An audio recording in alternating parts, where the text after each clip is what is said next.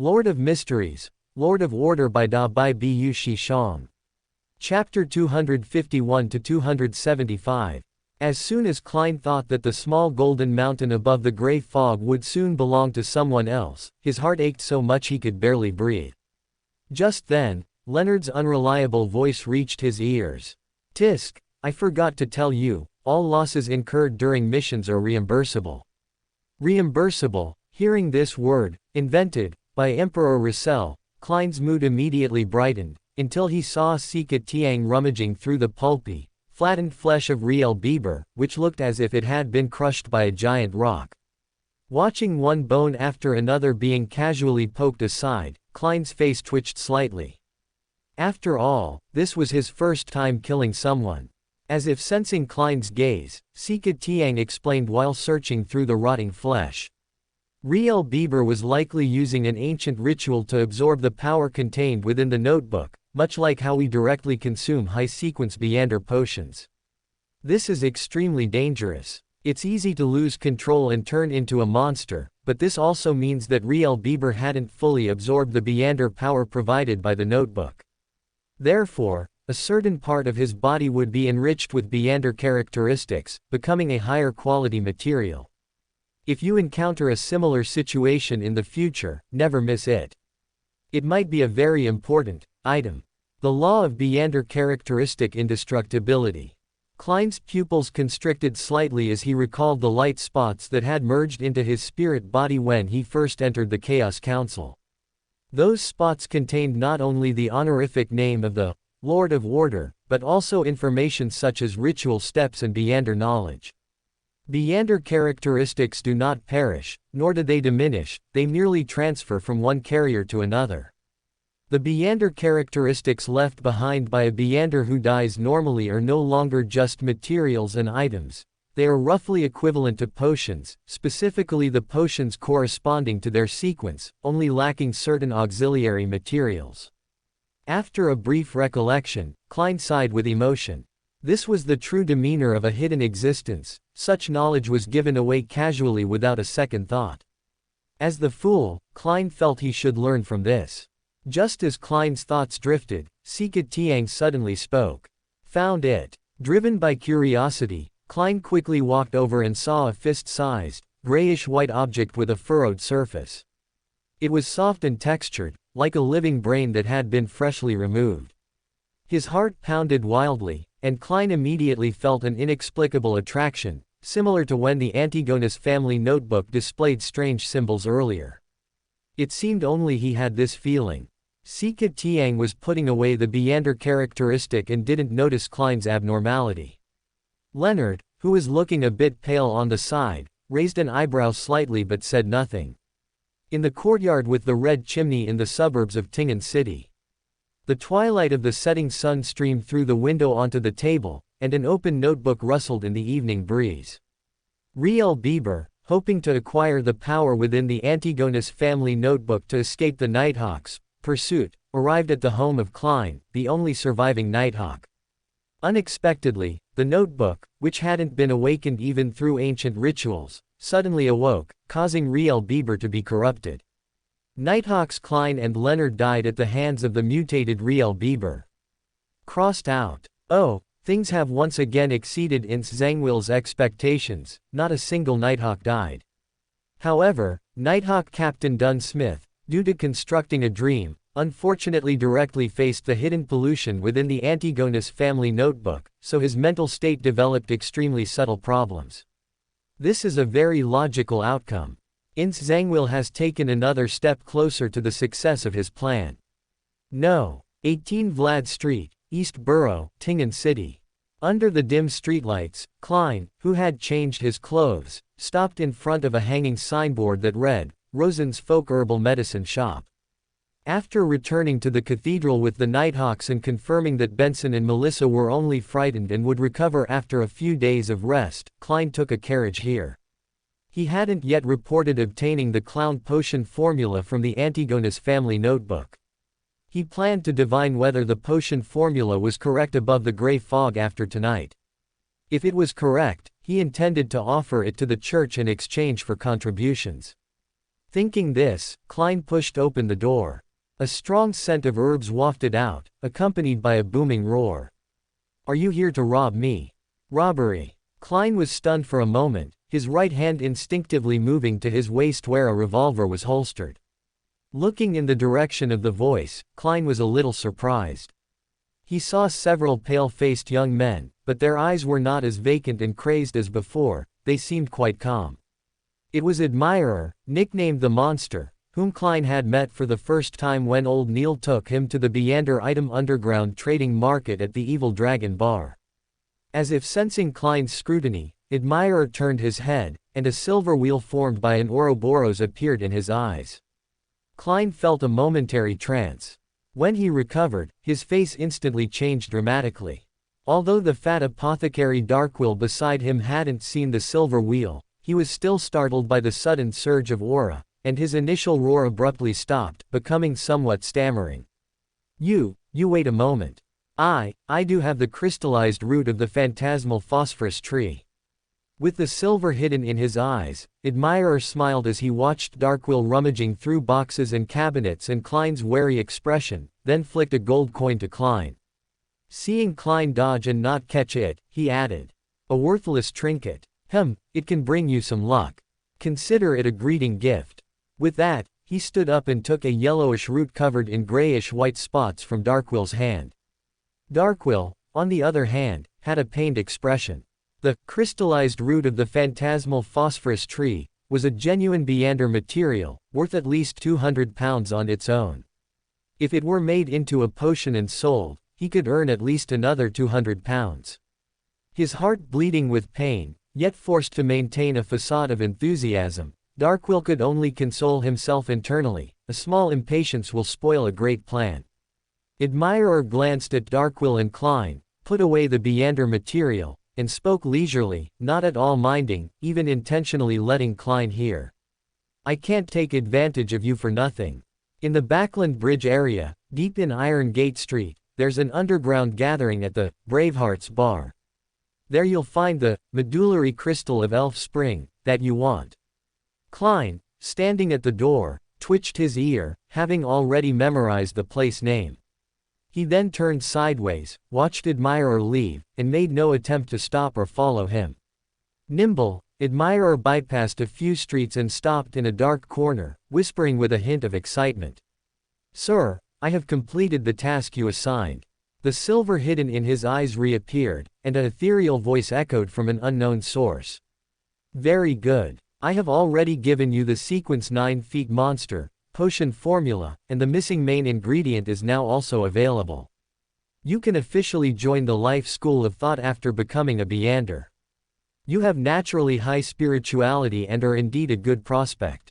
In a month, the teacher I found for you will arrive in Tingen and tell you what to do next. The ethereal voice became increasingly illusory, dissipating with the silver light into the deep night. As if sensing the dissipation of a certain aura, Admirer slightly lowered his head. Inside Rosen's folk herbal medicine shop, after the strange man left, Darkwill looked at Klein with a constipated expression and said impatiently. If you have something to say, say it quickly. Otherwise, the shop is closing. After hesitating for a while, Klein finally picked up the gold coin on the floor, found a random seat, and said calmly. I want to buy some Beander potions. Can you recommend some to me? As he spoke, he emphasized the word, buy. Darkwill's impatient expression instantly vanished, and he said with a cheerful smile while taking out potions. Customer, you have excellent taste. You've truly come to the right place this time. I recommend 3 types of potions for you. This one effectively stops bleeding and quickly promotes wound healing, and it remains effective for 6 months. This one can quickly restore spirituality, but it has certain side effects. You'll enter a weakened state for an hour after taking it. The last one can help gentlemen regain the impulsiveness of their 17 or 18-year-old selves, turning them into Beanders in bed. Hee, you should understand what I mean, but it's only effective for a month and a half. I'm a decent person. Klein's forehead twitched as he looked at Darkwill's lewd smile, and he muttered to himself. Seeing that the customer was not interested in the last potion, which he had particularly pushed. Darkwill's eyes darted around, and he added, "Even if this potion exceeds its expiration date, it can still produce an effect, only it will expand from there to the whole body. The user will become extremely violent, with greatly increased strength, speed, and agility. They'll fall into weakness after half an hour. It's definitely a good helper for murder and robbery, no, for dealing with strong enemies. Why do I feel like you're shamelessly pushing expired medicine?" Although he grumbled inwardly, Klein was still somewhat tempted until he saw the prices of these potions. One bottle costs £3. You want to charge me £18 for just these few bottles of potions? If he didn't know that the fat man in front of him was definitely also a Beander, Klein would have wanted to tie him up and send him to the police station to let him thoroughly research how extortion should be punished. This guy isn't trying to recoup his losses from me, is he? Klein's eyes narrowed slightly. He took out his specially made police inspector's badge from his pregnant and spoke in an unfriendly tone. "I am a member of the Tingen City Nighthawks team. Now, please state the prices of these potions again." The flesh on Darkwill's face jiggled, and he sighed, resignedly saying in a weak voice, £2 a bottle. Believe me, this is definitely a discounted price. Staring at the unscrupulous merchant for a while, Klein took out £12 from his pregnant and placed them on the table, planning to divine whether the potions were truly effective above the grey fog after returning. If this unscrupulous merchant dared to deceive him about the efficacy, Klein swore he would send him to the police station. No, he should send him to the Blackthorn Security Company for a good period of reflection. In the sea east of Sonia Island, near the safe shipping lane, the Morning Star avoided the bustling port and slowly approached the desolate coast. Not far away was a vast primeval forest. Aaron stood in the captain's cabin, looking at Shadows, whose face was flushed with excitement, while Boyer Bale stood quietly beside him. After the elf lady calmed down, Aaron continued, "That's roughly the situation. I will honor my promise to you in Grossel's travels, but I hope you know what you should do, and I hope this will be a friendly meeting." After nodding to Boyer Bale, Aaron teleported away with Shadows. The Morning Star had numerous elf crew members, which was both a gesture of sincerity and a bargaining chip, requiring the loyal demon hunter to personally oversee it. In the center of the vast primeval forest, Aaron's figure slowly emerged. He raised an eyebrow and then looked towards the sky. Under the crimson moonlight, a phantom, ethereal door, inscribed with numerous mysterious symbols, slowly appeared. This was the summoning door. With a phantom creak, the summoning door opened a crack, and Alvin Garo stepped out first, followed by a beautiful woman with blood-red eyes. A surging aura of life rapidly spread, followed by a pressure originating from the very level of life. The youngest of the Sanguine's three dukes, and a direct descendant of the Blood Moon Queen Ornia, New Moon Jorna. Shadows, behind him, trembled under the pressure of the two angels, while Aaron seemed unaffected, looking at the Sanguine Duchess with some surprise. Originally, considering Alvin Garo's status as the leader of the personal guards, he could gain a certain degree of trust from the ancient Sanguine angels.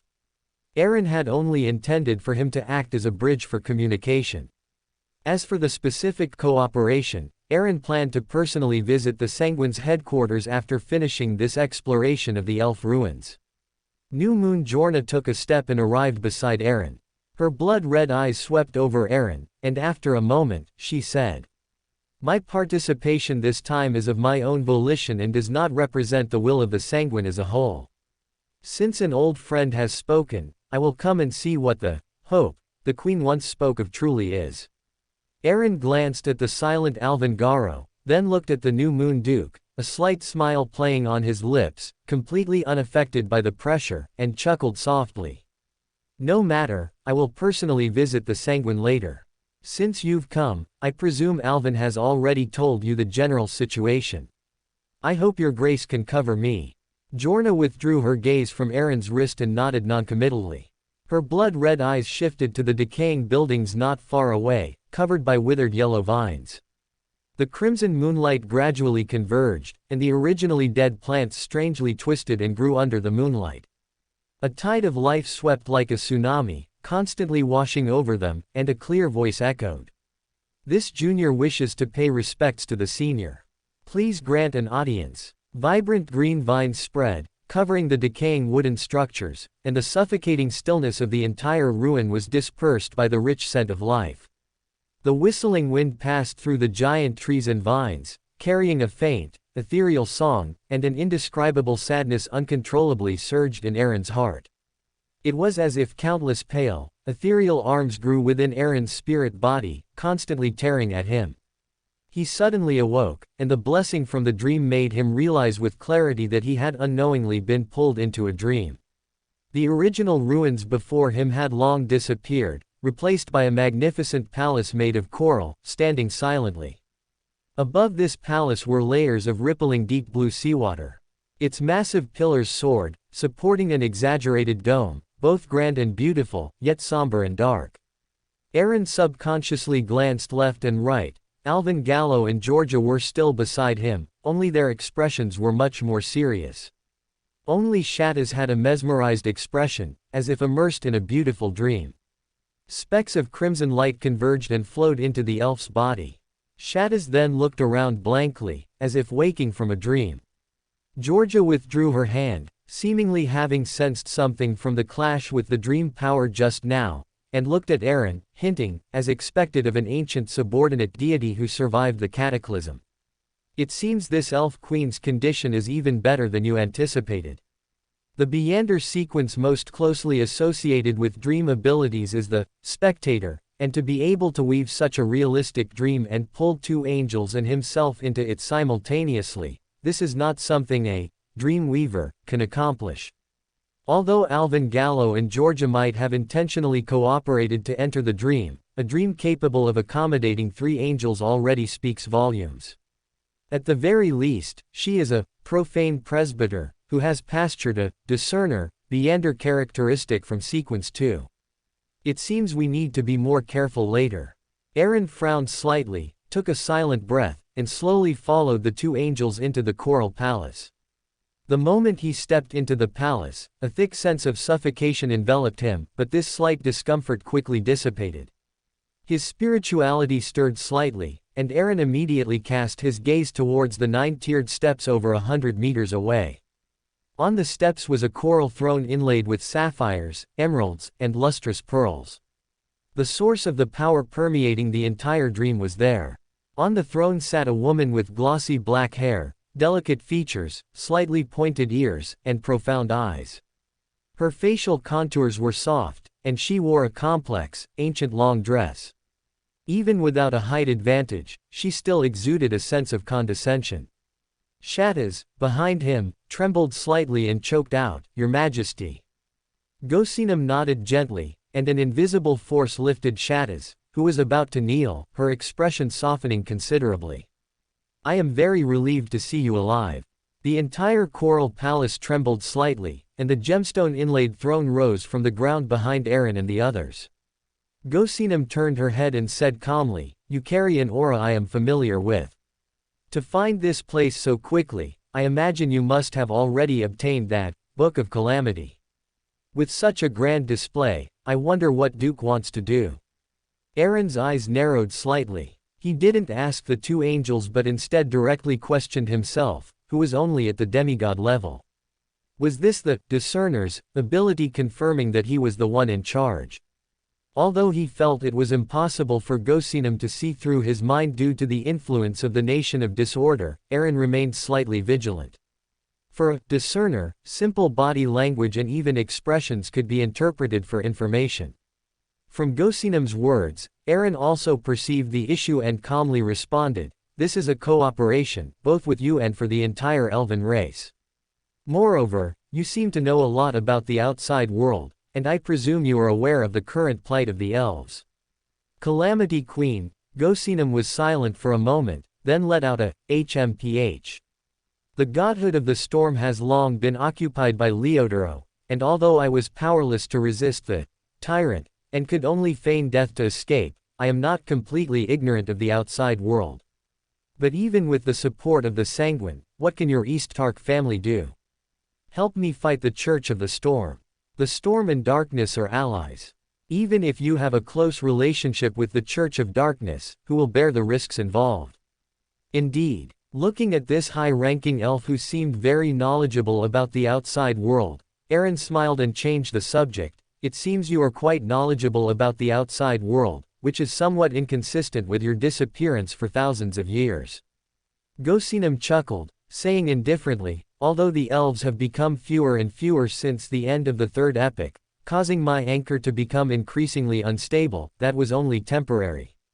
Recently, my condition has recovered quite a bit. I also learned some things through the remaining elven faith near Sonia Island. It seems those elves who were active on Sonia Island and later disappeared did not die. Aaron's eyes darkened. He nodded noncommittally, then hinted, I did indeed obtain the Book of Calamity. I didn't expect it to be a Trinity Templar, Viander characteristic. For this, I even specifically consulted the former God of Fortune, which allowed this junior to learn many secrets. God of Fortune. Hearing this ancient and familiar name, Gosinam's eyes flickered, and she smiled. I didn't expect to hear news of an old acquaintance. I wasn't sure before, but it seems the paper crane in your arms should be his masterpiece. Nodding slightly at the elf queen, Aaron cleared his throat, motioning for Shadows to step forward and recount the story of the elven island in the Mist Sea and the cooperation between the elven high priest and the East Tark family. After listening quietly, Gosinam suddenly chuckled. I didn't expect that remnant lineage to truly choose a place for my elven race to multiply. The elves on the ghost ship east of Sonia Island seem to be your so-called sincerity. Since that's the case, what exactly is your cooperation? And what can you bring me? Motioning for the somewhat agitated Shadows to retreat, Aaron met her deep blue eyes and responded with a smile. Rather than cooperation, I prefer to call it mutual assistance. I promise to provide a habitat for the elven race, and I can also resolve the pressure from the Lord of Storms for you.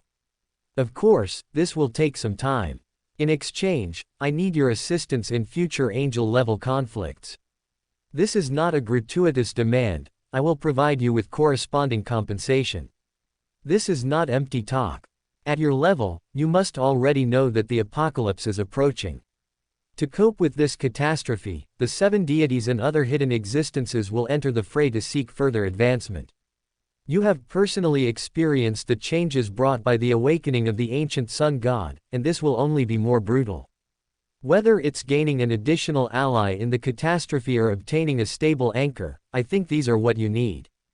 Calamity Queen, Gosinam scrutinized Aaron for a few seconds, suppressing the questions on the tip of her tongue. She admitted that the young man's proposal was very appealing, but why? Why would a high and mighty tyrant tolerate the elves independently obtaining a place to multiply?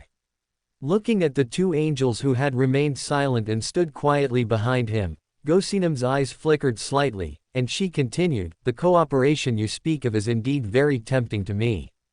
I can agree, but I have two conditions. Firstly, if it involves Leodoros Church of the Storm, I have the right to refuse assistance.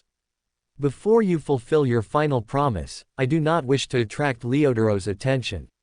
Finally, treat my people well. For now, Shadows will stay on Sonia Island. Afterwards, you can contact me through her. Reasonable demands. Seeing the Calamity Queen agree, Aaron also breathed a sigh of relief and added with a smile, yes, but empty words are never convincing. Compared to that, I still prefer to sign a contract. The mark of darkness emitted a faint glow.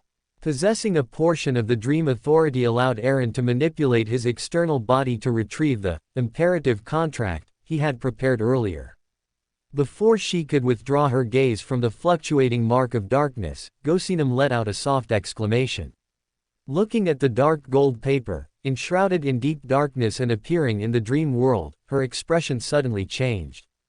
As a high-ranking elf, whose status was second only to the elf king Sunyasolam, she was one of the few who had directly faced the ancient sun god and felt his transcendent sequence aura. Her expression changed slightly for a moment. Gosinam's eyes narrowed, and she was about to raise her hand to sign her name when New Moon, Georgia, who had been silent, quietly spoke, shattering the power that was about to fall onto the imperative contract. The previous conversation was fine, but having your virtual personality sign the contract is perhaps a bit inappropriate, isn't it? Gosinam on the throne chuckled, and instantly, deep black viscous liquid seeped from the walls of the entire coral palace, condensing into a black-dressed woman in the very center of the palace. The original Gosinam transformed into a stream of light and merged into her body. Without any explanation, Gosinam wrote her name under the gaze of the two angels. Looking at the slowly dissipating, imperative contract, and feeling a faint illusory light spot brighten within the nation of disorder, Aaron nodded with satisfaction. Due to the widespread adoption of the imperative on the southern continent, a significant portion of the imperative mage, Meander potion, which was already mostly digested, was further digested. Signing a contract based on one's own imperative was, to some extent, equivalent to conforming to and fulfilling the imperative. This unique method of digesting potions could only be achieved by Aaron, who could prepare contracts in advance with the aid of the Nation of Disorder.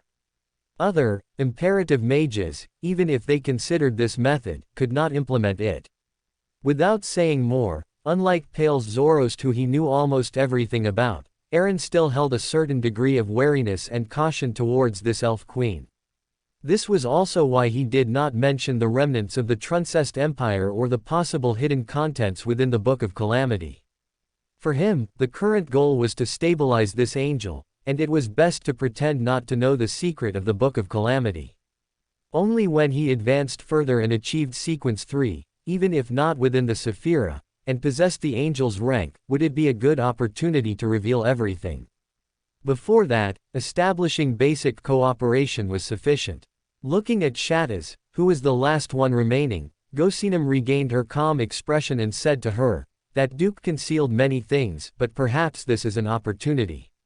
When you have the qualification and opportunity to access the Book of Calamity, take out something from it that others won't notice and bring it to the Western continent." Western continent, the legendary homeland of the elves. Shattaz was startled, frowned slightly, and looked at the queen on the throne, cautiously asking, but hasn't the Western continent already disappeared? And that book is now the Duke's possession, Slowly standing up, Gosinam looked at the maid she had reunited with after thousands of years and slightly curved her lips, saying, "Since it disappeared, it will reappear. When the apocalypse arrives, it will definitely reappear. Benefits are for exchange. After establishing initial trust, I will provide sufficient compensation. You don't need to worry." Before Shattaz could ask again, the elf queen paused and said, "You and I have been master and servant. Whether for the future of the elven race or for these thousands of years of waiting, I should give you a gift." Shattaz looked up with some joy, and a deep blue light suddenly appeared in her eyes.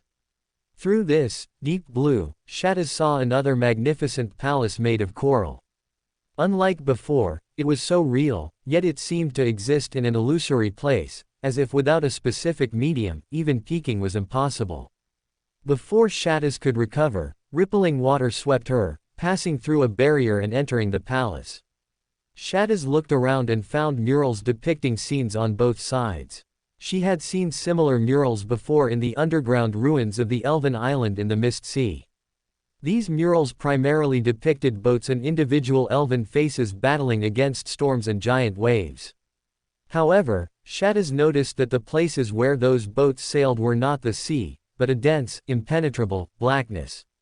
This made her think of one word: abyss. Before she could think further, her vision blurred, and she saw two thrones and a deep blue, crystalline coral.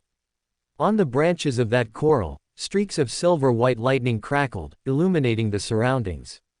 Shattaz felt a sudden surge of thirst within her, involuntarily held her breath, slowed her steps, and ascended the steps layer by layer, arriving before the throne. A guess formed in her mind. This is a cataclysmic interer, Meander characteristic. With a trembling right hand, Shattaz picked up the coral, and her vision instantly went dark, her consciousness suddenly blurring. A whooshing sound followed, and the seawater outside the palace violently churned. The coral, enveloped in a deep blue, gradually dematerialized and merged into Shattaz's body. Streaks of lightning bloomed like flower petals. Gosinam's figure appeared. She raised her right hand towards Shatas, who was surrounded by lightning. The azure light transformed into threads, coiling layer by layer, gradually deepening, and finally forming a deep blue, almost black, light cocoon. Gosinam's figure became ethereal as he gazed at the deep blue, almost black, light cocoon. The floor of the coral palace suddenly cracked open, revealing the abyssal seabed below, and the light cocoon slowly sank into the depths. In the primitive forest of Sunia Island, after exiting the dream, Duke Chao Erna of the New Moon clicked her tongue and looked at the spot where Shatas had stood, saying with a smile. As expected of an ancient secondary god, I can't even sense the source of her power. Did she directly take her away using the Sea of Subconsciousness? However, by the time this elf returns, your subordinates should have an additional cataclysmic enterer. Aaron withdrew his gaze from the ruins, which were filled with a rich aura of life, and nodded slightly, casually explaining. He has hidden for so many years, whether it's truly because of the Lord of Storms or for other reasons, it's impossible for him to act directly in his true form. A cataclysmic enterer is already enough for him to descend his power. Thank you for your help this time, otherwise, it might not have been so smooth. Chao Erna glanced at Alvin Gallo, her lips curving slightly. Behind her, an illusory, hazy door appeared, inscribed with numerous mysterious symbols. The door of summoning quickly turned red, revealing a pair of giant bat wings that obscured half of the crimson moon. In the legends of the Sanguine, this was one of the symbols of the ancient god Lilith. The bat wings suddenly materialized and flew out, transforming into a bat token. Under Chao Erna's control, it flew into Erin's hand, and she explained at the same time. Before I came, I had already discussed it with Ulmer. He is preparing to awaken Duke Silver Moon. This item can take you directly to the Sanguine ancestral land through the Door of Summoning. Duke Silver Moon, the Duke who was severely injured during the War of the Four Emperors in the Fourth Epic and has not yet recovered. It is said that he, along with the former Queen of the Blood Moon, Ornia, once followed the Sanguine progenitor Lilith, and is also the longest-lived Sanguine currently existing. Secrets that Varna had told him in the underground hall after he was promoted to demigod and inherited his title quickly surfaced in his mind. Aaron reached out and took the token, it felt warm and smooth in his hand, and spirituality continuously emerged from it. Aaron raised an eyebrow, put away the token, and watched as the Sanguine Duke's figure merged into the illusory door and disappeared.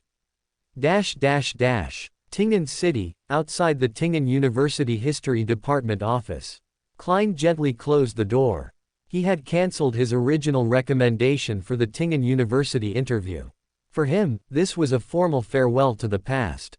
After killing Riel Bieber and the Hermit Order's Tuxedo Clown yesterday, even though Captain Dunn had not yet awakened, Sika Tien had already informed him that as of today, he was officially a Nighthawk member. Just as he was delighted with his weekly salary, which had risen to 4.5 pounds, Klein suddenly heard a familiar voice from behind him. Moretti, long time no see. Klein turned around and saw a middle-aged man of medium build with bronze skin. He had no beard, wore a top hat, had black hair and brown eyes, soft features, and an indescribable sense of vicissitude in his eyes. Below his right ear was a small black mole that was only visible upon closer inspection. Good morning, Mr. Azik. He quickly bowed and followed the instructor from the original owner's memory out of the office building. Azik walked ahead, asking in a calm tone as he went. Klein, do you know what happened to Welch and Naya? I read in the newspaper that they were killed by an intruder. The case was changed to a home invasion. And it was in the newspaper so quickly. Klein was stunned. He had originally thought the Nighthawks would conceal such Beander cases, but he still carefully chose his words to respond. I'm not too clear on the specific situation. Previously, Welch obtained a notebook from the Antigonus family of the Fourth Epic Solomon Empire and asked me to help him decipher it. I went for a few days at first, but then I got busy looking for a job. Antigonus. Azik, with his bronze skin and eyes full of vicissitude, first froze, then murmured the name. He then turned his head and scrutinized Klein from head to toe, asking in a gentle tone. Klein, when I was studying at Backland University, I came across some seer-related things and have done some research in that area. I've noticed some inconsistencies in your destiny. What? Seer. Talking about seer with me. As a seer, Klein looked at Instructor Azek opposite him with a smile and said. What inconsistencies? Azek thought for a moment and said. Have you been encountering coincidences frequently in the past 2 months? Coincidences. Because he had received favors from Mr. Azek, Klein did not resist the question and subconsciously began to recall, his eyes subtly changing as he carefully responded. Yes, but not too many, not too often, and there are no traces of anyone else interfering or guiding. Azek nodded gently and said. Emperor Rosal once said that everyone encounters a coincidence once. Twice is also within the normal range. 3 times, you must consider if there are some internal factors guiding it. Can you see anything? Klein asked tentatively. Azek laughed and shook his head, replying. I can only see a slight inconsistency, I can't find anything else. You should know, I am not a true seer. Doesn't that mean he said nothing at all? Mr. Azek is a bit strange, pretending to be a charlatan in front of me, a charlatan. Klein exhaled. Taking advantage of the other party getting up, he pinched his glabella and activated his spirit vision. At a glance, Azek's aura completely entered his eyes, everything seemed normal. At 1 p.m., Klein returned to 124 Zudaland Street. This was specially arranged for him by the church, only a 5-minute drive from St. Selena's Cathedral on Red Moon Street. Although the rent was much more expensive than before, considering the potential threat from the Hermit Order, Klein gritted his teeth and rented it. Benson and Melissa were still recuperating, and the 2-story attic seemed a bit empty. Arriving at the room reserved for him on the 2nd floor, Klein drew the curtains, plunging the bedroom into darkness, and slowly sat on the sofa, his brow furrowed.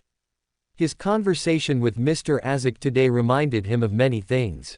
As a seer, Klein had actually divined before whether some seemingly coincidental events had unnatural developments. Recalling the erroneous divination he received when he divined whether there was danger in Daffodil Street during that operation, and recalling meeting a demoiselle last night, who was like a different person, Klein took a deep breath and took out a silver dagger. Then, he gathered his spirit, allowing his spirituality to flow from the tip of the silver dagger, connecting with the surrounding nature to form a whole. As he walked, the wall of spirituality gradually sealed the entire bedroom. Klein's plan was to divine above the gray fog, to divine in that mysterious world. Above the boundless and hazy gray-white mist, within the majestic and ancient palace. Klein's figure sat at the head of the bronze long table, with a newly materialized piece of parchment in front of him, bearing a divinatory statement. The true cause of Riel Bieber's death. Holding the pendulum, with the pendant hanging low, Klein quickly settled his mind, becoming quiet and ethereal. He held the paper, silently recited 7 times, then leaned back against the chair, falling into slumber above the gray fog. Soon, he saw a boundless, illusory, gray-white mist. The mist slowly parted, revealing colorful flowers and emerald-green lawns. Behind the flowers and lawns, space twisted and overlapped, as if it had become a living monster. Klein strained to look, barely seeing a dark red chimney hidden there. Just then, everything before his eyes collapsed and shattered, and the dream instantly disintegrated. Within the grand palace, Klein suddenly straightened his back, feeling his heart pounding wildly for no reason. I feel like I glimpsed something terrifying. He took 2 deep breaths, calming his chaotic emotions. Tap, tap, tap. A moment later, Klein tapped the edge of the long table, his brows tightly furrowed. This feeling was like a puppet on strings, being manipulated to perform, and even more terrifying, feeling good about himself. Klein rubbed his temples as if he had a headache. After calming down for more than 10 seconds, he began to divine the reason why Riel Bieber stayed in Tingen after obtaining the Antigonus family's notebook, and even came to his house. This time, Klein was astonished to see his citrine pendant stop, motionless, neither affirming nor denying. Something is strange, he murmured, his thoughts wandering as he speculated on the reason. did the mastermind behind the scenes detect my divination and react. Next, he tried dream divination again, but could only see disjointed, fragmented, hazy gray fog, with no other discoveries. Klein was almost certain of his earlier thought. Unable to find a good opportunity to warn the Nighthawks for the time being, he felt an unprecedented urgency to improve himself. Dispelling the parchment, Klein looked at the lucky gold coin Ademisal had given him. After some thought, he leaned back and entered the dream. In the hazy, illusory world, Klein saw a drop of silver liquid merge into the gold coin. It seemed to contain countless tiny, transcendent, illusory wheels turning, forming a long ribbon, with its ends almost touching. As Klein saw this, the dream quickly faded, and he awoke. The strange feeling this gold coin gives me seems to be because it merged with that drop of silver liquid.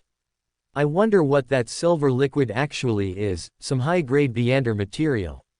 Klein toyed with the lucky gold coin in his hand.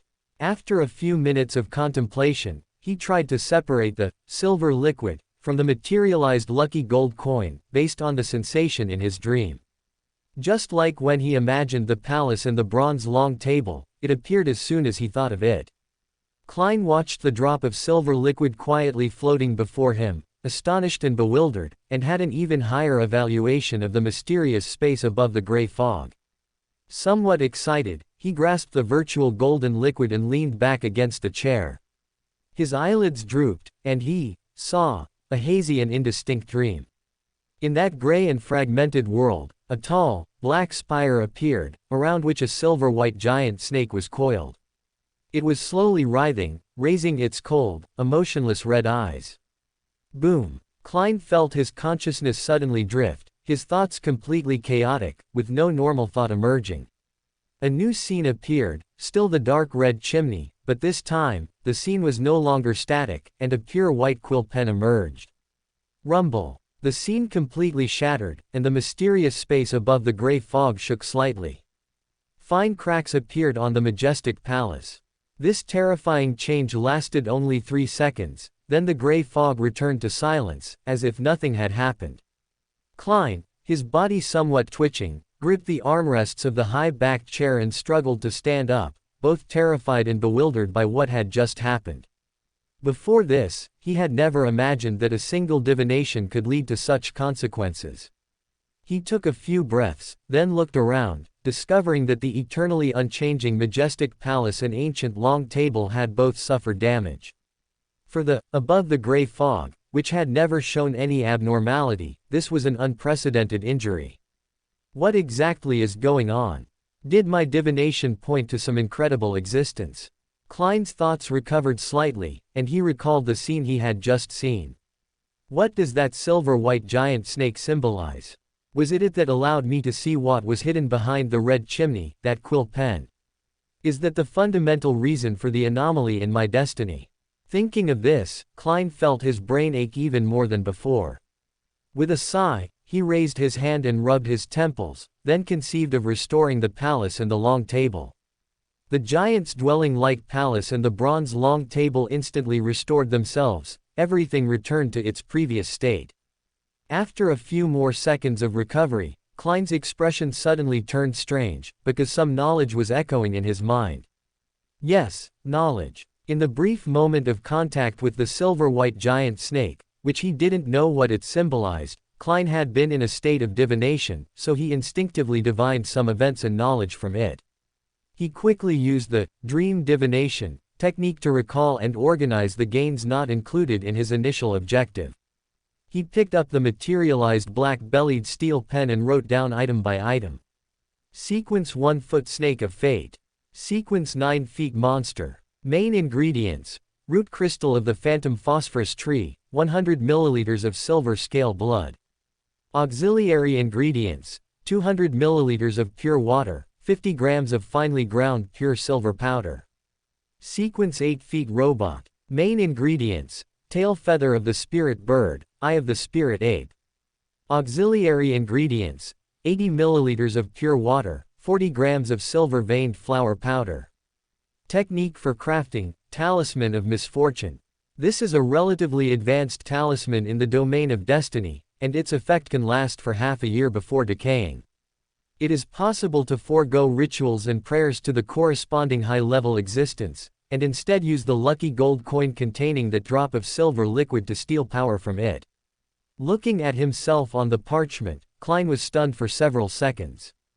The first thing he saw was, Sequence 1-foot Snake of Fate, and he immediately thought of the silver-white giant snake. Although there was no specific formula, just the name alone left Klein rooted to the spot. For some reason, he suddenly recalled the phrase from his honorific name. The black and yellow king who wields good fortune. Is this a coincidence? Or did my fabricated honorific, after connecting with this mysterious space, cause me to be noticed by certain entities? Klein felt a pang of discomfort. That was a Sequence 1, an earthly angel, an existence at the pinnacle of a single pathway. Even for the Church of Evernight, that was the level of existence only a pope could face. Carefully recalling the dream he just had, a calm Klein realized that the Snake of Fate didn't seem to hold any malice towards him. The influence of this mysterious space radiating onto him was more likely because he not only directly faced an angel but also used the gray fog's blessing to perform a divination. This was more like a backlash caused by his own reckless actions. The Snake of Fate didn't seem to use this opportunity to counterattack. Otherwise, Klein felt that with his essence being only at Sequence 9, even with the obstruction of this mysterious space, it would have been impossible to escape the backlash so easily. Recalling the subsequent developments of that dream, Klein frowned. The most important thing in the house with the red chimney was the pure white quill that appeared at the end. Was this a benevolent reminder, or a trap? Klein sighed helplessly. He couldn't share this information with the Nighthawks. He couldn't explain the source of the information, nor should he. It couldn't be that other Beyonders couldn't divine it, but he could. Not to mention others, Klein knew that there was a Beyonder who could divine in the Tingan Punishers team of the Church of Storms. While this could be attributed to the lingering effects of the Antigonus family's notebook, what Klein worried about most was how the mastermind who had shielded the gray fog would react upon learning of this. He rubbed his temples, feeling a headache. Although the Tarot Club was in the afternoon, as the great fool, he couldn't directly inquire. The safer method was to wait until next week, his second Chaos Council, to seek answers from that true hidden existence. Having made up his mind, Klein continued to look down. Although he couldn't use the monster pathways Sequence 8 and Sequence 9 potion formulas, he could exchange them for money or use them as rewards for Tarot Club members. Klein remembered that in the Nighthawks' internal records, the organization in charge of the monster pathway was called the Life School of Thought. It seemed that Admire and the Snake of Fate, behind him, both belonged to this organization. He secretly kept this clue in mind. Klein's gaze burned as he looked at the Calamity Charm crafting techniques displayed on the parchment. The ritual for crafting this high-level charm in the domain of fate was essentially a simplified version of the bestowal ritual, except that the object of the prayer for bestowal was changed from a specific hidden existence to the lucky gold coin containing silver liquid. Engraving the corresponding symbolic patterns was not troublesome. The only drawback was the material that carried the charm's power. Ordinary spiritual materials simply couldn't hold and preserve such power. Even with lowered requirements, powdered mandrake snake skin and blood-veined tree bark were essential. As a high-level charm, the Calamity Charm could actively attract disasters of varying degrees, affecting the target or enemy, and drawing the opponent into an environment where it could best utilize its advantages. At the same time, it would come with a strong mental storm, directly affecting the opponent's mental body, causing a certain degree of dizziness or mental confusion. If the enemy entered the latter state, they would be very prone to making mistakes, allowing the disaster to snowball until it consumed them. Satisfied, he put down the yellow crystal. After thoroughly divining the crafting method and effects of this charm, Klein was very pleased. His only offensive charm currently was one he bought from the attendant of the Chaos Council. In just a few weeks, he could now craft charms himself. After divining and confirming that the clown potion formula he obtained yesterday was indeed without issue, and considering that the Antigonus family's notebook had already been sealed by the church, Klein simply set aside the anomaly of that strange notebook, rubbed his slightly sore temples, and left this mysterious gray fog space. He glanced at the wall clock. It was already 2 p.m. Without further delay, Klein quickly entered a meditative state to restore his spirituality. South of Pritz Harbor, a majestic dark blue airship broke through the clouds, heading towards the endless deep sea. The interior of the airship was divided into 3 levels. The top level had complex mechanical devices and cargo warehouses. The middle level featured a hall where buffet dinners and dances could be held. Around the hall and along the passages leading to the upper and lower levels were individual lounges. As for the bottom level, it contained machine gun rooms, ammunition rooms, artillery positions, and soldiers' quarters. In one of the middle-level rooms with the best view, Audrey, dressed in a pure white gown with gold lace, her golden hair loosely tied back and softly falling, curiously surveyed the scenery outside the floor-to-ceiling window with her emerald, gem-like eyes. Frankly, before actually riding an airship, Audrey didn't understand the design principles of this latest model, nor how high it could fly or how much it would sway in midair. So much so that when it took off from Pritz Harbor, she was startled by the low rumble and the slight tremor of the floor and walls. Thinking of this, Audrey looked amusedly at Susie, who was lying at her feet, somewhat afraid to approach the floor-to-ceiling window. She had only discovered today that Susie was actually afraid of heights. Just as she was about to comfort Susie, a voice sounded from behind her.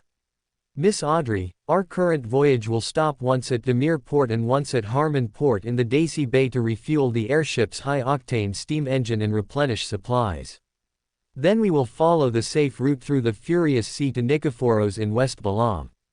At maximum speed, we should arrive by mid-August. I hope you don't mind the airship's environment." Audrey turned her head and saw Ms. Daly, who was no longer dressed so bizarrely.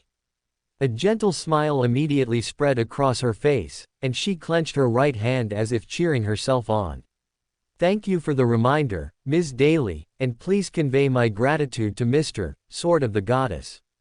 As the person in charge of this trip to the southern continent, Nighthawk's senior Deacon Crest Sisma had to stay in the deepest part of the top floor, guarding and sealing the level 1 sealed artifact brought from the Holy Cathedral, unable to go out freely." Daly also smiled and nodded. Her originally bizarre eyeshadow and blush were gone. Apart from her somewhat strange spirit medium attire, she looked like a warm and intellectual older sister. As the daughter of Earl Hall and the fiancée of Duke East Tark, a noble lady of such distinguished status, the accompanying person and bodyguard naturally had to be a woman. As an elite of the Red Gloves team, a Sequence 6 spirit guide, Daly was undoubtedly the most suitable candidate. Because both were believers of the Evernight, Audrey tapped her chest 4 times, outlining the shape of the crimson moon. Worldly matters used worldly etiquette, while religious matters used religious rituals. Audrey recalled the sea chart she had found before departure and asked curiously, "Miss Daly, are we not passing through Banseat Port this time? I heard it's called the Weather Museum, where magical phenomena often occur, and the food there also seems to have a unique flavor." Daly was momentarily stunned, feeling a bit embarrassed by her lack of knowledge. Before being transferred to Backland to join the Red Gloves, she had only served as a Nighthawk in Enmad Port and Tingen. However, due to the Nighthawks' jurisdictional restrictions, she truly had no concept of this Weather Museum. Seeing the emotional colors Daly displayed, Audrey knew she had asked the wrong question. She playfully stuck out her tongue, intending to ask another question, when she heard Daly's subsequent reply. "I'm very sorry, Miss Audrey.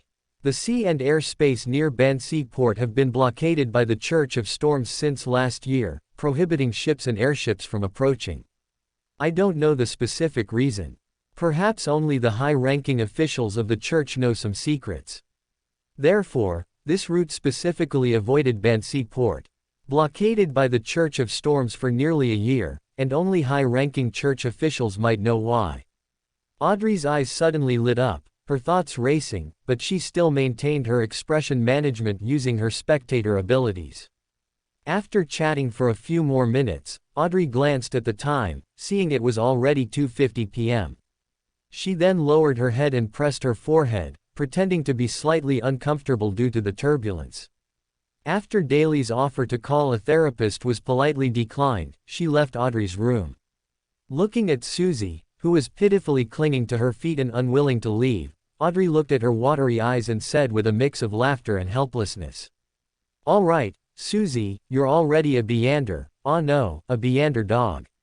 You must overcome your fear of heights. I need some alone time later. Tonight, I'll teach you how to read a map." Susie, knowing that Audrey always had alone time during this period, pitifully released her paws and responded by vibrating the air. "Okay, Audrey, you can prepare some biscuits for me first. Maybe that will help me overcome my fear of heights." Audrey, who immediately saw through Susie's little trick, smiled and didn't refuse. After settling Susie, Audrey walked into a nearby compartment, skillfully set up a wall of spirituality, and began to await the start of the tarot club. Quietly counting her heartbeats, crimson light expanded before her eyes, and the boundless gray-white mist once again appeared before her. The empty and mysterious feeling flashed by, and Audrey saw the majestic and grand temple. Subconsciously, she looked up to the main seat, habitually beginning to observe. However, her vision, her gaze, was completely obstructed by the dense gray fog. Stunned, Audrey suddenly came to her senses, turning her head in alarm, looking at the illusory deep red stars all around her. "I was truly too rash, too bold, too foolish to actually try to observe Mr. Fool." Thankfully, he wasn't angry. Audrey secretly stuck out her tongue, pretending to be leisurely admiring the scenery, just short of humming a cheerful tune. Alger sat silently, his gaze fixed on the surface of the bronze long table, as well behaved as if facing a true deity. After obtaining the blood of the ghost shark, he had advanced to sequence 7 Seafarer. Aaron, however, was composed. A slight smile played on his lips as he watched the somewhat flustered yet feigning composure Audrey. After a moment's thought, he spoke first. "Respected Mr. Fool, I have discovered 2 pages of Emperor Rosal's diary and have memorized their contents."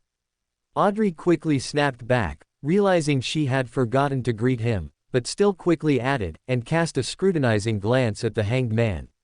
I also memorized 2 pages of Emperor Rosal's diary." Alger unconsciously restrained his movements and, after a few seconds of silence, said, "I also have 2 pages. Very good." Klein didn't let his delight infect his voice. As his words fell, yellow-brown parchment and dark red steel pens instantly appeared before the Tarot Club members. After a moment, Klein's thoughts stirred, and the 6 pages of parchment flashed into his hand. He briefly identified them, 2 were fake. As Klein examined them closely, his gaze suddenly froze. The 4 diary pages separately described the connection between the Hornassus mountain range and the Kingdom of Night that had been destroyed by the Church of Evernight, the conversation between Hermit Order leader Zeratul and Rosal, and other daily trivialities, such as having a deep exchange with a certain noblewoman. Hornassus. Flegre. Klein silently recited these 2 familiar words in his heart. When he first became a seer and his state was unstable, or when he encountered the lingering influence of the Antigonus family's notebook, illusory whispers, from he knew not where, would always echo in his ears. Looking at Rosal's speculation in the diary that the Church of Evernight might possess the complete potion formula for the seer pathway, Klein suddenly felt a surge of motivation. If he wasn't strong enough, returning to his original world would inevitably require external forces, and whether those external forces were good or bad, benevolent or malicious, was uncontrollable and extremely dangerous. Since that was the case, it was better to become stronger himself and return using his own power. Therefore, the completeness of the sequence and subsequent potion formulas were what Klein was most concerned about at the moment.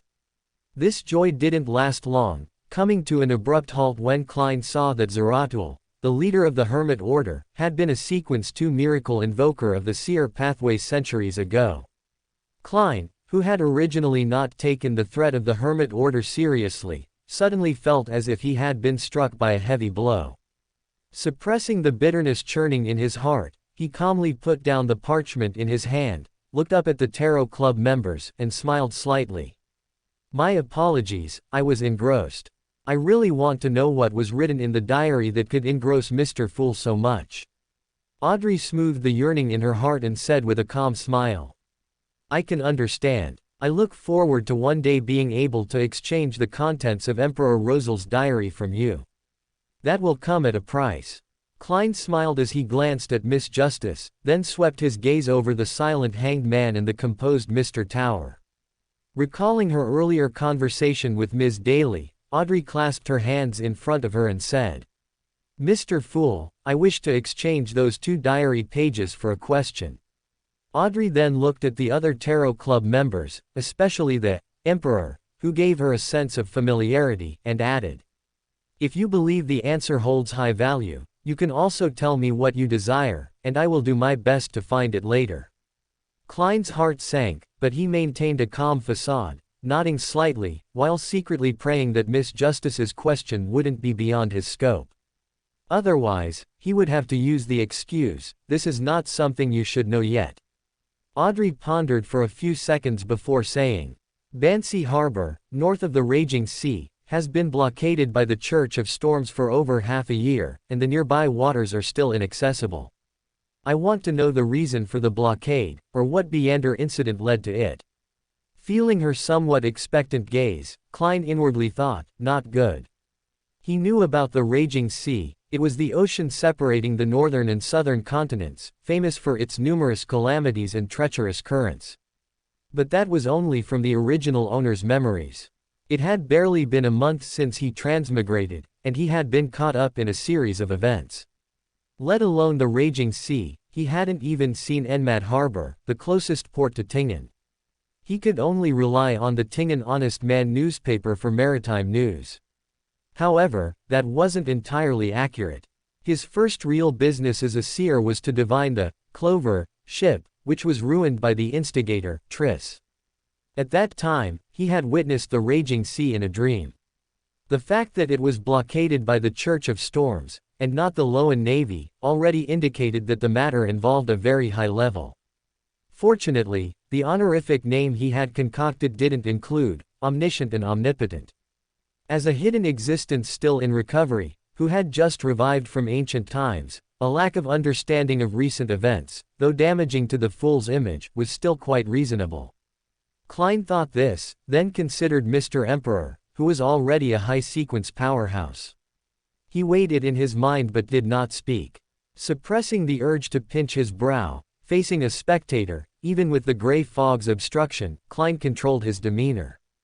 Then, he leaned back comfortably in the high-backed chair, adopting a "I'm going to test you" posture, scrutinizing the other 2 Tarot Club members. Under the gaze of this hidden existence, Alger's heart skipped a beat. He decisively sold out the Church of Storms. Actually, the Church of Storms only blockaded it for the first month, and then designated it as a forbidden zone. After the blockade was lifted, many pirates, disbelieving the so-called danger, explored it. But any ship that entered the waters near Bansi Harbor disappeared without a trace. Many pirates already consider it a more dangerous forbidden zone than the Divine War ruins in the Sonia Sea, but it also makes more people believe that incredible treasures are hidden there. Alger almost never strayed from the word pirate. In such a mysterious gathering, one must learn to use one identity to conceal another. This was the caution he had developed from his long struggles at sea.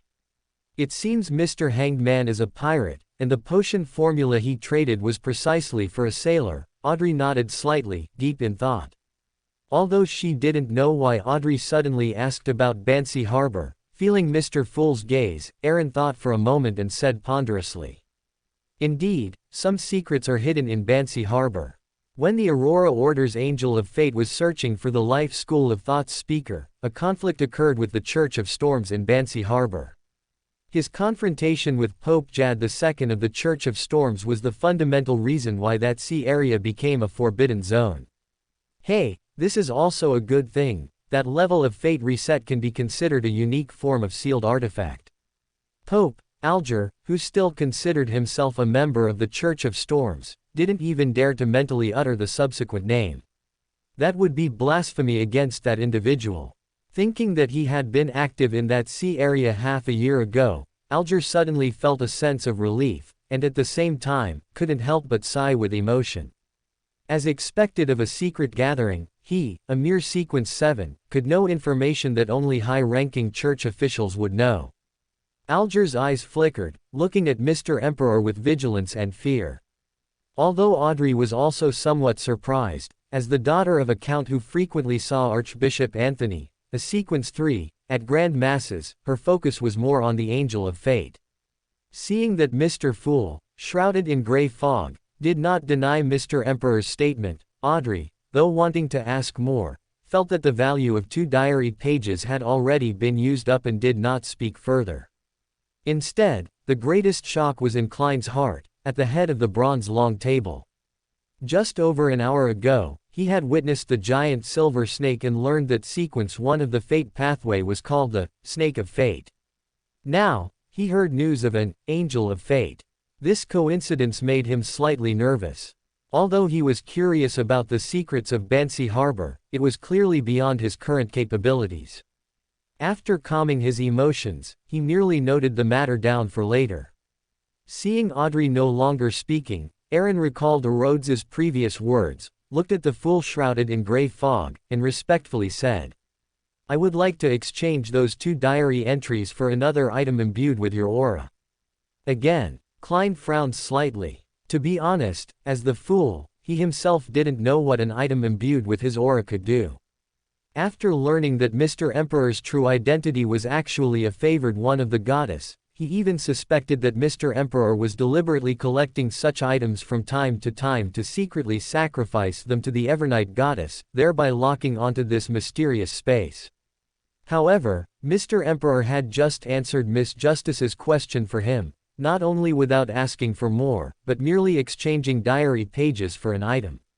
If he refused this, wouldn't it make the dignified fool seem timid? Sighing inwardly, he conjured a gold coin from the pile of sundries, and in a seemingly nonchalant tone, calmly spoke. "You may. However, I am quite curious, what do you use it for?" Knowing that his frequent exchanges would definitely arouse Klein's suspicion, Aaron had already prepared an excuse, recalling the yesterday's reappearance charm from his memory.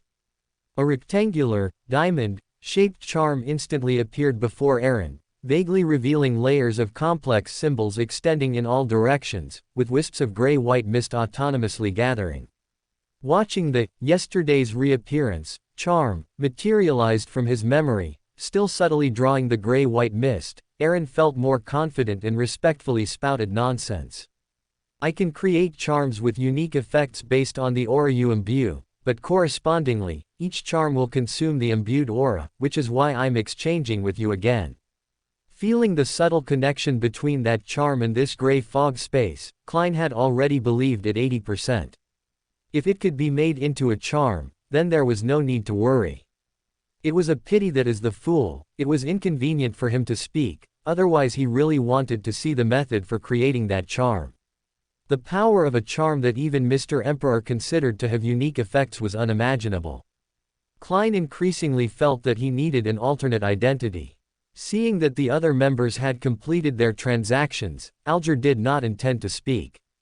Having already advanced to Sequence 7 Seafarer, what he most desired now was the Sequence 6 potion formula. However, 2 pages of Russell's diary were certainly not worth that price. But his recent mission was to go to sea to pursue the Aurora Order's listener. He couldn't find any other diaries at sea.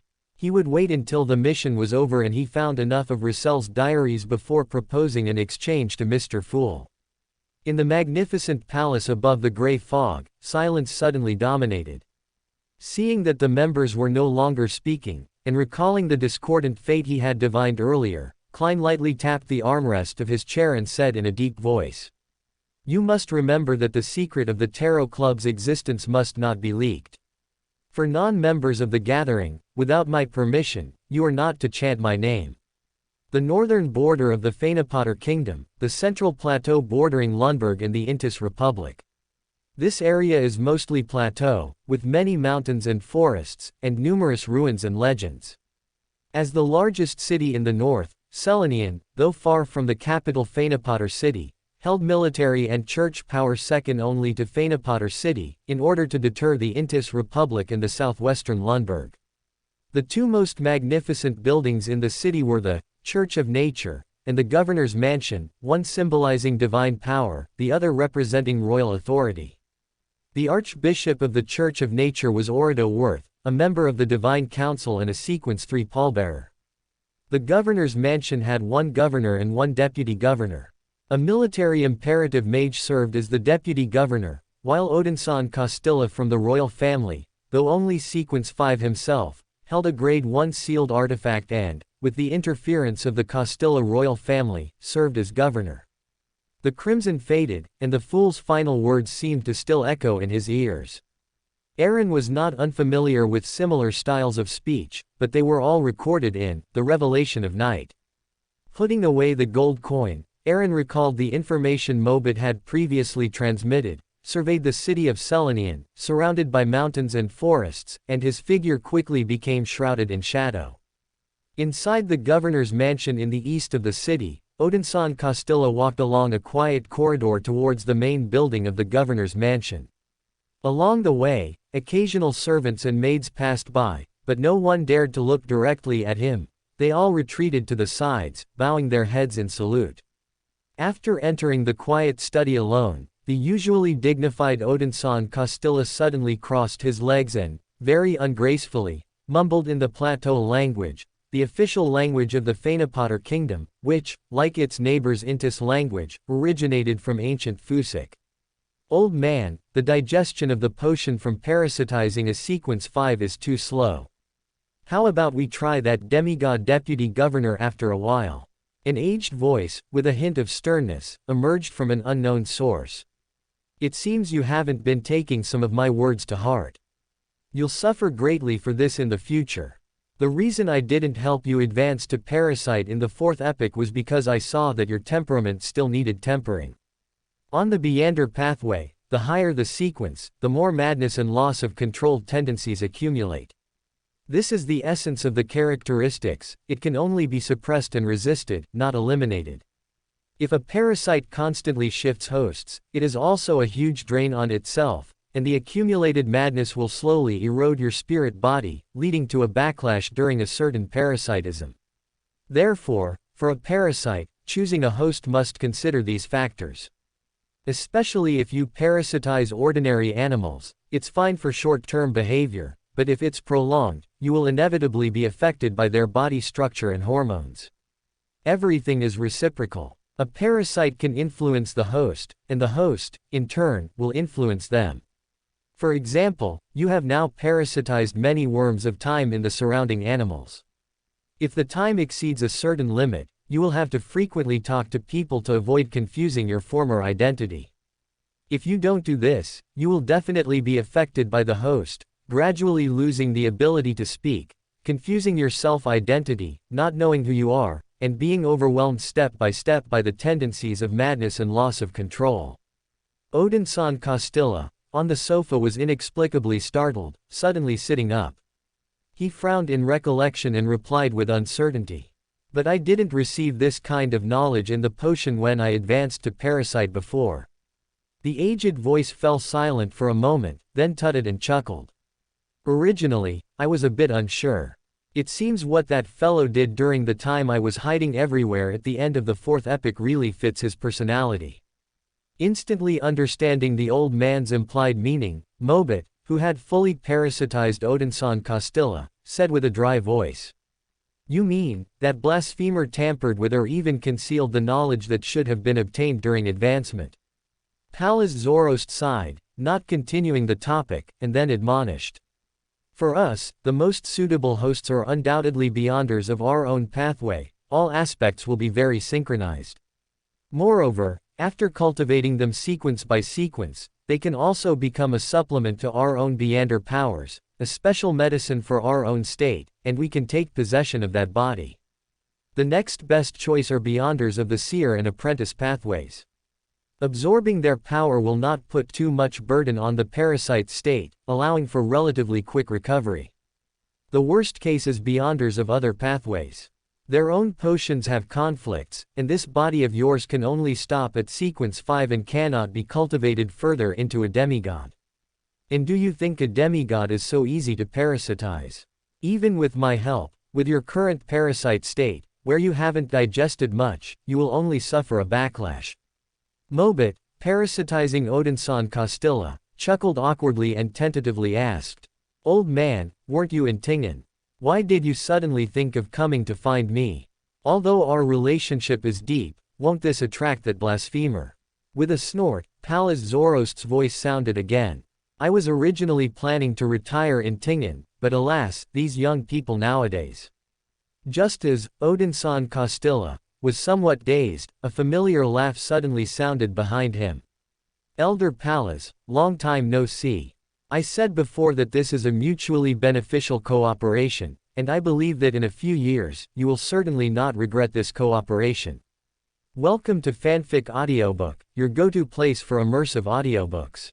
If you enjoy the content, don't forget to like the video and subscribe to our channel for more amazing stories. And please support the author by link in description." When did this happen? Mobit, who had deeply parasitized Odinson Castia, was startled. He had parasitized many worms of time throughout the governor's mansion, yet he was approached without any feedback whatsoever. However, that familiar voice eased his taut nerves. He turned to look behind him and found Aaron standing there with a half-smile, his gaze oppressively directed at him, or more accurately, at his chest. Beneath his luxurious clothes, a pendant, somewhere between illusory and real, emitted fluctuations. This was the Grade 1 sealed artifact, Bizarro Pendant, originally held by Odinson Castia.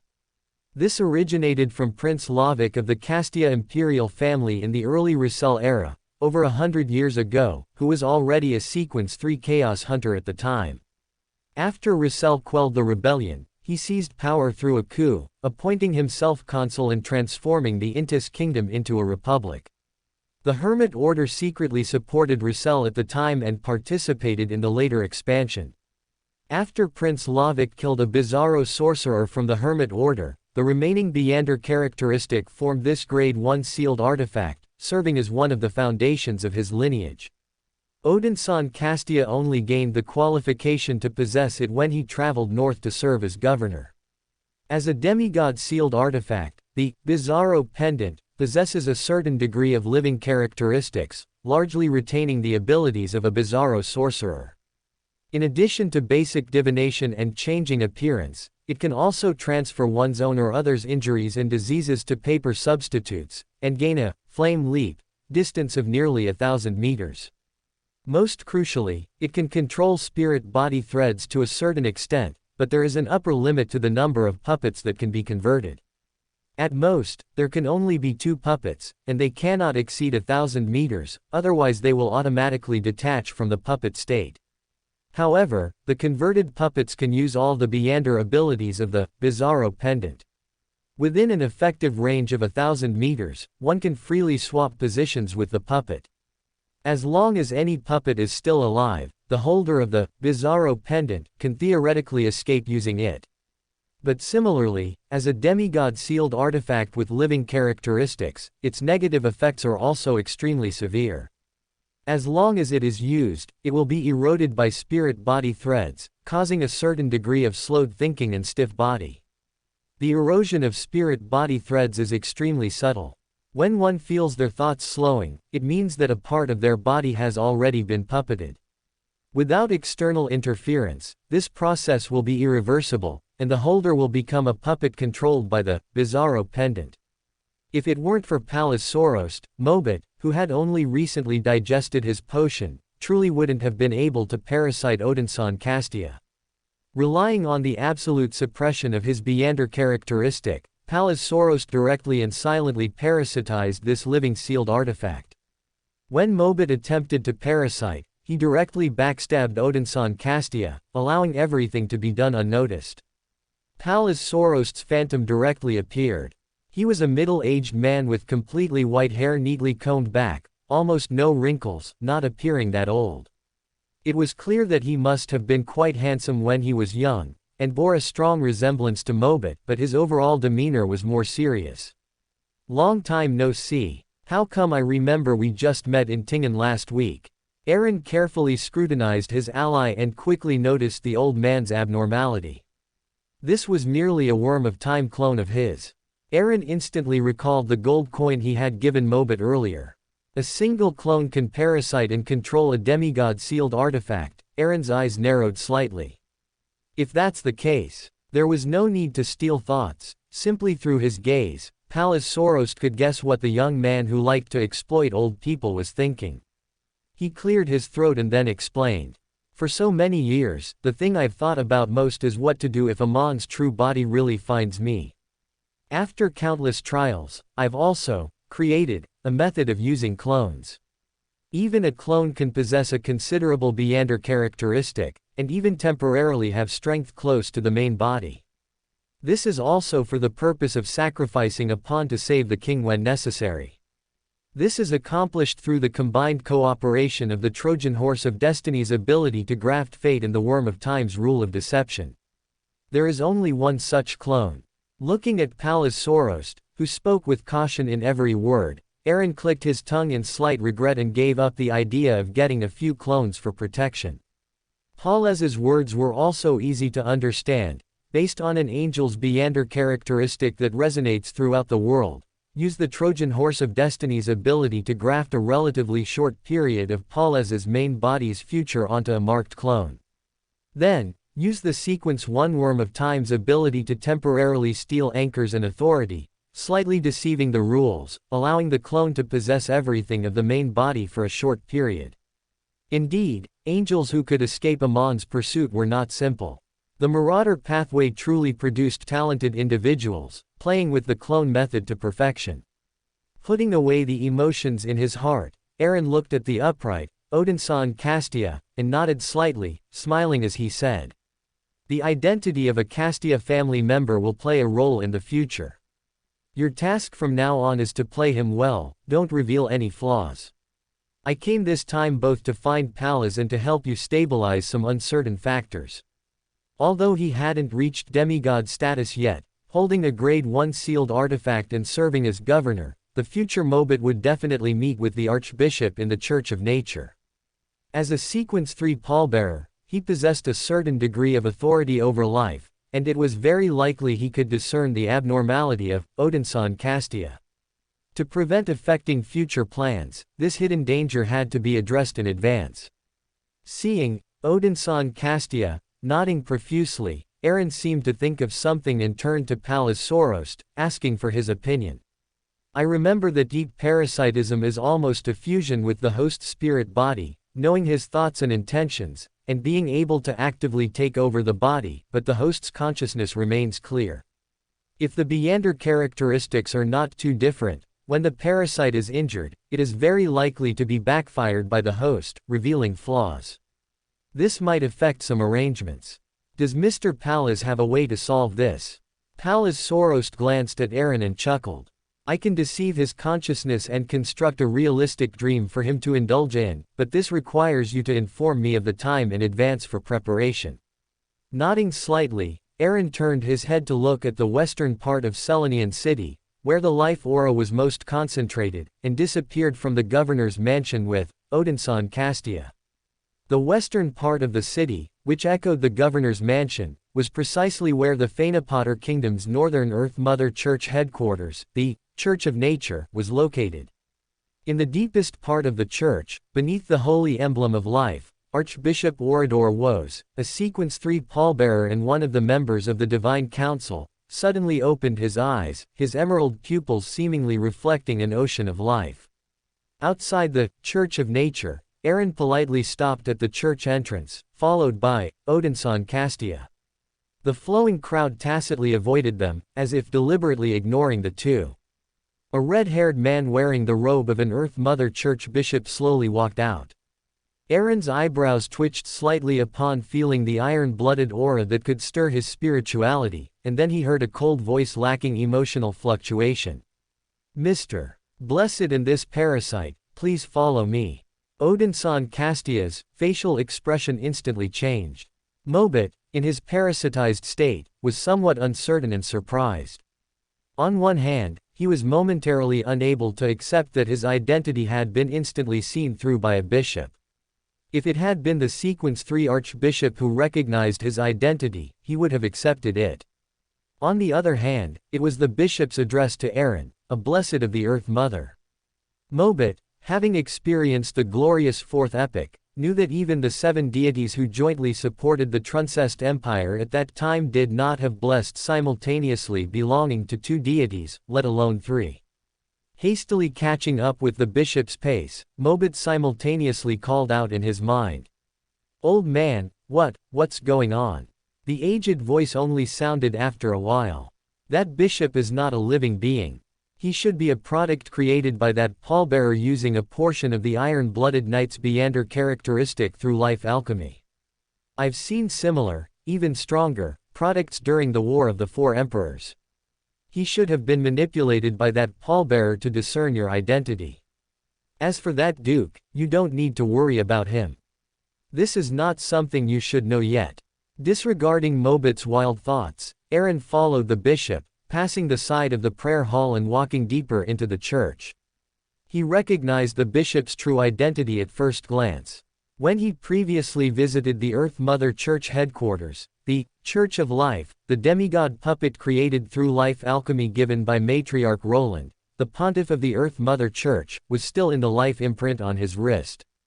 Therefore, Aaron was extremely sensitive to the aura of life alchemy. Looking at the distinctive red hair and the strong iron-blooded aura, Aaron only felt that when Russell dealt with the Sauron family, the Earth Mother Church might have also taken advantage of the situation and kicked them while they were down. Such thoughts came and went quickly. Feeling the fluctuations from the life imprint, Aaron suddenly raised his head. The setting sun shone through the stained glass of the dome, casting an oblique light on the high platform in front. The slightly mottled light illuminated a beautiful lady. She stood before the huge holy emblem of life, her emerald eyes fixed on Aaron. The iron-blooded knight beside her bowed slightly, completely losing his life aura. Aaron, very self-aware, activated the life imprint on his wrist and took the initiative to speak. "I want to gain the church's tacit approval. He will be the true Odinson Castia from now on. Without violating your wishes, I also hope for a certain degree of cooperation with his future actions." Orador Woes finally shifted her gaze and re-examined Odinson Castia. The dome hall immediately fell silent. Due to the occurrence of the War of Betrayal, the Church of the God of Knowledge and Wisdom, which originally checked each other within the Fanapotter Kingdom, was forced to leave, leaving only the Earth Mother Church as the dominant power. From then on, divine power and royal power inevitably clashed. This situation continued until 100 years ago, when after Russell ascended to the throne, in order to stabilize faith and also to counter the increasingly powerful Intis. Matriarch Roland, representing the Earth Mother Church, signed a contract with the founder of the Castia royal family, Nicholas Castia I, a Sequence 1 Hand of Order. Aside from the complicated rules and regulations, the most core point was that the Earth Mother Church could not interfere in the internal affairs of the Castia royal family for any reason, and the royal family could not restrict the spread of the Mother Goddess's doctrines for any reason. The increasingly quiet atmosphere made even breathing clear. Just as Aaron was wondering whether to say something, the huge holy emblem of life emitted a verdant light, which finally merged into Orador Woes' body. The silent atmosphere was broken by a clear, cold prayer.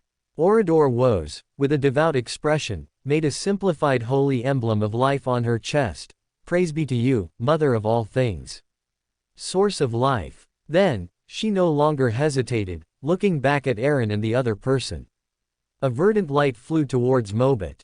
"From now on, you are Odinson Castia. This ring can help you conceal the abnormality of your life aura, and you can also use it to contact me." Mobit looked at the emerald green ring in his palm. Even though he was in a state of deep parasitism, he still felt that every worm of time was being baptized by the life aura. Some of the chaotic and irritable negative emotions that had accumulated were greatly soothed in this embrace, like that of a mother. Good stuff. Mobit's eyes lit up. He quickly put on the ring, bowed, and expressed his gratitude. This also resolved the hidden concern in his heart. At least for a long time, he wouldn't have to worry about the risk of exposure. Eren was not surprised by this outcome. To allow himself to advance to Angel and go to the Evernight plane, he always had to show some willingness in matters that were not crucial to the overall situation. It wasn't an outrageous request like asking the Earth Mother Church to directly deal with the Castia family now, it was merely a certain degree of tacit approval, which was a reasonable request. Looking at the somewhat joyful, Odinson Castia, Eren imitated the standard prayer gesture of an Earth Mother believer, and the two then disappeared from the dome hall. Governor's mansion, in the empty study, Eren looked at the reappearing phantom of Pallas Zoroast and said meaningfully. Last week, I and several other angels went to Sonia Island together and met the Elf Queen from the ancient era. After some friendly exchanges, she also joined our alliance. He emphasized, friendly exchanges, then glanced at the somewhat bewildered Mobit, and Eren then added with a smile. When you see Shatas again next time, you might truly not be able to defeat her. Instantly understanding Eren's unspoken meaning, Mobit gave an awkward dry laugh, then asked somewhat shyly. Then, when will I be able to see her? We haven't seen each other for half a year. Cough, never mind, I was just asking. Under Eren's somewhat strange gaze, Mobit coughed dryly and closed his mouth. Pallas, beside him, glanced at his junior and sighed silently. Pallas Zoroast, his eyes narrowing, looked at Eren, who was smiling but silent, and asked directly without beating around the bush. Now that the matter of the Earth Mother Church is settled, Duke, what can I do for you? Please speak frankly. Since I have signed the contract, I will not refuse what I am obligated to do. Straightforward. Eren nodded slightly, took out a blood-colored bat token from his arms. After lifting the suppression of the spiritual wall, numerous illusory and hazy mysterious symbols emitted a faint glow, and a life aura distinctly different from that of a pallbearer, but inherently higher, emanated. Pallas Zoroast's expression froze slightly, then he heard the Duke continue. Tonight, I plan to visit the Sanguine ancestral land to meet the 3 Sanguine Dukes, so I'd like to invite Senior to come along. After Pallas's great-grandfather, the first sequence one of the Zoroast family, perished, it was only with Solomon's help that the family was preserved from Amon's prying. This is also why the Zoroast family has always supported the Solomon Empire, but it also led to deep grudges with the great nobles of the Tudor and Truncest empires, and the Sanguine were naturally no exception. Considering these factors, Pallas was somewhat hesitant. If he really went to the Sanguine ancestral land and something unexpected happened, his clone wouldn't be able to escape. But seeing the half-smile on Eren's face, he still sighed, and the pendant of deception floated up into Eren's hand. He finally added, I asked Duke to lend a hand.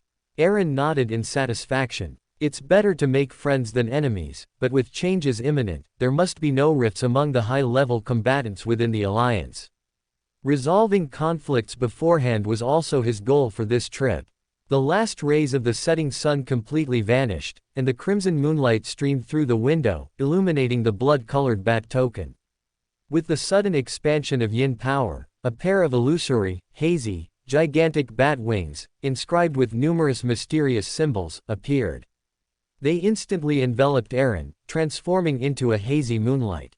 This moonlight shattered in an instant, turning into countless red scales that dissipated on the spot. It wasn't until Eren's figure disappeared that Morbid finally breathed a sigh of relief. The thought of Shatas also becoming a cataclysmic enterer suddenly brought a sense of urgency to his heart. Ting'an City docks, along the Hoi River, Witch's Whisper Bar. Klein, disguised, parked his bicycle in the shadows of the street and walked in casually. Ting'an City's underground trading market wasn't limited to the Evil Dragon Bar, it was just that the latter was a semi-official market, offering the highest security for transactions. The materials used by Beyonders not only come from extraordinary species but also from normal animals, plants, and minerals. They may not possess Beyonder properties, but they all have their own characteristics. Through blending and fusion, they can achieve certain effects. As long as secret organizations are not completely eliminated, similar underground trading markets cannot be entirely prohibited. After all, knowing is better than not knowing, and the churches can only try to prevent the circulation of more special, higher-level materials.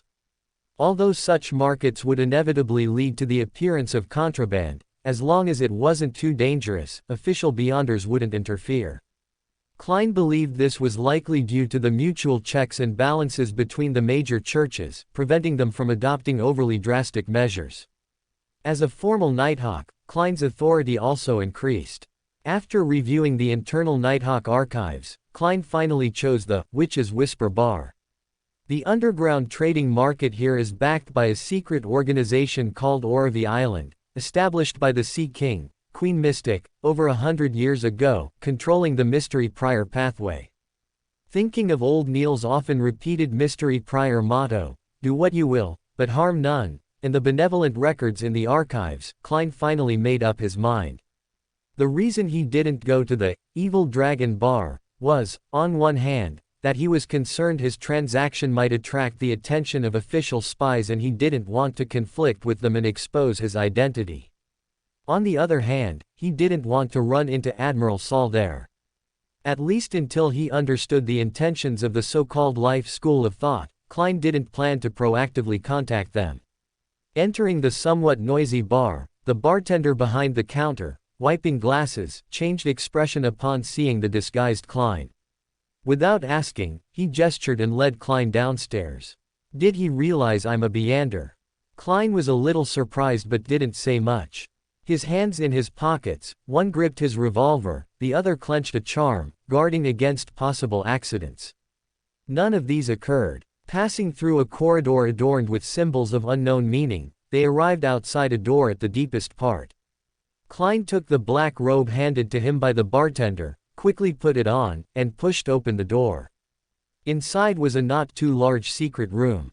On a raised platform in the center, an elder in a warlock robe was introducing something. The number of attendees was not many, but most were Beyonders. After a quick assessment, Klein's heart slightly chilled. He reined in his aura and sat down on a chair in a corner. As soon as he looked up, his gaze met another pair of eyes. Beneath the black robe was a gentle, sweet, round, and delicate face. And looking at that beautiful face, Klein's heart immediately pounded violently, and his right hand, gripping the gun, instantly tensed. He had seen this face recently in a dream divination. It was the instigator, Triss, after transforming into a woman, who caused the Clover incident. The loose black robe concealed Klein's anomaly. Triss merely turned her head, glanced at the newly arrived member, then turned back to look at the stage, and a very pleasant voice rang out. The eyes of a succubus, 1,300 pounds. The already few competitors instantly fell silent, and the secret room plunged into quiet. Klein finally relaxed his tense nerves, feeling a slight toothache as he looked at Triss, who was shrouded in a black robe. He truly hadn't expected to encounter this wanted instigator here. But to be fair, after transforming into a woman, both her temperament and appearance were beyond ordinary women. Just as Klein was racking his brain on how to reasonably inform the Nighthawks about this, his gaze inadvertently shifted, and he saw Triss's outstretched right hand. The palm was fair and delicate, smooth and shapely, with long, slender, graceful fingers, well proportioned in bone and flesh. Most notably, on the little finger of this hand, she wore a uniquely styled ring inlaid with a sapphire. Klein, who had quietly activated his spirit vision, was slightly stunned. A dense gray-white mist immediately appeared before his eyes, and complex whispers echoed in his mind. The lucky gold coin in his pocket flickered faintly, and Klein instantly came to his senses, fine beads of sweat appearing on his forehead. What was that thing? Klein's expression management almost failed. The suffocating sense of death was still vivid. Regaining his composure, he hastily closed his spirit vision and looked forward again. Triss had already left at some unknown point. Klein was slightly taken aback, noticing that several members sitting in the corner were getting up and heading out, while the elder on the platform paid them no mind, continuing to introduce the next item.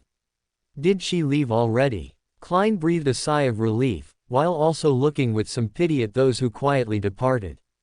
His body felt somewhat weak as he leaned back against a chair.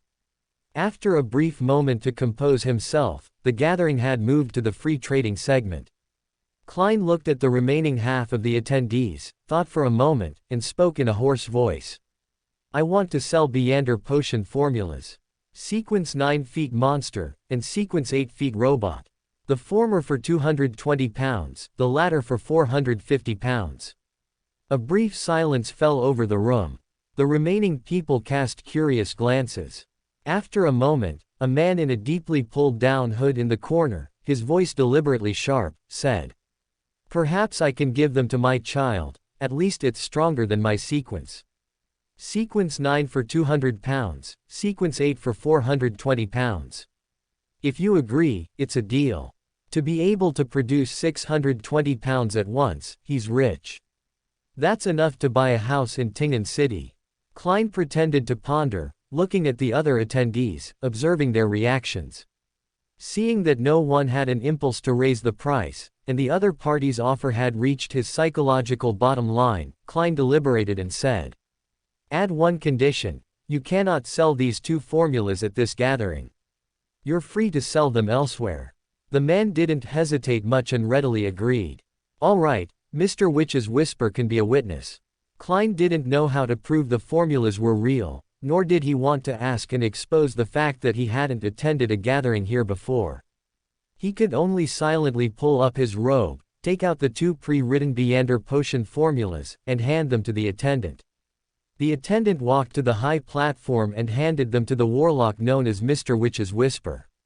He unfolded the papers but didn't look at them closely, placing them on a small round table beside him. He then pulled out a fist-sized pure crystal ball from his clothing pocket, placed it on top of the papers, and activated his spirituality. The crystal ball quickly began to emit brilliant waves.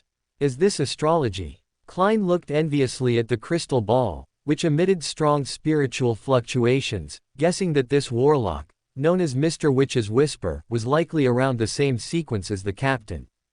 After the confirmation by astrology, the transaction was quickly completed. Klein received a thick stack of cash, all £10 banknotes. After counting them 3 times, he didn't fold the banknotes and stuff them into his pocket, he simply held them in his palm, waiting for an opportunity to spend them. Of the 2 essential materials for the charm of misfortune, the powdered mandrake snake skin was available in the Nighthawk's treasury. Although it required a high amount of merit, the credit for successfully recovering the Antigonus family's notebook was enough for him to exchange quite a bit. He only lacked the bark of the blood-patterned tree. Then he could attempt to craft this high-level charm. According to records, this material generally grows on isolated islands at sea. Klein waited a while longer, and after 2 more transactions were completed, he spoke again. I wish to purchase blood-patterned tree bark. If it's a complete piece of bark, I can even pay a premium. The originally somewhat lively trading atmosphere instantly fell silent. Many people exchanged bewildered glances. Just as Klein was feeling a little disappointed, Mr. Witch's Whisper on the platform suddenly spoke. I do have a complete piece of bark. If you agree, you can take it for £800. Klein's face twitched slightly. After a long moment, he responded in a hoarse voice.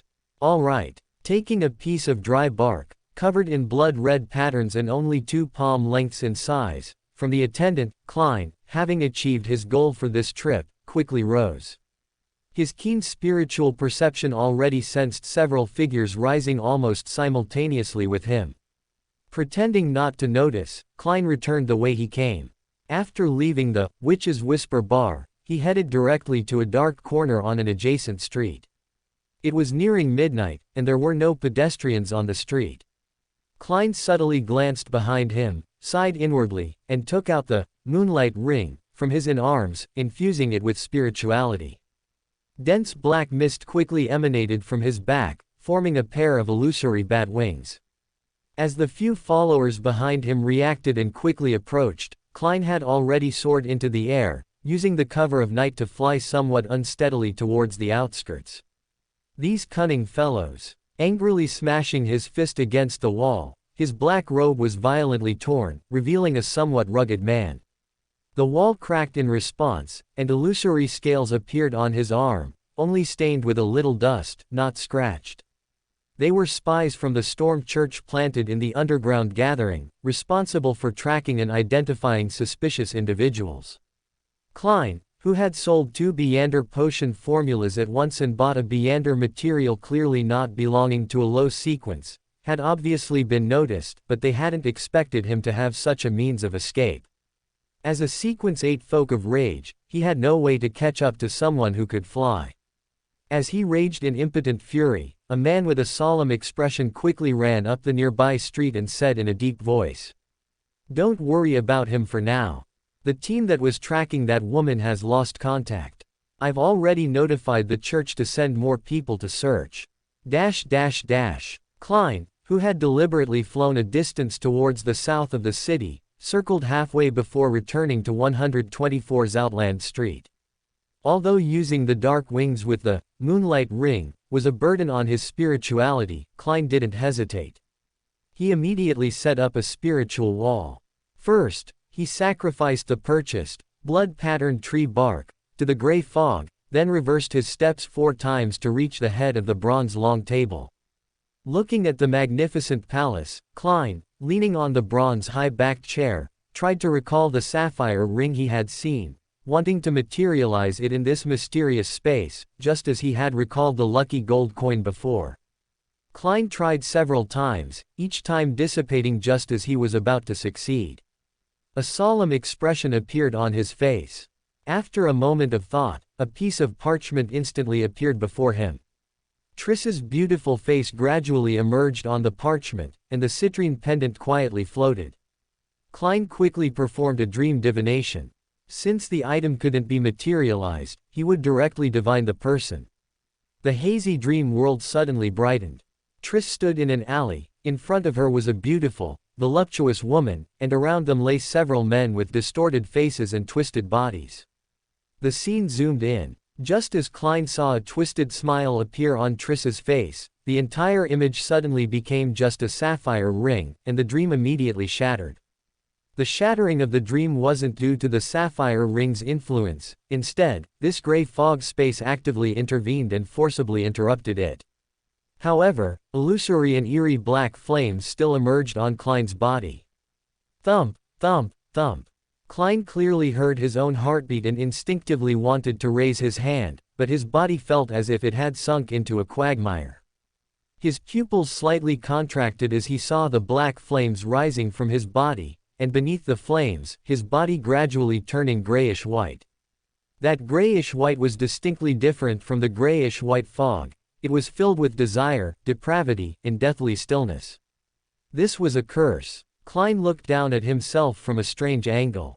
His short black hair grew continuously under the scorching black flames, reaching his ankles, each strand thick like a venomous snake, with eyes growing at the tips. The entire gray fog space boiled once more, like water poured into hot oil, far more violently than the previous divination of the giant silver-white snake. The entire palace began to shake and collapse, with the grayish-white fog and black flames fiercely clashing. From within the black flames, python-like black tentacles spread out, piercing through the palace but being annihilated by the boundless grayish-white fog. After a long while, Klein slumped onto a pile of ruins, looking at his nearly transparent body, his heart as if plunged into an ice cellar. Not far away, a viscous black liquid was enveloped by layers of grayish-white fog before disappearing. He uncomfortably patted his head, as if the faint whispers still lingered there.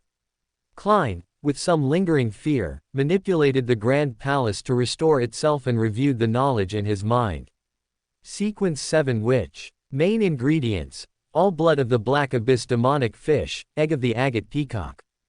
Auxiliary ingredients: 80 ml pure water, 5 drops of golden mandragora juice, 3 scales of a shadow lizard, 10 drops of narcissus juice. Aside from a Beander potion formula named, which, there was nothing else.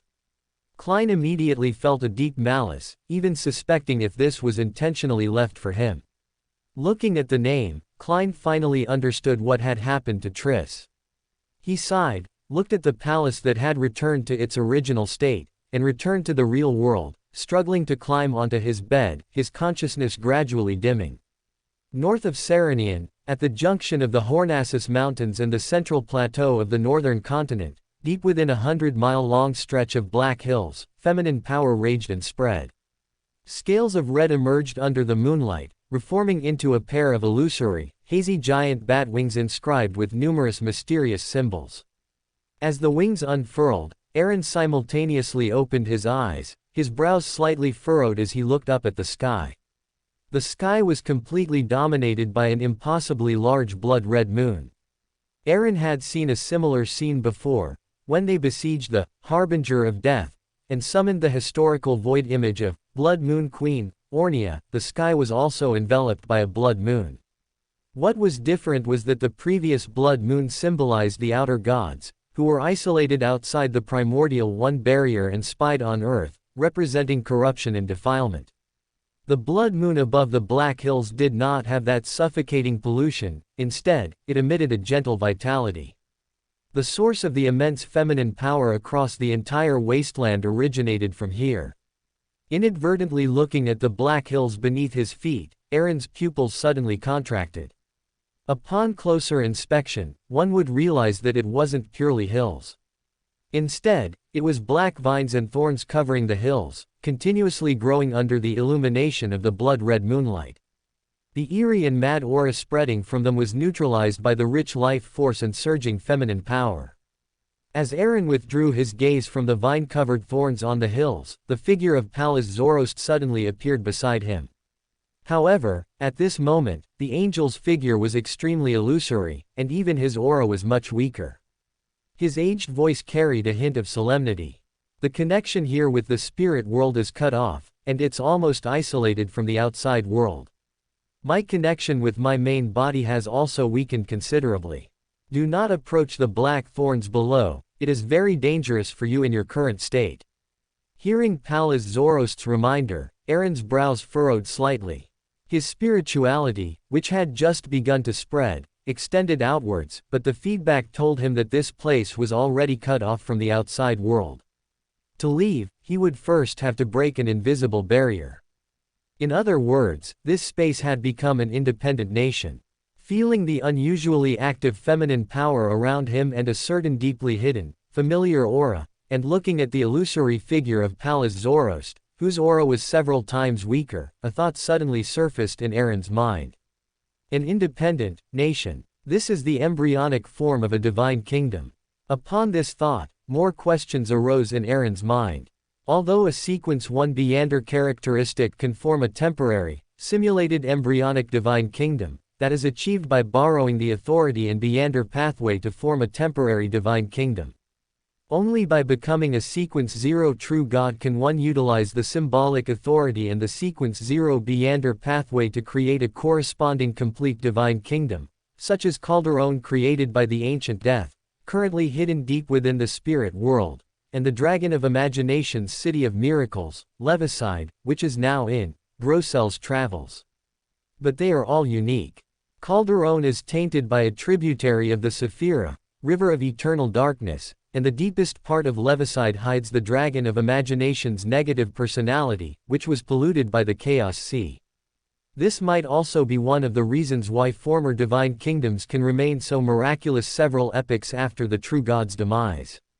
As for this thorny hill enveloped by the giant red moon, it somewhat resembles the divine kingdoms of the gods during the fourth epoch, such as Abyss of Storms located on Passu Island and Deep Dark Heavenly Kingdom, in the Amantha Mountains. These were respectively the divine kingdoms of the Lord of Storms and the Evernight Goddess, divine kingdoms located on the ground, separated from the real world only by an illusory door, unlike the divine kingdoms that moved into the astral world after the fifth epoch.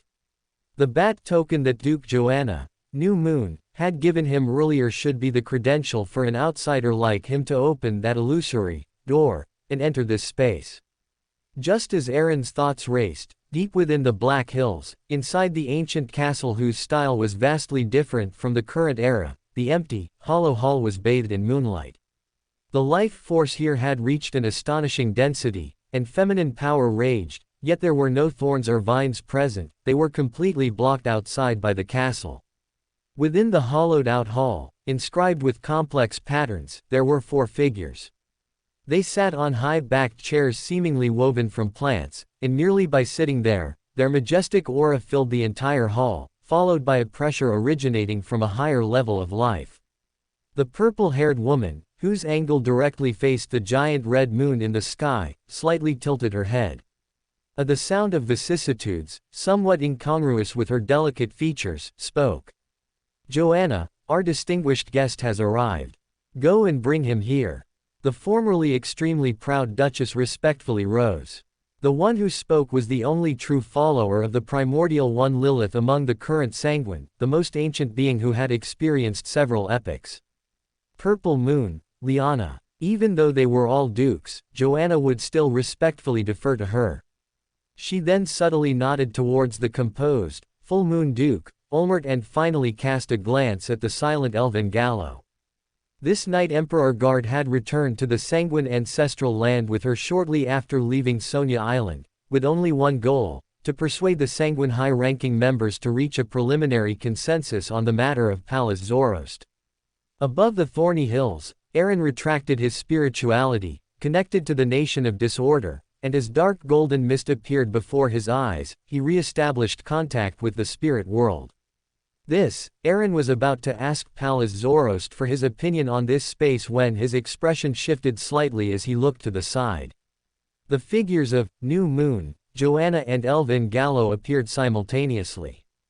Joanna nodded slightly towards Aaron, and seeing Pales's slightly illusory body, she clicked her tongue and chuckled.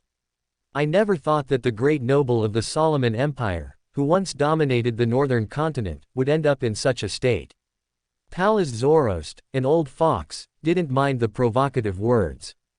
Instead, he quite proactively moved closer to Aaron, also chuckling. Indeed, one cannot refuse to admit old age, but thanks to Duke Aaron's regard, this old skeleton might still be of some help later. Joanna, whose provocation had failed, snorted lightly and didn't continue. Previously, it was merely her resentment over the losses the Sanguine suffered in the War of the Four Emperors. Elvin Gallo was even more direct, directly placing his right hand on Aaron's shoulder. In a blur, they had already arrived in the hollowed-out hall. As Aaron's figure just appeared, he immediately felt 2 extremely oppressive gazes fall upon him. He instinctively looked over and found the gentle middle-aged man sitting to the side somewhat familiar. It was none other than Full Moon, Duke Olmert, whom he had met in Backland when trading mystical items and demigod Beander characteristics with the Sanguine through Louise. Aaron could already guess the identity of the remaining beautiful woman. Palace Zoroast's figure reappeared, scanning the Sanguine dukes, his expression a little wistful. Before Aaron could speak, Purple Moon, Liana's voice rang out. "Elvin Gallo has already discussed your intentions with us. The grievances between the Zoroast family and the Sanguine can be temporarily set aside. But there's no such thing as a free lunch in this world. To wipe the slate clean, Palace needs to help the Sanguine once, free of charge. I can only tell you the general situation. An important item of the Sanguine was taken by the Rose School of Thought, and once you recover your strength, you will need to participate in the operation and provide assistance." Palace Zoroast pondered for a moment, then readily agreed. Aaron was not surprised by this outcome. Unlike other Beander pathways, the Sanguine's Moon pathway would be directly eroded by outer gods. With the apocalypse approaching and the primordial one barrier about to shatter, cooperation was far wiser than dwelling on old grudges. Of course, such smooth progress was also inseparable from Elvin Gallo's persuasion. As a former official of the Truncest Empire, there was a foundational basis for reaching a consensus. Seeing that they had finished their conversation, Aaron recalled his previous observations and feelings, and asked curiously. This space gives me a feeling similar to an embryonic divine kingdom. Is this the work of the Blood Moon Queen? Withdrawing her gaze from Pallas Zoroast, Purple Moon, Liana's tone softened considerably, and she chuckled softly. No, more accurately, this is a shattered divine kingdom. During the fire of primordial radiance era of the third epoch, the primordial one and the aberrant king Kvastir, and the demonic wolf of destruction, Phlegre, all perished together. The primordial one was exceptionally powerful among all ancient gods at that time. Even upon her demise, she secretly entrusted her divine kingdom, Nation of Moon, to Ornia at the last moment. Ornia was able to advance to sequence 1 also because of this reason. Lilith's divine kingdom, Aaron's mouth twitched. He had indeed overlooked this possibility before. No wonder the sanguine primordial one's feigned death back then could deceive so many ancient gods. She really wasn't afraid to sacrifice a child to catch a wolf. Looking at Aaron, whose expression was somewhat unusual, Liana leisurely added. From the end of the second epoch until the beginning of the fourth epoch, when Ornia achieved beauty goddess, during that long period, the primordial one's divine kingdom, despite strenuous efforts to mend it, still underwent irreversible collapse, leaving only this current space. Nodding slightly, Aaron seemed to have thought of something. He glanced at the thorny hills outside the ancient castle and tentatively asked. I sensed a high-level contamination in those hills. Is that? The 3 sanguine dukes, and even Elvin Gallo beside them, all looked slightly solemn. The air solidified for a few seconds before Liana finally explained. That is a part of the aberrant King Kvastir's divine kingdom that the primordial one tore off. It contains the mad will of that ancient god. After Ornia's demise, the 3 of us could only remain in a stalemate with it, which led to the divine kingdom being eroded to this extent. Saying that, she glanced at the silent Elvin Gallo and added. After forming an alliance with the Night Emperor, he helped Ornia establish her embryonic divine kingdom by relying on this shattered divine kingdom. Even with only one sequence 1 Beander characteristic, Ornia would not be much inferior to those king of angels with this. Recalling the familiar aura he felt when he first entered the Nation of Moon, Aaron's eyes suddenly brightened. Could it be that the sanguine still retained the method the Night Emperor used to help Ornia construct her embryonic divine kingdom? Although they belong to different pathways, one can learn from others' experiences. This was not difficult for Aaron, who possessed a Sephira. After he advanced to sequence 3, he could possess the authority of an angel even in the outside world. Within the Sephira, he might even be able to construct his own embryonic divine kingdom. After all, the Night Emperor's remnant sequence 1-inch hand of order, Beander characteristic is currently within the Sephira. At the same time, in the forsaken land of the gods, on a night with very low lightning frequency, Cavendish Lancer expressionlessly held a lantern and approached a lump of flesh with 6 legs and over a dozen eyes. Using the light, he skillfully extracted the Beander characteristic that had precipitated from the flesh. His wrist twitched slightly, and the gradually dimming lantern suddenly brightened. Cavendish Lancer put away the contaminated Beander characteristic and, looking at the remaining flesh, threw a few dried mushrooms over. There was no sufficiently safe food in the forsaken land of the gods. Mutated plant fruits and monster flesh would only lead to the accumulation of toxins and madness, though this slight effect was nothing to a scholar of yore. But given the choice, Cavendish Lancer would still prefer these mushrooms over the putrid, festering flesh. While waiting for the mushrooms to grow, Cavendish Lancer built a fire. By the light of the silver-white lightning that occasionally tore through the night sky, he saw the faint, grayish-white mist in the distance that enveloped both sky and land. A strange sense of intimacy lingered in his heart, like an invisible barrier that not only blocked his sight but also blurred his sense of exact distance. After 7 or 8 seconds of silence, Cavendish Lancer sighed and lowered his head to look at the mushrooms growing on the rotten flesh and blood. Some were pure white and plump, seemingly ready to spray liquid with a touch, while others were black-based, inlaid with blood-red filaments and fatty patterns. These things were dense, covering different parts of the monster's corpse, carrying a strange and alluring beauty. Raising his right hand, a bonfire immediately appeared. Different types of mushrooms floated autonomously above the flames, and as drops of oil fell, they sizzled in the fire, making the light more prominent and releasing an enticing, peculiar fragrance. Cavendish Lancer sat leisurely by the bonfire but did not eat. For him, food was still a necessity, but he could already achieve a certain degree of fasting. Moreover, these foods were not for himself. They are called mushrooms, and they come in different varieties. If you wish, you can eat them yourselves. But you cannot touch the entirely black ones, and they must be cooked thoroughly before consumption, otherwise, you will suffer a terrible curse. He spoke in giant language, which was the most widely used language in the second or third epoch. Hermes language only truly became popular after humans replaced many Beander races. His words fell, but there was no reaction until Cavendish Lancer looked up at the distorted forest not far away, and then several human-like beings cautiously emerged. They were wrapped in animal skins or simple clothes of unknown original material. Illuminated by a few lanterns, their expressions were all very solemn. On their faces, some had dozens of fleshy lumps, some had two eyes almost squeezed together, and some had no noses at all, with black holes in that position. Looking at these slightly deformed beings, the strongest of whom was only at sequence 5, Cavendish Lancer was not surprised.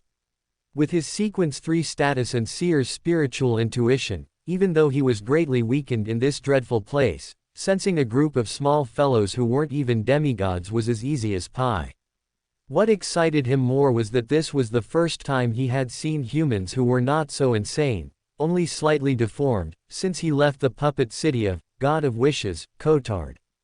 Recalling the information about the forsaken land of the gods in his mind, and the faintly visible gray-white barrier not far away, a term emerged in Cavendish Lancer's mind: Moon City.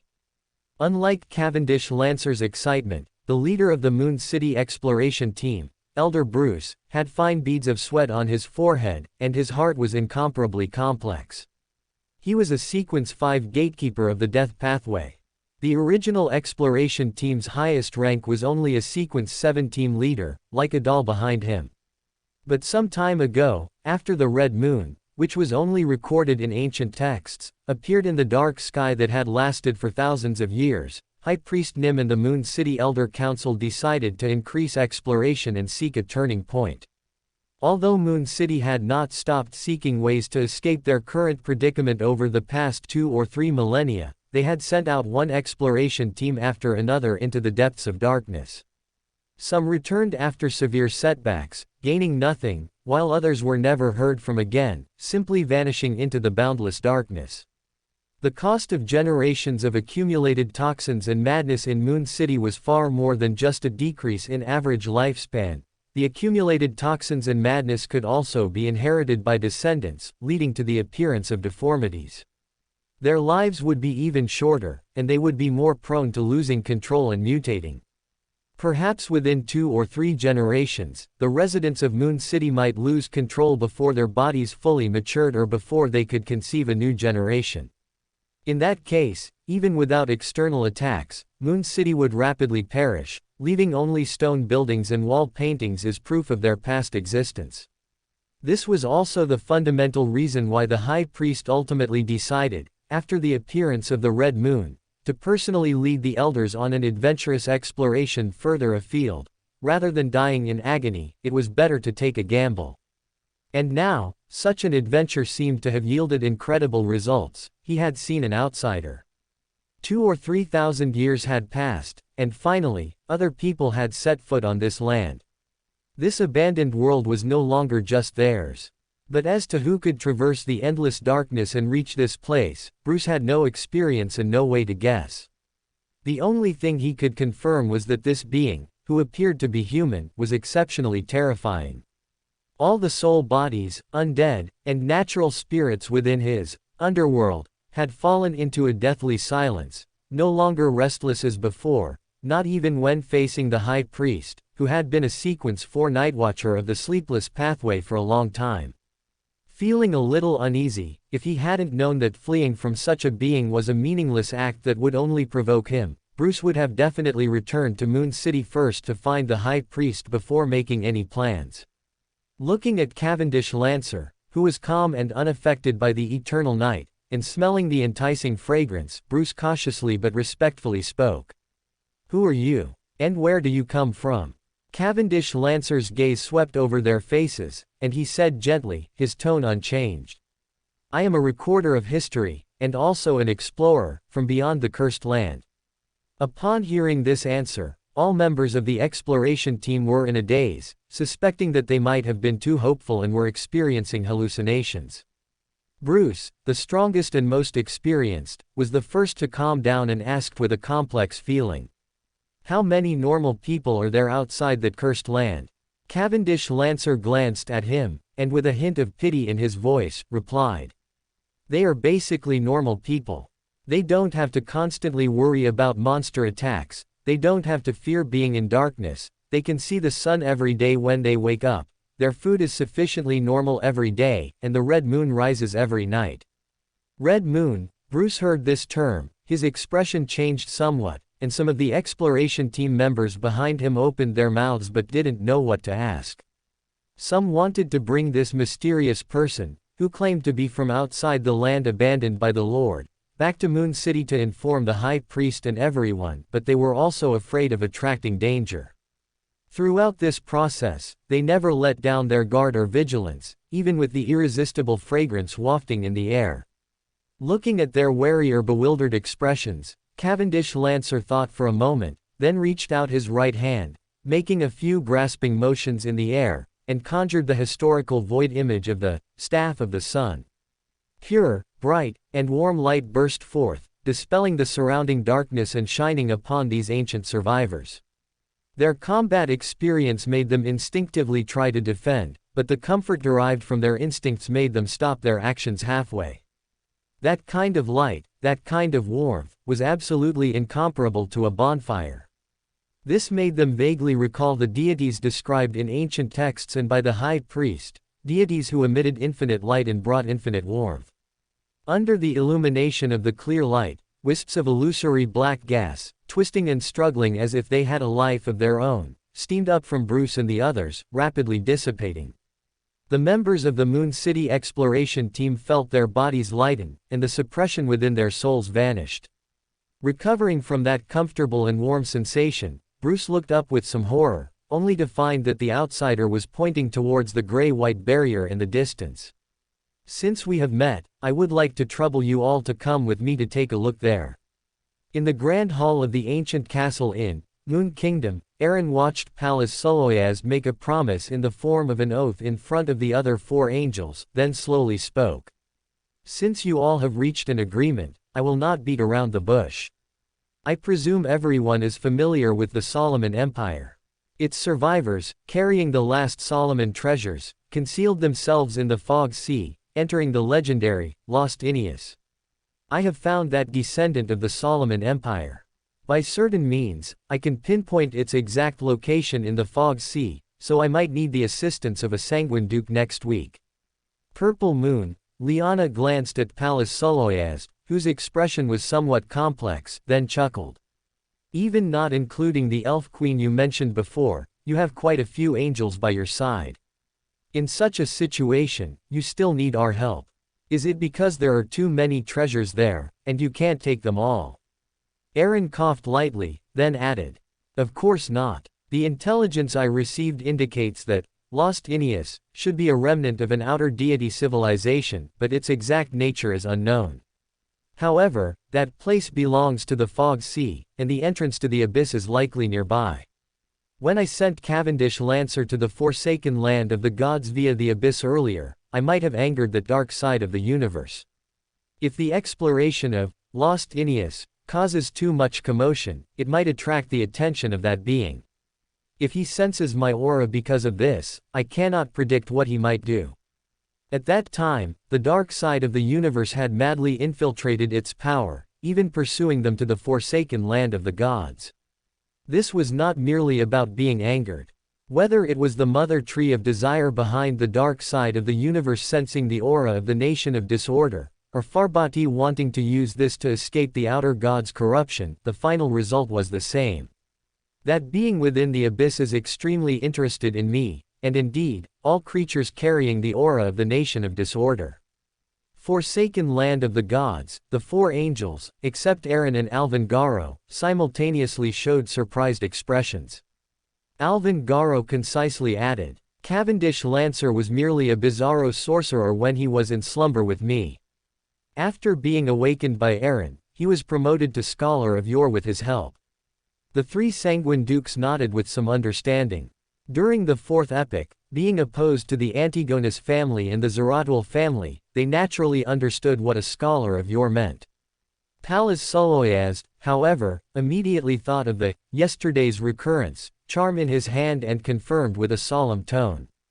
You have a way to contact the forsaken land of the gods and transmit items through it. Although it was a question, it was affirmative in tone. Aaron had no intention of concealing it and nodded frankly. Aaron, who was about to make more promises to win over the sanguine, suddenly heard the voice of Purple Moon, Liana. We agree to your request, but I also have a request. Aaron paused, then frowned slightly. A request that could be equivalent to the risk of acting in the heart of this ancient sanguine would not be so simple. He did not agree immediately, but pondered before responding, please speak. Purple Moon, Liana glanced at Full Moon beside her before slowly speaking. The current Moon Kingdom was jointly repaired and perfected by Ornia and the Night Emperor during the fourth epoch. It is not a standard embryonic godhood.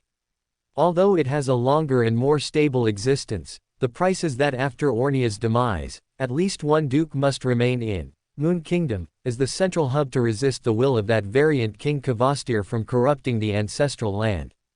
Seeing Aaron, who was somewhat understanding yet somewhat puzzled, he then added. During the second epoch, the ancestor and the variant King Kvastir, destroyer demonic wolf, Phlegre, perished on the eastern continent, which is now the forsaken land of the gods. After the ancestor's demise, Ornia, in order to perpetuate the sanguine, allied with the elves. With the help of Sunyaso Liam, she established the sanguine's previous ancestral land, the holy city, Kamia, at the ancestor's place of demise. The demise of the ancestor and the other two ancient gods created the strangeness of that area. With the help of Moon Kingdom, we successfully suppressed the lingering thoughts of the other two ancient gods. Using the holy city, Kamia, to influence the wills of the three ancient gods as a barrier for the sanguine was the fundamental reason why the sanguine did not collapse and decline like the demonic wolf at that time. But as a price, a part of Moon Kingdom became the foundation of the holy city, Kamia, so that Moon Kingdom was gradually corrupted by Kvastir's lingering thoughts throughout the long period from the second epoch to the great cataclysm of the third epoch. The great cataclysm came without warning, and the part of the godhood fragments integrated into the holy city's foundation could not be instantly retrieved after evolving over a long period. You probably cannot imagine what the eastern continent encountered during the great cataclysm. If Ornia, who held a sequence 1 Beander characteristic, had not been almost a king of angels when controlling Moon Kingdom, you probably wouldn't see us today. Although we eventually escaped the forsaken land of the gods after the great cataclysm, the part of the godhood fragments integrated into the holy city, Kamia, has never been retrieved. Hearing this, Aaron already roughly guessed what this ancient sanguine wanted to do, and after thinking for a moment, he asked, where is the holy city, Kamia, in the forsaken land of the gods? If it's near the giant royal court, I'm afraid I cannot help. That is the true creator's godhood, and the risk factor there is simply too high. If it's Chernobyl, that's even more impossible, Aaron silently added in his mind, but he knew it was impossible. After all, the ancient sun god would not tolerate the existence of such a city-state near his awakening place. Purple Moon, Liana's face immediately showed a wistful expression, as if she was lost in some distant memory, and she murmured in a dreamlike voice. That is at the westernmost end of the eastern continent, beyond the legendary western continent. There is an boundless expanse of gray-white mist there. Aaron's expression immediately became somewhat strange. Duchess Liana, Purple Moon, instantly noticed it, put away her wistful expression, raised an eyebrow slightly, and said with a smile, "It seems you know something about the forsaken land of the gods, or rather, that gray fog world." Aaron glanced at the several angels who were also curious and did not deny it, responding succinctly. "Cavendish Lancer is nearing the eastern edge of the forsaken land of the gods and has indeed witnessed the gray-white mist you mentioned. But do you know why those three ancient gods fought to the death there in the first place?" Shaking her head lightly, Jorna calmly explained. "The ancestors' battle with those two ancient gods was too intense. At my level at the time, I couldn't understand the inside story, nor could I get close. I only knew that the ancestor also actively went there. But even the death battle of true gods did not open up that boundless gray fog. Not only did they not open it, but even the ancient sun god didn't open it. Without cultivating a lord of the mysteries, only by reaching the outer deity or even pillar level can one forcibly enter." Adding a sentence in his heart, Aaron composed himself and asked solemnly, "Several epochs have passed since the Great Cataclysm, and the Moon Kingdom, which was originally responsible for suppression, has also been taken away. Now, the situation there cannot be spied upon. The passage to the abyss has been blocked. There's no longer an opportunity to enter the forsaken land of the gods. Cavendish Lancer has other missions in the forsaken land of the gods. Although I am very interested in the holy city, Carmia, if the risks there are uncontrollable, I cannot let Cavendish Lancer take the risk." Looking at Aaron, whose attitude was unusually firm, Duke Ormer, Full Moon, who had been silent, said with a smile, "The divine battle ruins east of the Sonia Sea are also a product of the Great Cataclysm, and several epochs have passed since then. Do you see any changes there? After losing the Moon Kingdom, the Holy City, Carmia, will gradually form a new balance under the clash of divine power, forming an area similar to the core of the divine battle ruins." Recalling the internal situation of the divine battle ruins he had once visited, Aaron thoughtfully added, "But the residual divine power and will of the three gods will indeed become more dangerous in an environment like the forsaken land of the gods, and I am not worried about mere residual divine power. You may not know that, besides the true creator, the demonic wolf remnant, god of wishes Kotar has been active in the forsaken land of the gods. He is a descendant of the destroyer demonic wolf, Phlegre, and he should now also possess a Beander characteristic of an attendant of mysteries. Moreover, Amon's true body is most likely in the forsaken land of the gods. The act of taking out the God Kingdom fragment could very likely attract the attention of these existences, and Cavendish Lancer will not be able to leave for a long time." After hearing Aaron's concerns, Duchess Liana, Purple Moon, nodded slightly. A drop of blood exuding endless life aura seeped from her fingertip, and the other two dukes did the same. The 3 drops of blood floated out and transformed into a dark red bat token. Liana softly said, "You can give this item to that scholar of yore. With it as a medium, you can summon our historical void images. Only we can perform the ritual to strip away the God Kingdom fragment of the holy city, Carmia. If you are willing to provide assistance, after the God Kingdom fragment is recovered, you can visit the Night Kingdom again. I can show you various aspects of the God Kingdom's reintegration, which will be of great benefit to you in the future when you attempt to construct the prototype of a God Kingdom. Moreover, the Beander characteristic that Elvin Gallo used to advance to an ancient bane came from the residual power of Kvastir that once corroded the Moon Kingdom. After losing the God Kingdom fragment's suppression, the remaining Beander characteristic of Carmia can also be given to you. Believe me, what's inside will be enough to tempt you. Because divine power interfered with each other, some characteristics were not taken away." Aaron suddenly thought that one of the 3 ancient gods, the destroyer demonic wolf, Phlegre, controlled the darkness and part of the full pathways. His heart skipped a beat. Aaron was silent for a moment before finally nodding. It seemed he would have to seek help from the Evernight goddess later. At least the power of concealment could help them gain more time. After both sides reached a consensus, Aaron also learned of the other uses of the blood-colored bat token.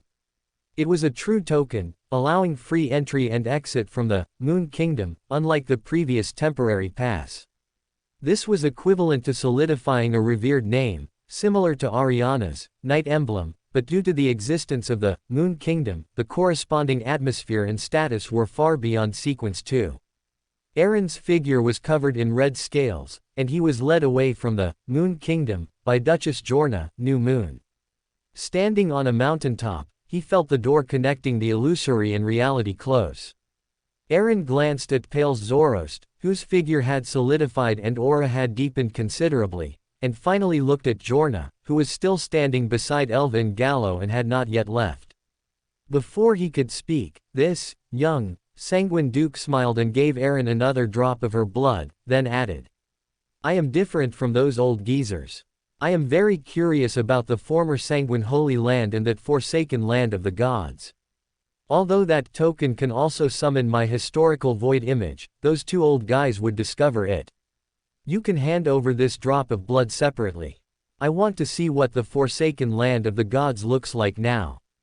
In the forsaken land of the gods, Bruce watched Cavendish Lancer, who had finished speaking and then stood up alone and walked towards the gray-white mist that enveloped the sky and the earth. His expression struggled for a moment. He sealed and put away the still floating mushrooms, handed them to Adal and Ruth beside him, whispered a few words, and then led the remaining team members to advance towards the gray-white mist, guided by the dim yellow firelight. They dared not get close, yet did not want to separate, silently walking as if monitoring, guarding, and following. Cavendish Lancer also noticed the movement behind him but did not care, even actively condoning it. He walked neither fast nor slow, maintaining a consistent speed, not waiting, nor trying to shake them off. Both sides walked extremely quietly under the sparse lightning. Adal and Ruth, meanwhile, left the team, carrying animal skin lanterns and the strange mushrooms. They turned around and silently disappeared into the boundless darkness along the explored route. Time passed minute by minute, and Cavendish Lancer finally stopped. Using the lightning flashing across the sky, he saw a stretch of solidified gray-white mist a few hundred meters away. This mist connected to the earth and extended high into the sky, as if it had no top. At the same time, the mist stretched endlessly to both sides. He watched intently for a long time, even with darkness in between, slowly looking up, and only retracted his gaze after the second lightning bolt subsided. Beyond this mist, could it be the vanished, western continent, mentioned by the Lord of Order? Cavendish Lancer thought with a heavy heart, his breathing unconsciously slowing down. He carried his horse lamp and continued forward until the dim yellow light could illuminate the solidified mist. Without needing to try anything else, Cavendish Lancer's seer intuition told him that the gray-white mist was an invisible barrier that could not be passed by conventional means. They were like invisible barriers, not only blocking sight but also preventing any living creature from passing through. Bruce, who had been following behind Cavendish Lancer, looked at the outsider who was frowning in thought. Once upon a time, the residents of Moon City believed this was where hope lay. They believed that the area covered by the gray-white mist was a normal country, and that the other side of the gray-white mist was an uncursed land. But judging from the performance of this outsider from the land of organization, Moon City's previous conjectures were incorrect. He sighed in his heart, still carefully speaking softly. In the past 1,000 years, we once dug nearly 1,000 meters of tunnels, hoping to pass through the ground where there was no invisible barrier, but the corresponding area deep underground was also covered with gray-white mist. We also tried to use some sealed artifacts to gain the ability to fly, attempting to cross from high altitude, but we could never see the top of the gray-white mist until we were struck by lightning. We finally mobilized the power of all demigods and sealed artifacts, attacking the target again and again. After 2 or 3 millennia, accumulating day after day, we failed to wear down the invisible barrier in the slightest. By the end, his voice carried a hint of despair, and upon hearing Elder Bruce's words, the members of the exploration team were both desperate and sad, as if they were slowly sliding down the edge of the abyss, unable to save themselves. Those deformed people were already the type whose emotions were difficult to control, and at this moment, they more or less felt something suppressed in their hearts, wanting to erupt. Hearing the gatekeeper's narration, Cavendish Lancer frowned slightly, thought for a moment, and extended his right hand, grabbing into the darkness diagonally ahead, again and again. After 4 or 5 continuous grabs, he once again took out the sun-chasing scepter. Unlike before, when it only expelled the pollution of Moon City residents, a dazzling, brilliant light emerged from the top of the scepter. A scorching white sun-chasing arrow suddenly shot out. With his Sequence 3 status, its full power was no less than that of an ordinary angel. The light arrow, which was originally enough to purify everything, plunged into the gray-white mist. The solidified gray-white mist also boiled, though not as violently. They rolled back along the aperture where the light arrow entered, splitting apart to the sides. But ahead was still boundless gray-white, with no end in sight. Most of the scorching light emitted by the sun-chasing arrow was also blocked by the gray-white mist. Normal methods indeed don't work. Although Cavendish Lancer had expected this, he was still somewhat disappointed. In his opinion, even if he couldn't ascertain the path, at least angel-level power should have been able to explore something useful, but he found nothing. Even Bruce no longer paid attention to Cavendish Lancer. All the ugly or deformed humans watched the dazzling light in the sky with slightly open mouths, their expressions bewildered and shocked, as if they had temporarily lost the ability to think, even as the light rapidly dimmed. The sight of the mist boiling like water, surging towards the central light, truly frightened them. It felt like witnessing a miracle, especially that warm, scorching light, which reminded them of the sun, only recorded in ancient texts. The light finally dissipated, and this area was once again enveloped by eternal darkness. Cavendish Lancer, who had gained nothing, turned his head to the leading Bruce and asked in a low voice, "What do you know about this mist?" It wasn't until this terrifying powerhouse asked the question that Bruce seemed to come back to his senses. His lips moved for a while, and he cautiously said, We have never made the mist change like this. Perhaps the High Priest knows something." Silent for a moment, Cavendish Lancer silently chanted the revered name of the Lord of Order in his heart, then looked at the group of ancient remnants and said, "I came here not to destroy. I can also bring you light and warmth. Go back and tell your leader that I am here. If he is willing, he can come over." He did not try to ask where the ancient remnants' settlement was, nor did he plan to go directly, as this would provoke the strongest resistance and vigilance. Therefore, giving the initiative to the other party was the most appropriate way to handle it. Bruce was incredibly conflicted in his heart. This might be Moon City's only salvation in thousands of years, or it might be the starting point of Moon City's destruction. As a member of the Elder Council, the continuation of Moon City was far more important than his own life.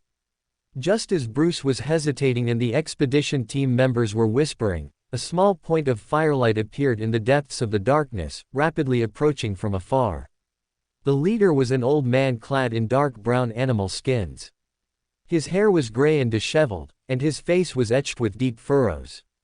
"High Priest," Bruce blurted out after recognizing the other's appearance, his voice suddenly tense and apprehensive. The one who arrived was indeed Nim, the High Priest of Moon City. Behind Nim followed Adal and other members of the exploration team who had returned to the city early, and several Beyonders of higher sequence. Nim nodded to Bruce, walked to the front of the group, and looked at the man who claimed to be a historical witness. He crossed his hands and bowed. Although he carried several Grade 0 sealed artifacts, he had clearly seen the commotion caused by the sun-chasing arrow from afar and knew that the strength of the person before him was unfathomable. "Honored guest, I am Nim, the High Priest of Moon City. Moon City was once a city belonging to the vampires, and after the great sun god, the creator of all, awakened, we were commanded by him to migrate here. We were responsible for guarding this gray-white mist and making corresponding attempts. Even after this land was cursed and the Lord no longer responded to us, we did not give up. To this day, 3,720 years have passed. Inside the magnificent palace enveloped in dark golden mist, Aaron looked at the almost sky-obscuring gray-white barrier revealed by the prayer light point. He gently tapped the back of his chair and did not act rashly, instead throwing the information he had previously obtained from Liana into the prayer image as a light point.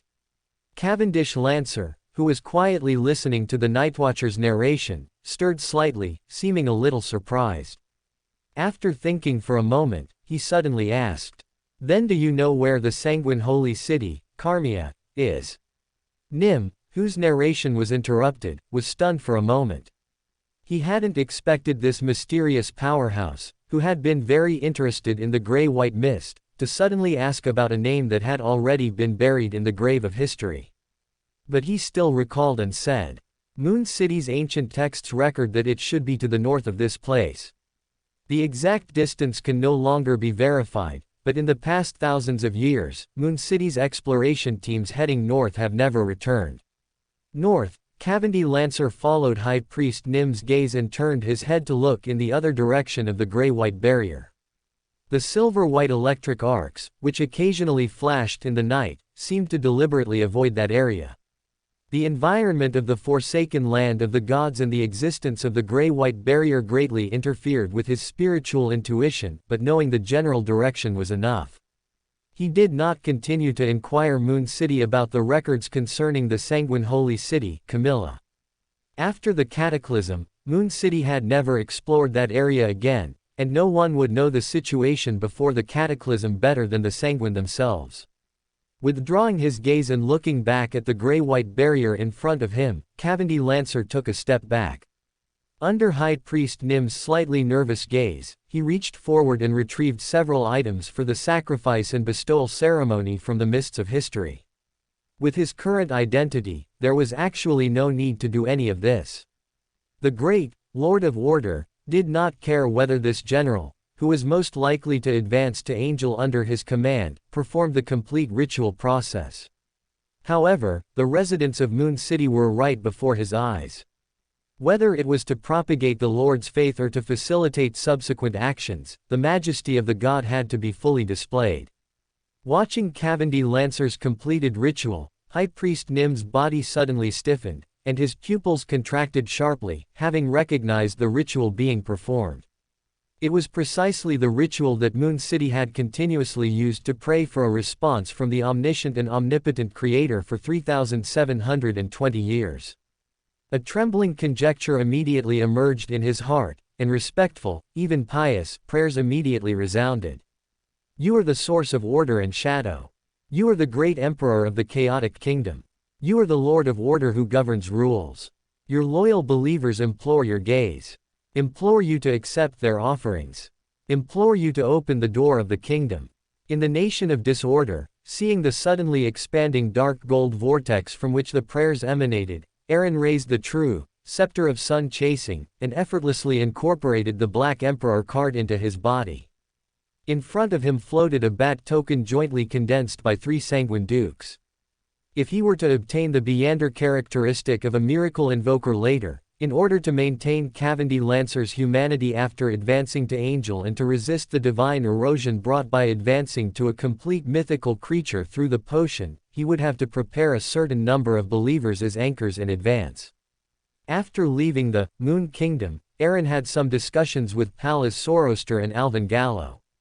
Although the Zoroaster family had perished in history, unlike Aemon, who continuously created avatars to serve as anchors, the hunted Pallas did not have the conditions for this, nor did he dare to do so, to avoid being tracked. He relied on the Trojan horse of destiny to exploit a loophole in destiny, stealing his past anchors. Since the object of the theft was himself, there was no possibility of failure. However, the stolen anchors were unsatisfactory in both effect and duration, which was the fundamental reason why Pallas remained in a very poor state even after hiding for nearly 1,000 years. He did not have a true anchor. This level of destiny theft would also be restrained by Aemon, who was already at the King of Angels level, making it easy for him to interfere and disrupt the hard-won balance Pallas Zoroaster had established, leading to a certain degree of cognitive disorder. This was also one of the reasons why Pallas, despite being a Sequence 1, always feared Aemon, and would try to avoid him even in his avatar form. Alvin Gallo was even simpler and cruder. The 365 evil spirits of the royal guards of the City of the Dead, from the Fourth Epic's royal guard, now suppressed within the Door of Rebirth, that he incorporated into his body, served as his anchors. After communicating with these two angels in special states, Eren also learned that if an angel was only at the Sequence 2 level, they did not necessarily need a large number of believers as anchors, as long as they could maintain the angel's state of balance. Although a few were special, for example, Will Osepton could wash away madness through reset, which was the uniqueness of the destiny pathway. Even Azek only brought about the humanity accumulated deep within his soul through repeated rebirths. Cavendy Lancer's identity dictated that he could not spread his faith externally for the time being, as it could lead to many complications. Although high sequence seers could create puppet cities to replace a certain degree of anchors, the current forsaken land of the gods was not peaceful, lacking the foundation to create puppet cities. Therefore, Moon City was currently the best choice. The City of Silver was too close to the true creator and the giant king's court, and Amon's avatar was lurking there.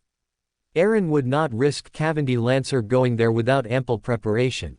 Moreover, with the entire forsaken land of the gods having been ravaged by Aemon and God of Wishes, Kotar, leaving only a few city-states, the City of Silver also needed to be reserved for Mr. Fool as a promotion ritual.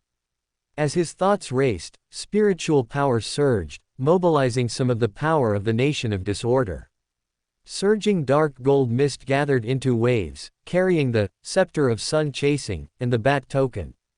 Below Eren's throne, an exceptionally tall golden figure appeared, with pair after pair of blazing white giant wings growing from his back, a full 12 pairs. Each pair of wings had feathers inscribed with numerous mysterious symbols. In stark contrast to the golden figure, a blood-colored angel phantom appeared at the other end of the throne. 12 pairs of bat wings also spread open, together covering the vast dome of the majestic palace. Looking at his masterpiece, Eren nodded with great satisfaction. Angels serving at all times, this was the grandeur a god should possess. Having made preparations, Eren no longer hesitated and opened the door of sacrifice and bestowal. At the edge of the gray-white barrier, the Moon City survivors, whether horrified, wary, or bewildered, suddenly saw a vision. Within a magnificent palace enveloped by dark gold mist, a figure hidden in the mist looked down upon everything. At his feet, two kneeling giants slowly rose, their 12 wings spreading like a canopy.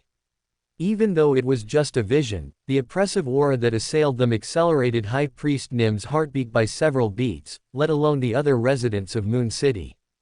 Immediately after, the angel enveloped in golden light gently vibrated the wings on his back, stirring the surging mist, and a golden feather floated down, drifting towards everyone who saw this scene. An unprecedented purity and warmth filled everyone's hearts. Centered around the door of sacrifice and bestowal, a 1,000-meter radius was instantly enveloped by a golden ocean, yet the light did not spill outwards. This was the domain of chasing light. With Eren's current status within the Nation of Disorder, he could fully utilize the power of this Grade 0 sealed artifact, deliberately controlling its range to prevent too much commotion from attracting unnecessary trouble. Subconsciously raising his hand to block the warm but somewhat dazzling light, Bruce's wrinkled face was lost in a daze, watching everything around him illuminated by the light, seeing sights he had never witnessed before. The darkness that had enveloped Moon City for 3,720 years seemed to have quietly shattered in his heart, and something called hope began to take root and sprout. High Priest Nim, who was closest to the door of sacrifice and bestowal, vaguely recalled the god described in ancient texts and passed down by word of mouth by successive high priests of Moon City, a god who emitted infinite light and brought infinite warmth. Under the illumination of the clear light, wisps of distorted, struggling, seemingly self-aware illusory black gas evaporated from the bodies of these Moon City survivors, quickly dissipating. After purifying the accumulated pollution and diseases within these potential believers, Eren interrupted the vision, slightly raised his hand, and the blood-colored angel suddenly disintegrated, transforming into a bat token that merged into the door of sacrifice and bestowal. The dark gold double doors slowly opened, and the bat token flew out, instantly emitting an incredibly rich life force. This was one of the abilities of a life giver. The Moon City survivors, who had been immersed in the pure light, suddenly found their bodies undergoing changes.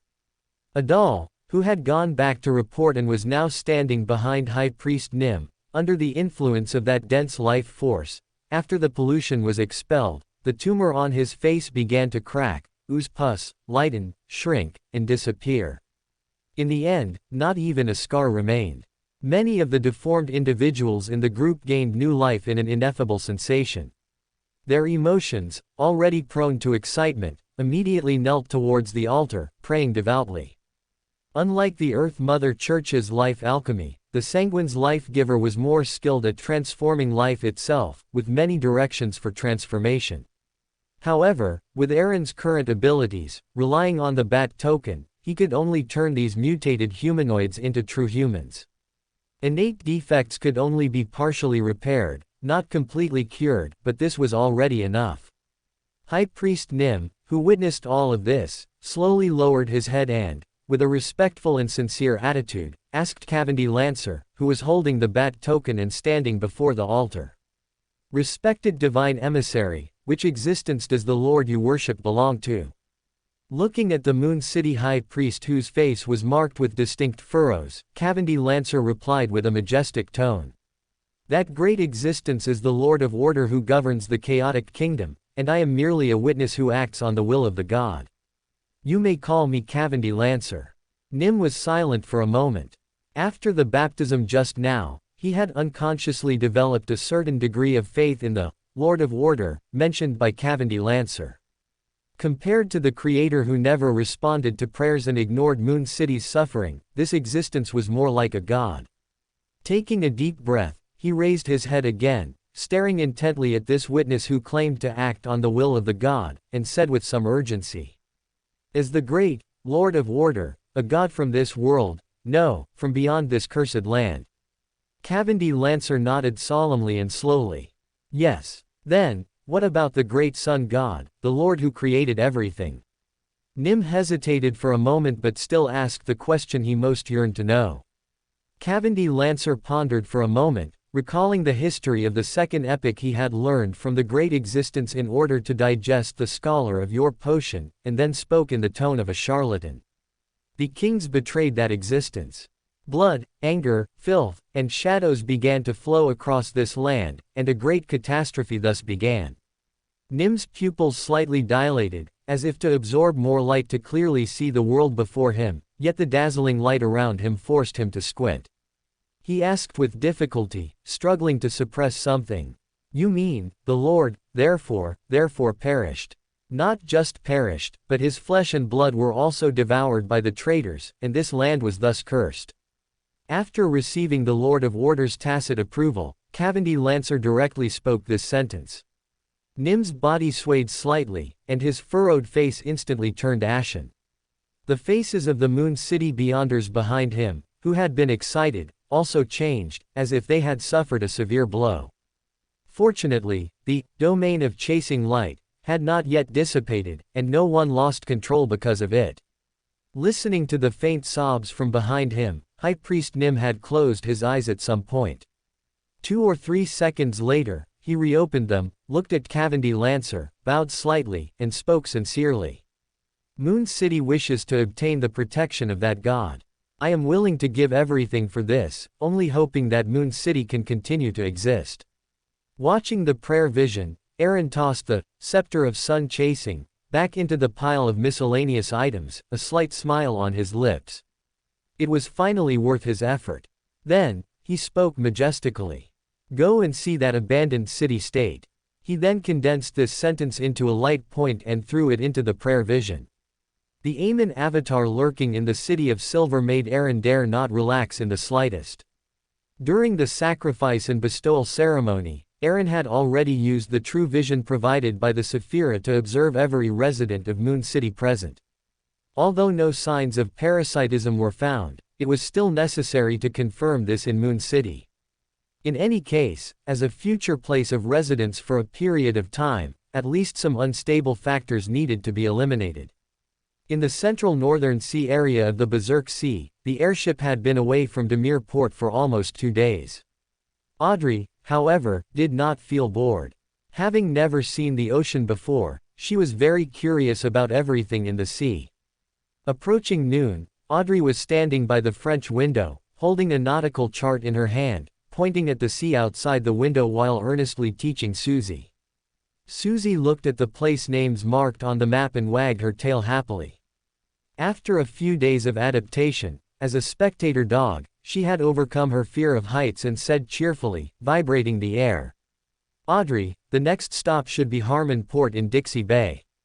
How much longer until we get there? I heard there's a very famous delicacy there, called Dixie Pie, I think. Let's try it when we get there." Hearing Susie's question, Audrey felt a little embarrassed. Although she was teaching Susie, identifying nautical charts was something she had only recently learned.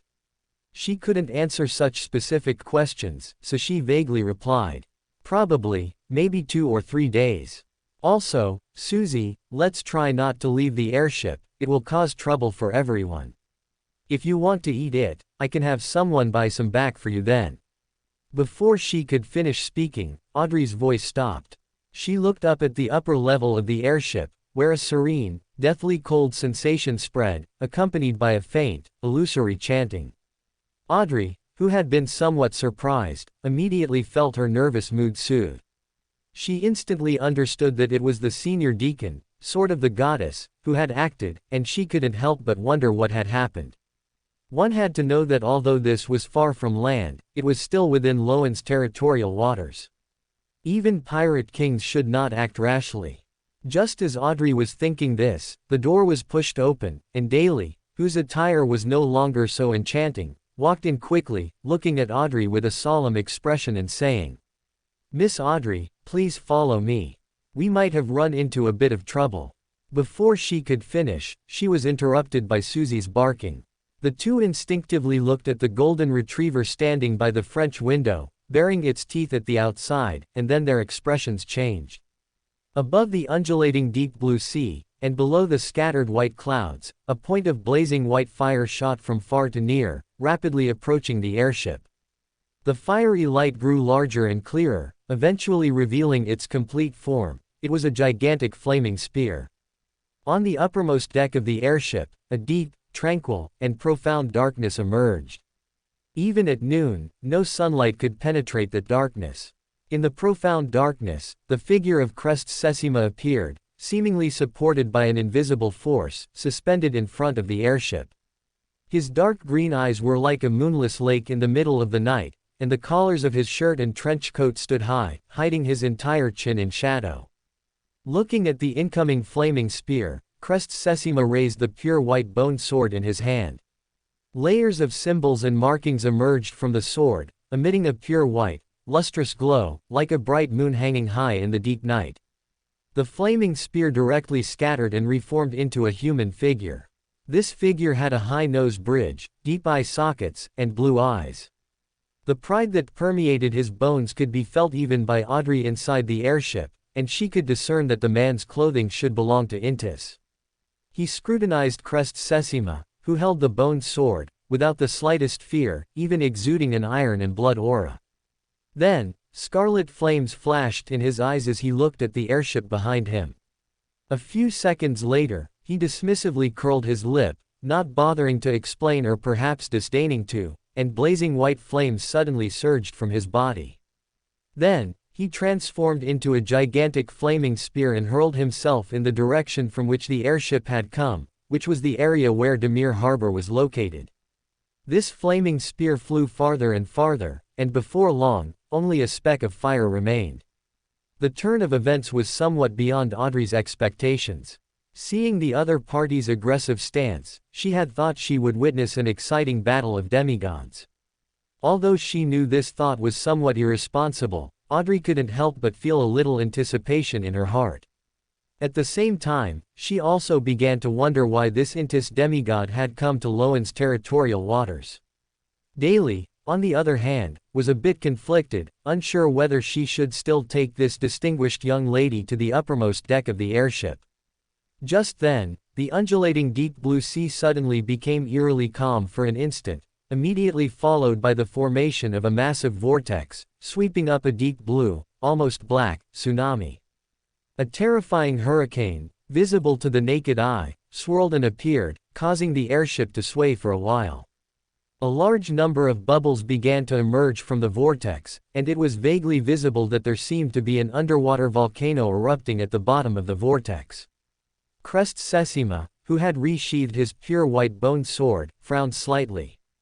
He sensed the strong meander fluctuations beneath the tsunami vortex but did not intend to investigate. This was at sea. Whatever was there was a matter for the Church of Storms and the Loan Navy. As long as it wasn't an active provocation like the Intis demigod just now, he wouldn't interfere. His core mission was to quickly transport the Class 1 sealed artifact on the airship to Nikiphorus City in West Barum, South Continent, and return the Class 1 sealed artifact that was about to break its seal there back to the cathedral for resealing. The profound darkness disappeared, and the airship no longer lingered, rushing into the distance.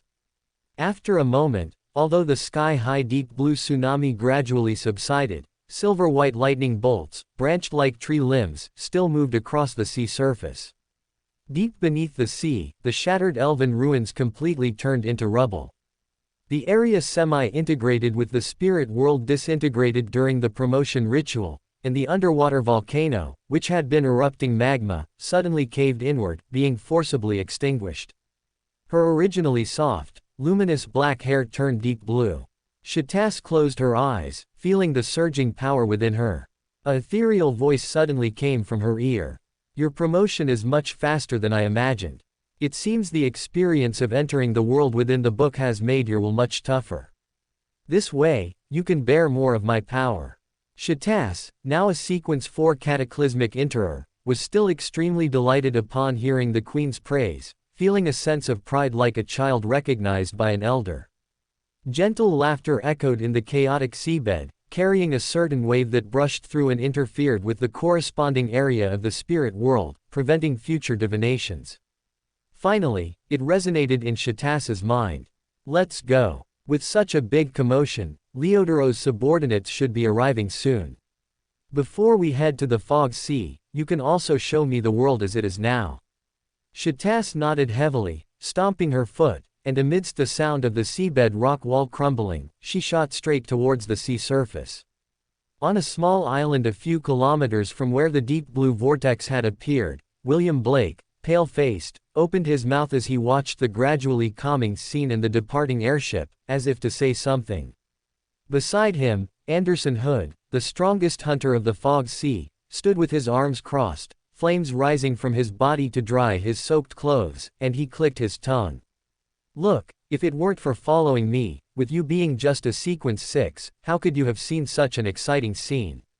William Blake, whose mind had been somewhat blank, immediately flew into a rage, pointing at the astonished Anderson with a face full of black lines and roaring.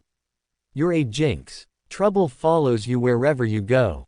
When they had originally left Sliros Island, their team still had an entire ship and over a dozen crew members. During this time, they had been hiding, but were still discovered by the Iron and Blood Cross Order, and in the end, only the two of them escaped.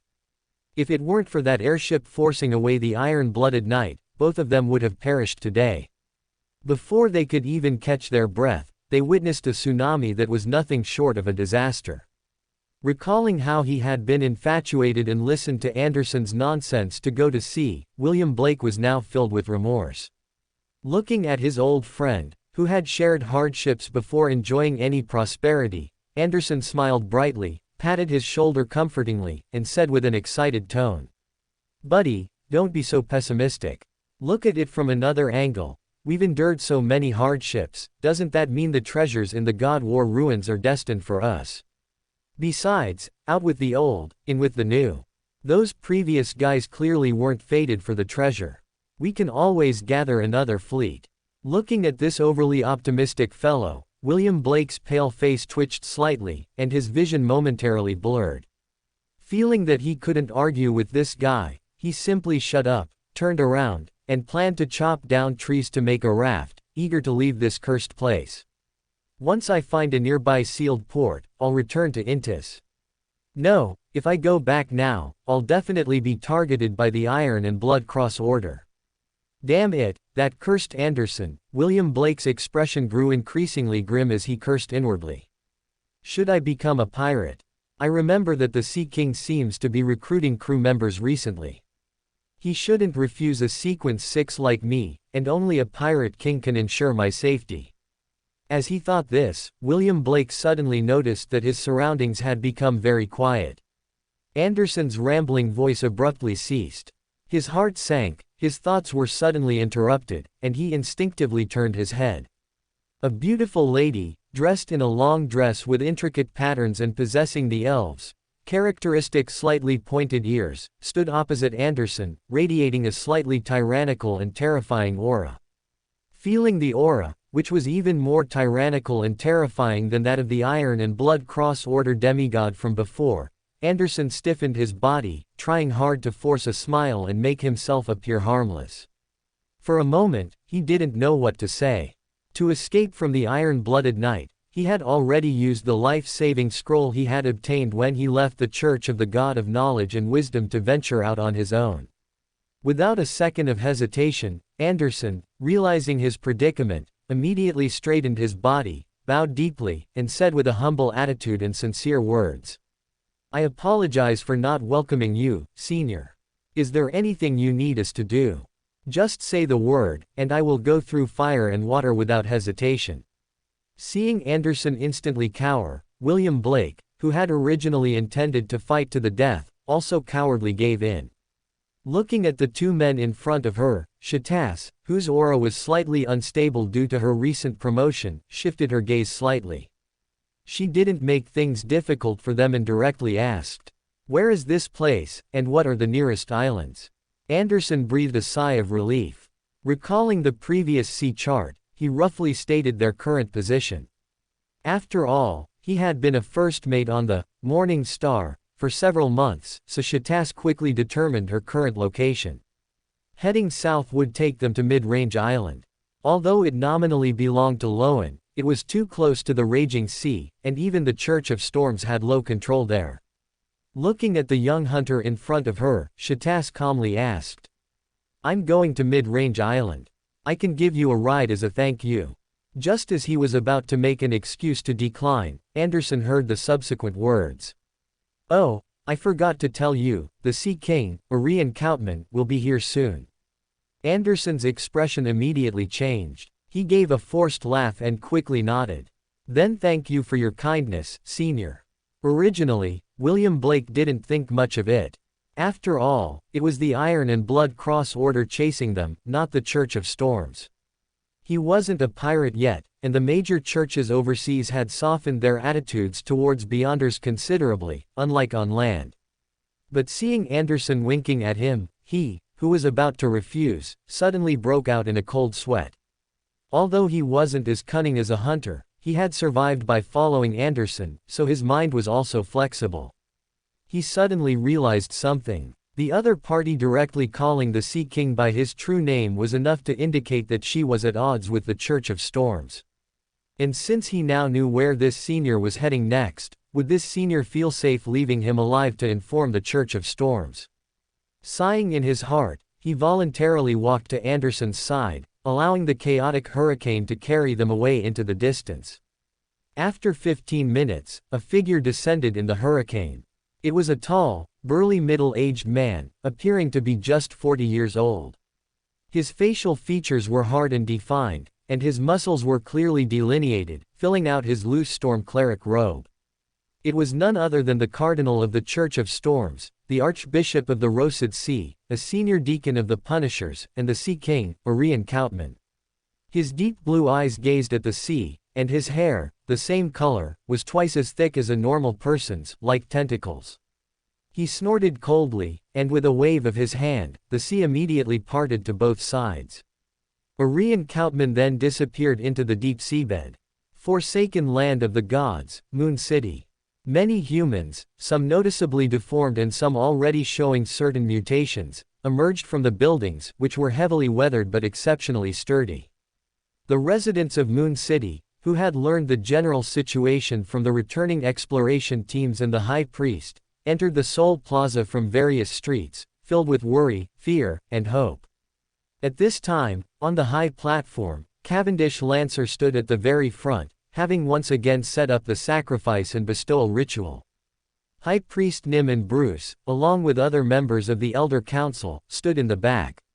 Watching the residents of Moon City below the platform gather in an orderly manner according to their respective areas, Cavendish Lancer spoke gently. "I will pray for divine favor again. Can you confirm once more if all residents of Moon City have arrived?" Listening to the whispers below, Nim's gaze swept over the deformed faces, and he nodded heavily. Aaron, above the dark golden mist, watched the prayer scene, scanning it with his true sight, finding no signs of parasitism. However, this only ruled out shallow parasitism. If it was deep parasitism, it wouldn't be observable like this. This was also why he was willing to show Moon City another miracle. It could quickly harvest Moon City's faith and, by giving them the opportunity to open their minds and receive purification, observe whether there were any abnormalities in the spiritual bodies of Moon City's residents. As the dark golden mist boiled, the domain of chasing light reappeared and enveloped Moon City. This city, which had been submerged in darkness for 3,722 years, finally saw light again.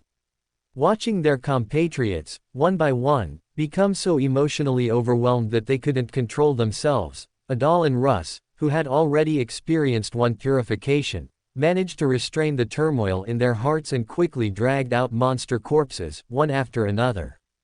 They sprinkled the mushrooms gifted by the divine envoy, watching various types of mushrooms grow rapidly and cover different parts of the monster corpses. Adal and Russ used sharpened wooden skewers to string the mushrooms and placed them over the bonfire. Cavendish Lancer, having received a positive reply from the Lord of Order, breathed a sigh of relief. His figure gradually solidified. What had been on the high platform earlier was merely his historical void image. If Eamon truly had a clone hidden in Moon City, he had ample means to deal with it. Fortunately, the worst-case scenario did not occur. Respectfully concluding the ritual, Cavendish Lancer walked to the bonfire, picked up a skewer of roasted mushrooms, and began to chew them in front of all the residents of Moon City. Smelling the enticing aroma of food in the air, the residents of Moon City, gradually emerging from their own emotions, instinctively swallowed their saliva, experiencing a strong, uncontrollable appetite they had never felt before.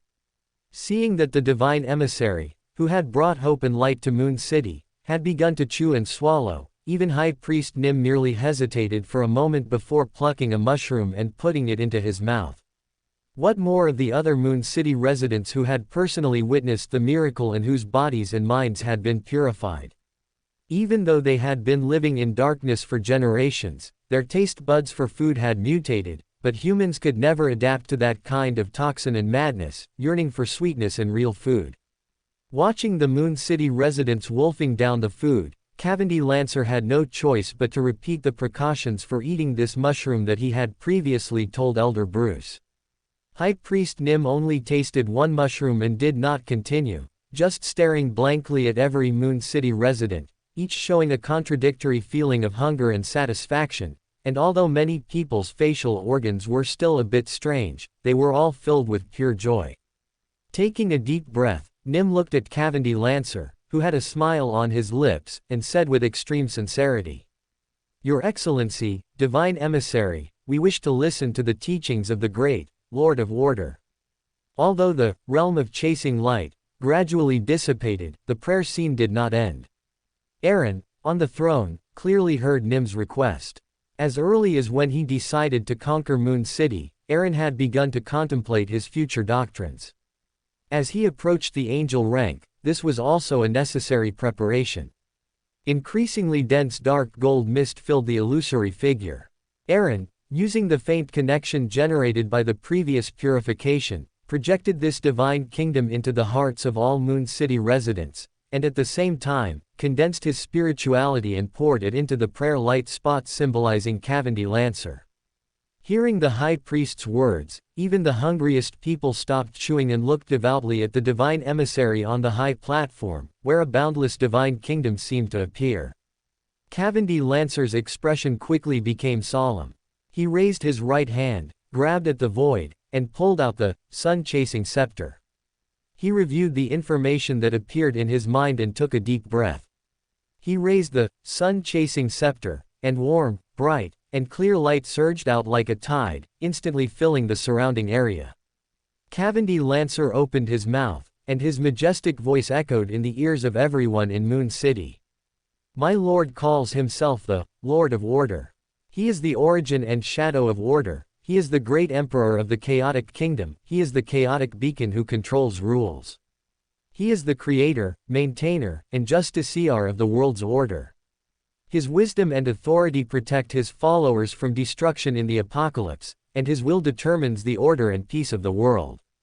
Every follower in the divine kingdom is a child of the Lord. Order and law are the embodiment of the Lord's will. Any act that violates the sacred order is a betrayal of the divine will.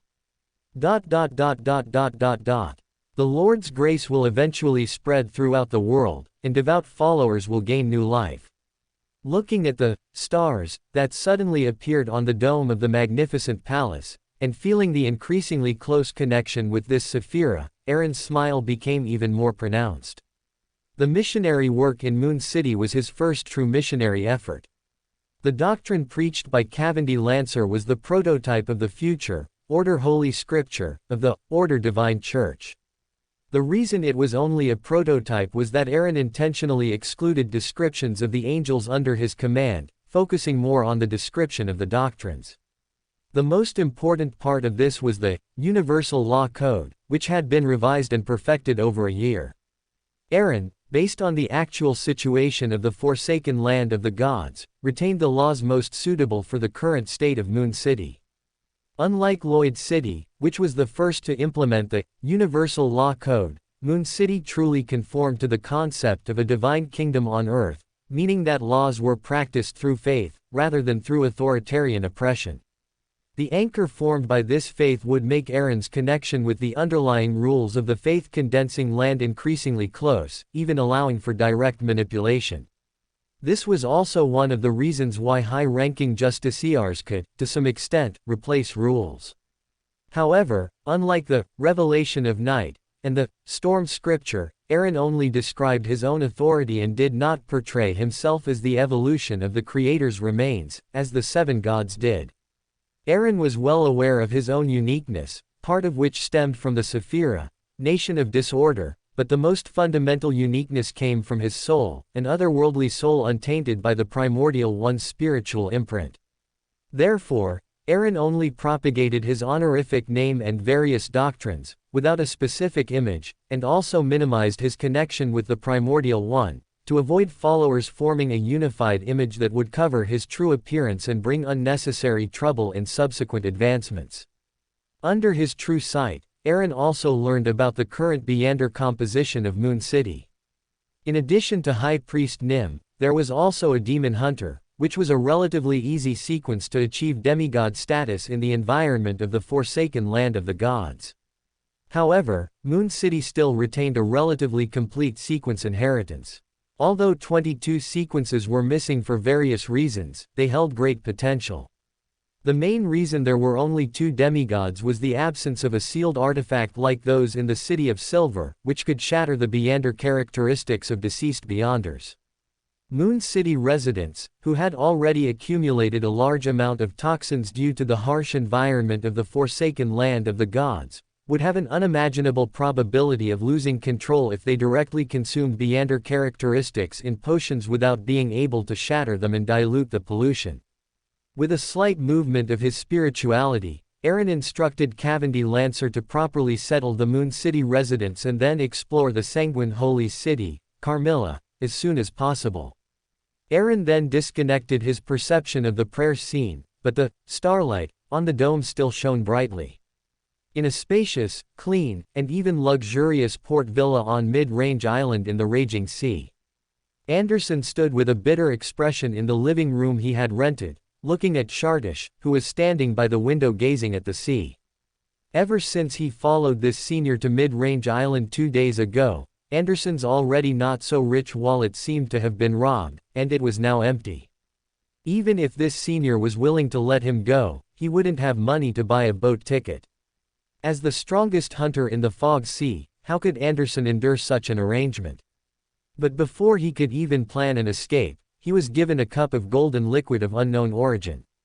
William Blake, on the other hand, seemed to relish it, perhaps thinking that even a mysterious powerful individual of unknown origin was far more reliable than Anderson. Repeatedly brainwashing himself with Russell's invention of, a hero doesn't suffer immediate losses, just as Anderson was about to temporarily abandon the integrity of the strongest hunter in the Fog Sea and probe the intentions of this elf powerhouse, a hunter's intuition made his hair stand on end.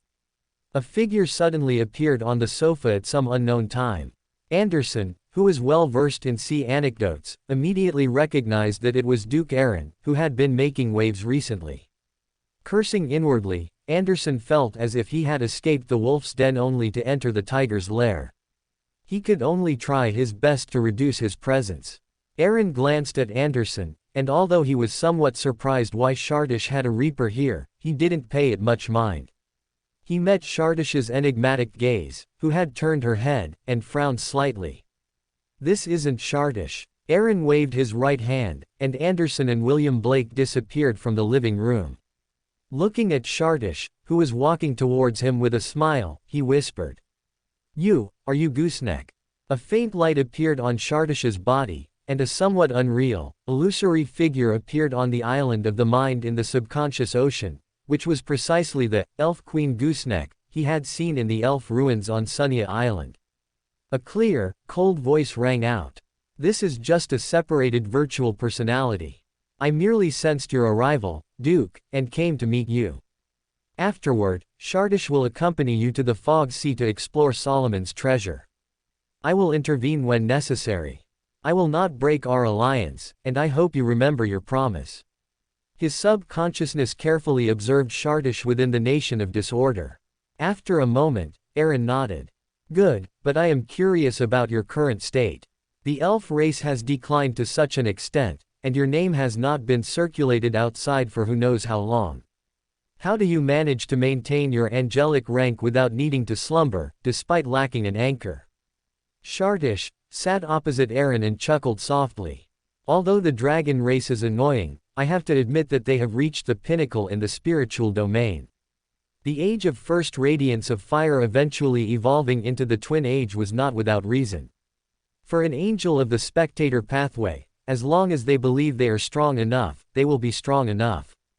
Although I am not a discerner, I have still herded a characteristic. Herding a virtual personality implanted within the characteristic can indeed replicate corresponding abilities. As long as I believe the former anchor is still there, my state can remain in a roughly balanced state, though there are also many flaws. Herding oneself." Aaron's mouth twitched slightly, but he knew very well that Gooseneck was only revealing a part of the situation, just enough truth to be a lie. How could a profane presbyter in poor condition perfectly herd an angel characteristic of the same rank? That kind of ability, similar to the visionary's prerequisite authority, couldn't possibly be without limitations. A Sequence 2 discerner couldn't simply believe they were strong enough to defeat a true god and actually do so. The limitations and hidden tricks involved were completely unmentioned. However, none of this was important at the moment. At least for now and the foreseeable future, both sides had relatively clear common interests. As the cooperation progressed, these secrets would eventually be revealed one by one. Instead, Gooseneck's description of the spectator pathway's high-sequence abilities made Aaron's imagination run wild. The dragon of imagination, Ankwelt, had not completely perished. The secondary personality, contaminated by the Chaos Sea, was located in the City of Miracles, Levahid, in the deepest part of the subconscious ocean within Grossel's travels. If Grossel's travels and 008 were to meet, and Ankwelt, resurrected at the Sequence 1 level, combined with such a visionary prerequisite ability, he might indeed directly possess the strength of a king of angels. After all, he was a genuine sequence 0 before. Having once possessed something is always easier to achieve than imagining it out of thin air. Unfortunately, the ancient sun god also coveted the visionary's uniqueness, and Adam's appearance effectively nailed Anquelt's coffin shut. A majestic ancient god, finally forced to endure flaws and revive on the ancient mind dragon, Arahorg. After a sigh, Eren didn't intend to cause trouble for Adam. If it weren't for the subsequent impact of revealing his identity, Eren believed that with Adam's current rank, a mere thought of the former ancient sun god could at least temporarily grant him abilities comparable to a true god. Such a monster, with only divinity remaining, was only suitable for equivalent exchange. Threats, on the other hand, could lead to a backlash. Looking at the smiling Shardish, Eren suddenly asked with some curiosity. Do you, or the Elf King, know the true identity of the nightmare dragon, Alzuhad? The smile disappeared, and Shardish snorted softly. I didn't know before, but the moment I perished, I guessed some possibilities. After all, that wasn't power that a sequence one could unleash. Eren raised an eyebrow, faintly guessing something, but he did not continue with this question that might bring back some unpleasant memories. He said to lighten the atmosphere. Then I wish us a smooth cooperation. Also, why do you have two mid-sequence beyonders here? She chuckled softly without responding. The illusory light on Shardish, that was only visible under true sight instantly dimmed. Looking at the elf lady who stood up from the sofa somewhat flustered, Eren had no choice but to ask the latter half of the question again. Your Grace, these two are being hunted by a demigod from the Iron and Blood Cross Order. I think this will be an opportunity to hunt a demigod. As Gooseneck had deliberately shielded her, Shardish didn't know what had happened before, so she carefully explained. A Reaper being hunted by the Iron and Blood Cross Order. It couldn't be such a coincidence. Eren subconsciously asked, is one of them a guy named Anderson? Looking at Shardish, who was surprised but quickly nodded, Eren stroked his chin. A demigod from the Iron and Blood Cross Order, indeed very tempting. Not only because of that demigod Beander characteristic, but even his death itself could become the ritual for Bear Baylor to advance to Sequence 3 Silver Knight. After all, the outside world was not comparable to the forsaken land of the gods. Any demigod would have some background, and it was by no means easy to hunt 6 powerful demigod-level creatures. Including the Frost Dragon, the Undying King Agalito, and the Saint of Darkness Leomaster, there were only 3. Eren had originally planned to use the Abraham family's Grade 1 sealed artifact, the Demonic Oil Painting, to release the completely insane, instinct-driven demigod-level creatures within it, to complete the ritual for his loyal followers. What truly prompted Eren to kill was the Iron and Blood Cross Order behind that demigod. Their shared mastery of the Red Priest pathway determined their antagonism. Even if such core members certainly had some anti-divination measures, with the rank of the Nation of Disorder, as long as the speed was fast enough, forced spirit communication could still reveal many internal secrets, which would clear obstacles for future actions. Looking at Shardish, who was already a cataclysmic enterer, Eren nodded with satisfaction and said, all right, I will have Bear Baylor rush over as soon as possible. Once everything is ready, the bait can be cast. In the utility room on the other side of the villa, Anderson, who had been casually banished there by Eren, sat obediently on the ground, but his expression was somewhat melancholic. It's a pity I was born at the wrong time. The name of the strongest hunter in the Fog Sea hasn't resounded throughout the world yet. It seems even heaven is jealous of my talent. William Black glanced at the sighing Anderson, having no intention of comforting him. Instead, he mentally counted down 3 seconds. Before he even reached 0, he heard the familiar voice speak again. Speaking of which, that Duke and this elf wouldn't. His melancholic expression had already been replaced by a mischievous grin, but his words cut off abruptly before he could finish. Anderson's face gradually flushed, his tongue lolling out, and foam forming at his mouth. No Zuo no die. William Black hastily distanced himself from this loose-tongued fellow. Just as Anderson was about to collapse, the invisible force finally dissipated. Aaron's figure appeared, with shadows following behind him. Huff, huff. The strongest hunter in the fog sea gasped for air, bending over and dry heaving. Always playing the provoker, you truly have talent. However, against powerhouses you can't resist, I advise you to rein it in. Aaron calmly commented, glancing at Anderson, who had not yet fully recovered. The hunter's robust physique allowed Anderson to recover quickly. After the recent lesson, he was much more subdued, giving a dry chuckle and saying, "All right, I'll bear your teachings in mind. Do you have any instructions for me? The strongest hunter in the fog sea is at your command." Quite perceptive, Aaron said, looking at Anderson. "I heard from shadows that you two are being hunted by the Iron and Blood Cross Order." Anderson's eyes darted around, and his tone immediately became agitated, as if he had suffered a great injustice. He quickly accused, "In Intis, I was coerced into joining them.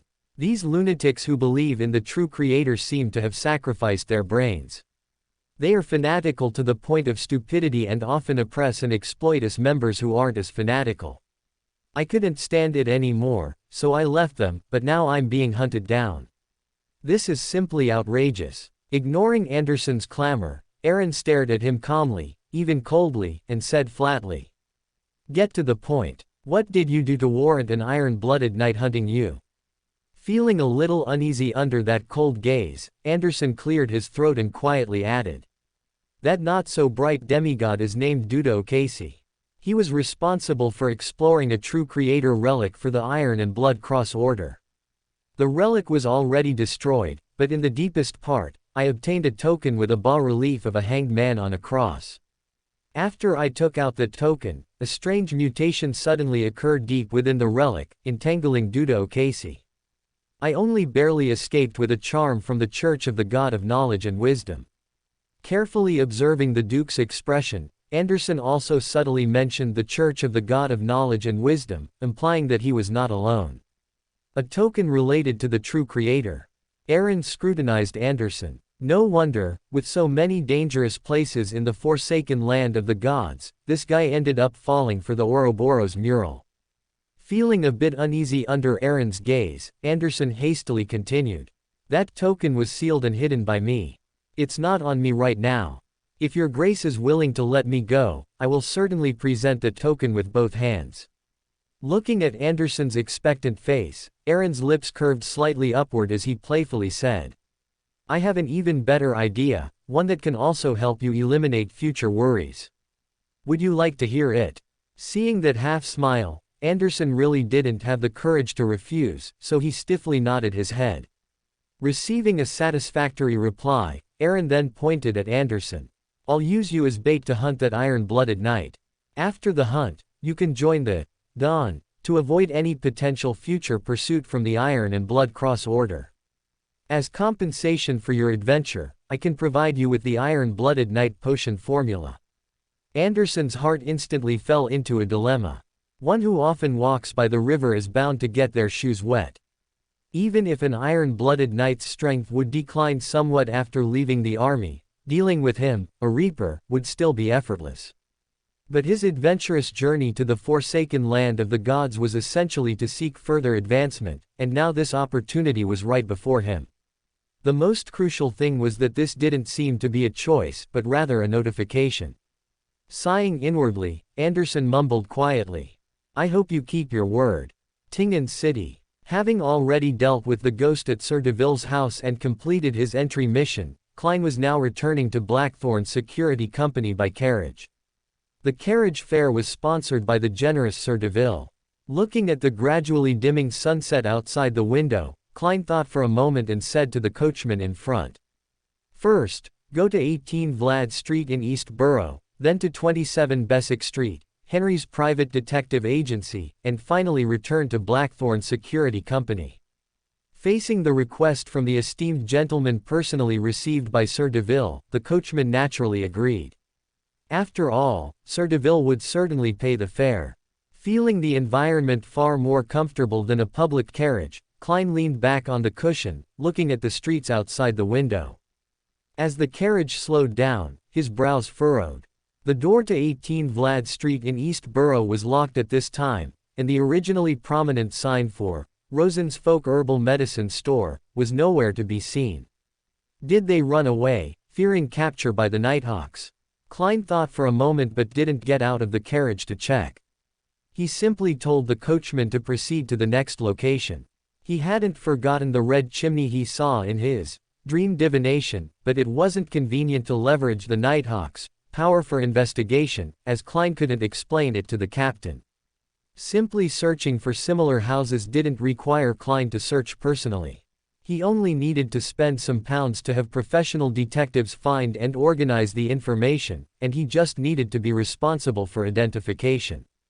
The carriage slowly stopped on Bessick Street. After giving instructions to the coachman, Klein put on his mask, pulled down his top hat, and walked up the stairs to the agency on the second floor. This was his second time here. Last week, he had spent a full £7. This time, he was making a detour to see if his pounds had been well spent. Thump, thump, thump. He knocked on the half-open door. "Come in." A voice, as if containing old phlegm, came out. Klein, holding his cane, pushed the door open and saw Detective Henry in a white shirt and black waistcoat. He spoke concisely. "I'd like to see how my commission from last week is progressing. Have you found houses with red chimneys?" Upon hearing this slightly strange request, Henry instantly remembered this employer. He cleared his throat and said, "The Red Chimney Commission is still ongoing. You should know that there are quite a few similar buildings in Tingen City. Of course, if you can provide other clues, things would be simpler." To prevent this sensitive detective from remembering his features, Klein chuckled hoarsely. "If I had other clues, I wouldn't have commissioned you." To be honest, the previous divination above the gray fog made him pessimistic about the outcome, because the manipulator behind the scenes had clearly detected his prying and even interfered, so they definitely had ample time to move their hiding place. Therefore, he only hoped to find further clues from the relevant tenant information. Hearing the employer's displeasure, Henry smiled, no longer probing, and took out a thick stack of documents from the cubicle, explaining, "These are some of the house and tenant information my detectives collected last week. We were discreet enough, please trust our professionalism." Klein briefly scanned the report in his hand, which included photos, then nodded slightly and left the agency. In the steady carriage, Klein carefully opened the investigation report. He planned to first find the houses where tenants had changed after he divined the red chimney. "Sir, Blackthorn Security Company has arrived." The clatter of hooves stopped, and the coachman's voice came. Klein put away the half-read documents, picked up his cane and top hat, and slowly stepped out of the carriage. "The remaining information can be organized tonight. After finding the problematic houses, we can investigate them on site one by one. After all, I saw that red chimney in my dream divination, and I saw parts of that house. As long as I encounter it again in reality, I will definitely feel a spiritual familiarity, thereby confirming the target." Klein walked and thought, planning to avoid the Seer Club for the next few days and first investigate the suspicious houses he had. As for whether such an action was dangerous, he didn't need divination to get the answer. Since there was a change of tenants, it indicated that the mastermind who caused his fate to be discordant and always encounter coincidental events had already left. Looking at the gradually appearing crimson moon, Klein took a deep breath.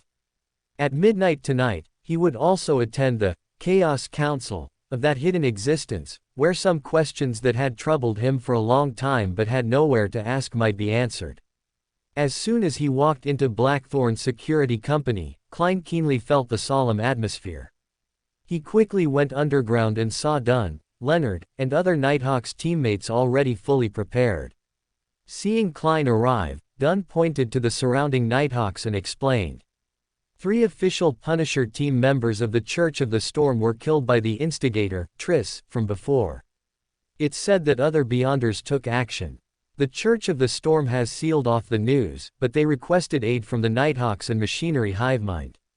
I've already assigned personnel. You haven't received professional training for this kind of thing, so you don't need to participate, but tonight you need to stand guard at Channy's gate for Leonard.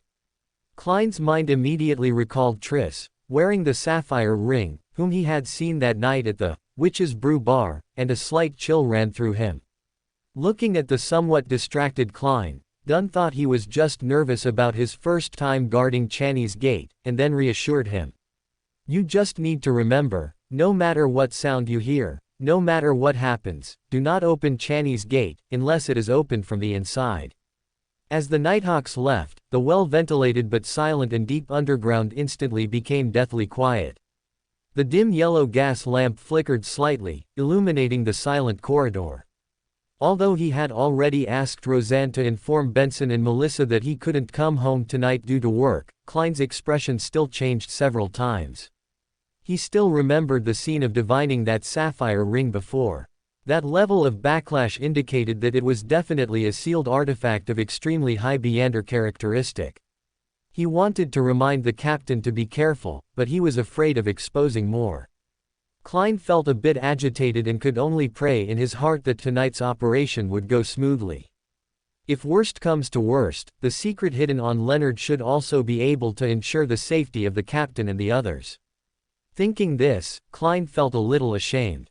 He diverted his attention by opening Detective Henry's investigation report and dedicating a small part of his mind to paying attention to the outside, guarding against anyone approaching Channy's gate.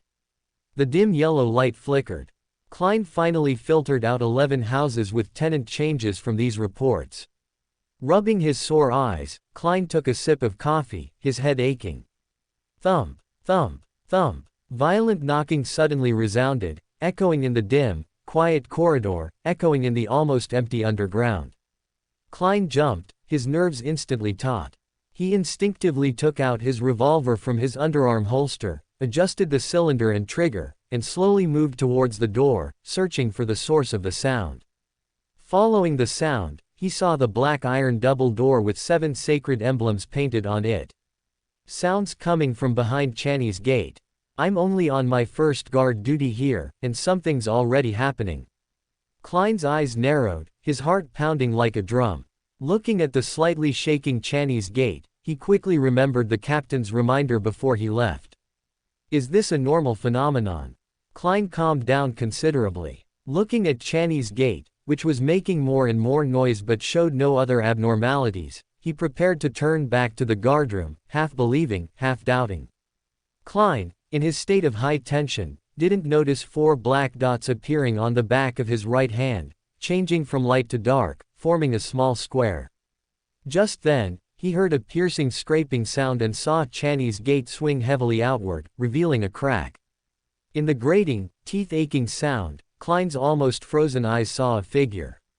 It was probably only as tall as an adult man's forearm, wearing a black, elegant miniature court dress, but the hem of the skirt had obvious stains. On its not-so-delicate face, its eyes were dark, and its mouth was tightly pressed. It was a cloth doll, a toy cloth doll. Almost at the instant Klein subconsciously raised his gun to aim, the cloth doll wearing the black court dress tightly and forcefully pressed against the open Channy's gate, unfolding the paper it held in its hand. The paper depicted numerous hidden symbols, some Klein recognized, and some he had not yet mastered. Together, they formed a vertical eye. This is. Klein's pupils suddenly contracted. Before he could even think about what was happening, his vision was suddenly enveloped by a thick, dark golden mist. Klein only vaguely saw the court doll suddenly being forcefully pulled back behind Channy's gate by an invisible force. His consciousness wavered for a moment, and then he found himself in a magnificent palace. Recalling the final scene in his mind, Klein couldn't help but break out in a cold sweat on his forehead, as he had already remembered what that puppet in the long black court dress was. As a formal member of the Nighthawks, he was already qualified to know about the sealed artifact of sequence 3 feet behind the Channy's gate in Tingen City. Number 0625, Calamity Puppet. He had seen the symbol displayed by the Calamity Puppet before. It was revealed in the Antigonus family's notebook after he killed the tailcoat clown. This puppet shouldn't possess living characteristics. This attempt to break free from the seal is likely influenced by the notebook behind the door. What does the symbol that this puppet, or rather, that notebook, has repeatedly tried to convey to me represent? Clearly seeing the color of Klein's emotions, Aaron, sitting in the envoy's seat, stroked his chin. Although he was curious about what had happened, there were more important things to do now. In the deepest part of the magnificent palace, the figure shrouded in dark gold mist slowly raised his hand, and an incomplete version of the Holy Scripture of Order appeared in the minds of all Chaos Council members. This is a long-term task for everyone. Under the premise of confirming safety, discreetly propagate the doctrine. This will accelerate my recovery.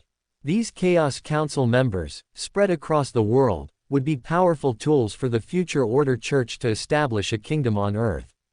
Propagating the doctrine and offering some potion formulas and materials for the spread of faith were acceptable. Flipping through the information in her mind, Louise Siles looked a little moved. This great existence, who had a hidden connection with the Primordial One, was finally going to spread faith and influence the real world. More than a week ago, she had already met her grandfather, Count Mistral, who had returned from the ancestral land. More precisely, he should now be called Marquis Mistral. After being promoted to Sequence 3 and becoming a true high-level member of the Sanguine, Marquis Mistral also relayed the events to Louise, making Louise even more awestruck by this hidden existence. She immediately stood up and bowed to the indescribable figure on the throne. "As you command, Great Lord of Order." Klein suddenly woke up and bowed along with the others. Although he was worried about his body left outside the Chinese gate, he could only suppress it for now.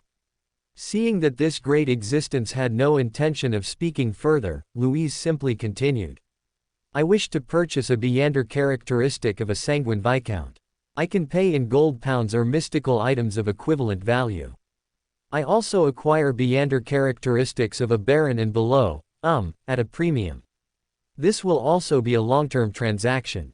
If there are relevant clues, I can also pay a reward after verifying their validity." Except for Klein, who had only attended the Chaos Council once, the other members knew that Louise's true identity was Pirate General, Admiral of the Moon, and also a Sanguine Viscount. They all speculated that this should be the intention of the Sanguine behind her and kept it in mind regarding this matter. Mobit, however, looked slightly moved and responded with interest. "I have a sealed artifact formed from a Sanguine Viscount Beander characteristic. I don't need gold pounds, I only want to exchange it for a Dream Stealer Beander characteristic or a corresponding sealed artifact. If not, a marionettist or traveler can also substitute. That sealed artifact was naturally obtained by parasitizing Odinson Casti." The old man had already told him the method of parasitizing sealed artifacts. To minimize risks, Mobit only planned to exchange for Sequence 5 level items from adjacent pathways. At the same time, Sharon's clear voice rang out. "I have one. I'll exchange it for a Wraith Beander characteristic. If it's a sealed artifact, I hope the Sanguine can help me crush it beforehand." This came from a manufactured vampire who had joined the Rose School of Thought. After Klein became a formal member, he read internal Nighthawk's texts of a higher security clearance, knowing that the so-called Sanguine Viscount was actually a designation for Sequence 5. The highest a bishop in a non-core diocese of the Church of the Evernight could reach was Sequence 5, or even lower. Klein's heart pounded, already knowing what a Beander characteristic meant. Louise was quite surprised and continued. "I am willing to acquire both. However, the Beander characteristics you desire will require some time. I will do my best to meet your needs." Politely waiting for the transaction to end, Frank scratched his head. He first thanked Mr. Envoy for providing the Druid potion formula, then looked at all the members and said with anticipation. "I wish to purchase, accurately speaking, to rent a ghost ship.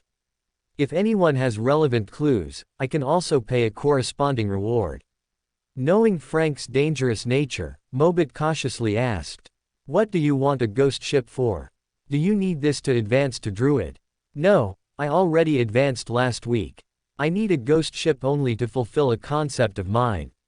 Frank answered seriously, not minding the somewhat strange looks from others, and then added, "I want to study how life is conceived and how souls are produced.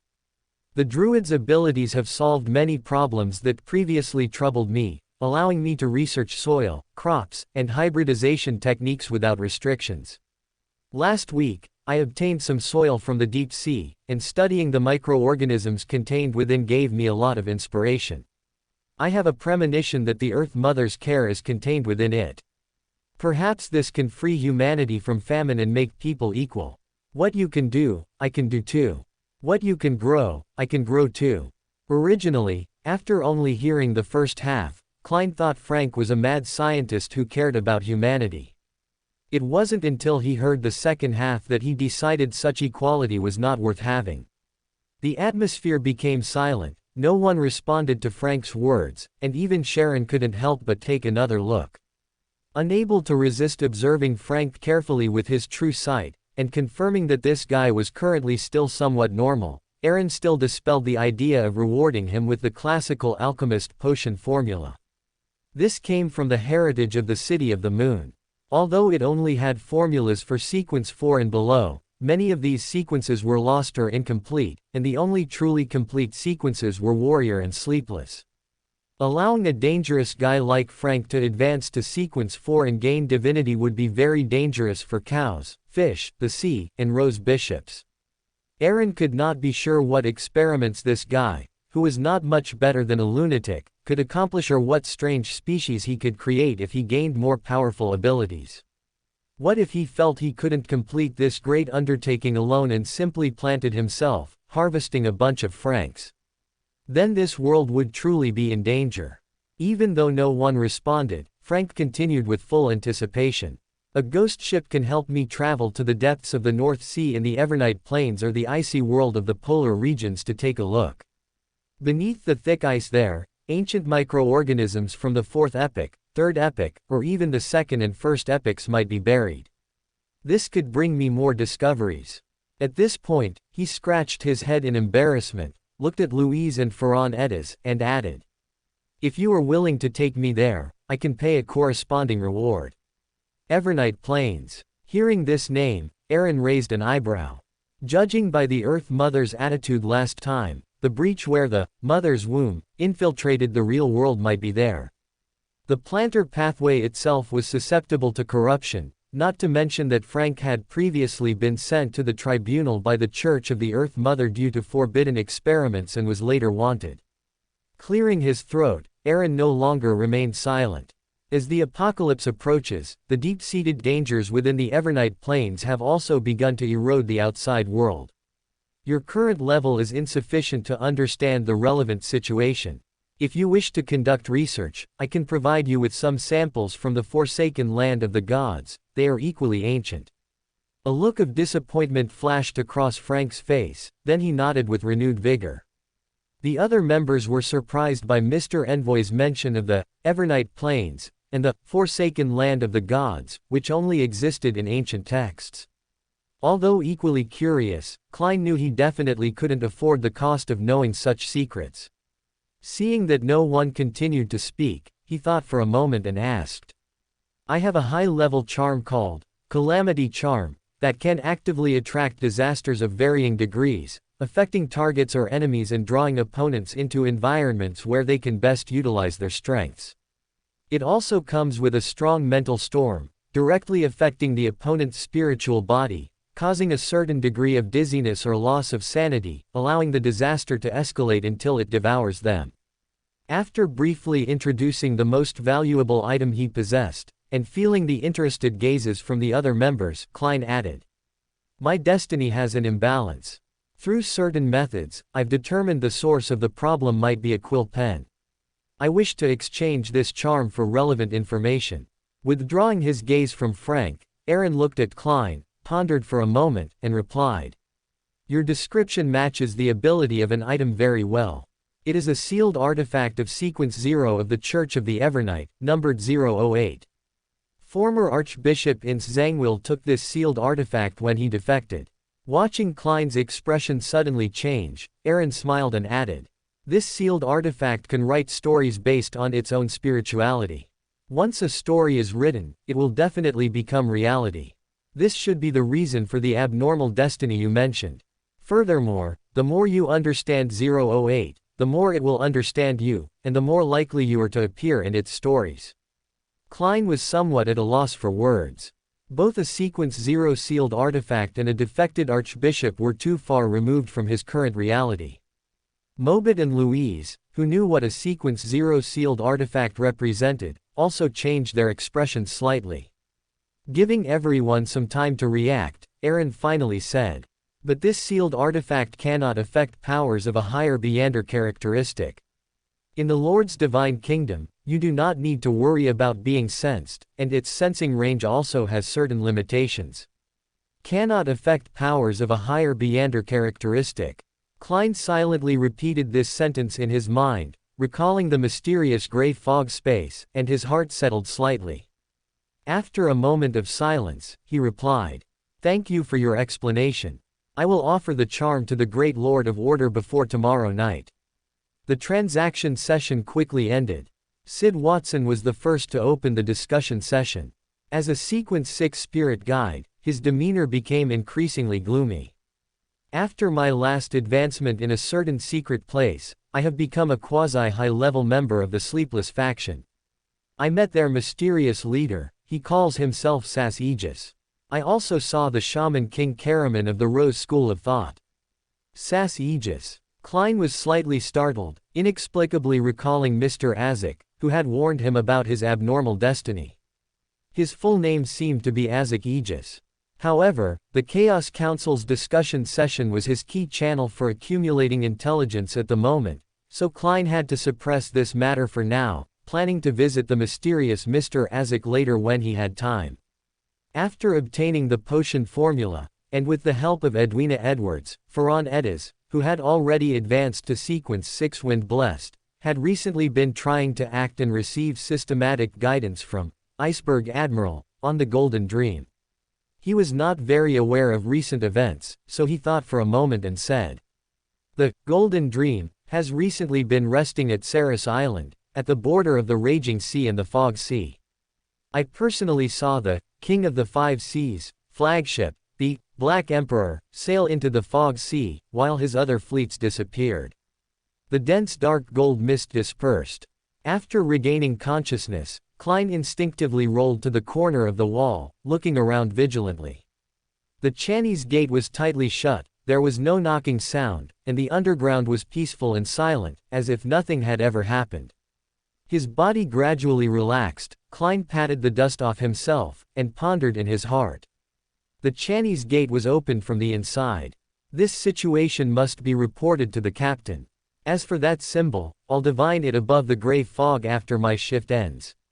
Having made up his mind, Klein immediately returned to the duty room, but he had no mind to read the documents on the table, feeling somewhat negative in his heart. Stories that are written become reality. So, is my current investigation also part of a story? The defected archbishop. Unfortunately, I cannot reasonably explain the source of the intelligence. I can only take it one step at a time. On the outskirts of Tingen, a dark gold badge engraved with the symbol of the sun emanated a warm, pure glow. The ice crystals burning with black flames melted inch by inch, but the target had already vanished. The Nighthawks, Punishers, and Machinery Hivemind members looked at each other. On the south bank of the Hoy River, moonlight filtered through the branches. A woman in a pure white sacred robe, with her back to the scarred Trissa, smiled. Suffering is the way to approach the Primordial One. Only by drawing closer to the Primordial One can we achieve sanctification, become stronger, gain salvation, and escape the final apocalypse. Do not interfere with matters in Tingen. Go to Backland as soon as possible, that is where you belong. The burning wound on her abdomen strangely wriggled, and black threads penetrated it, repairing it in an instant.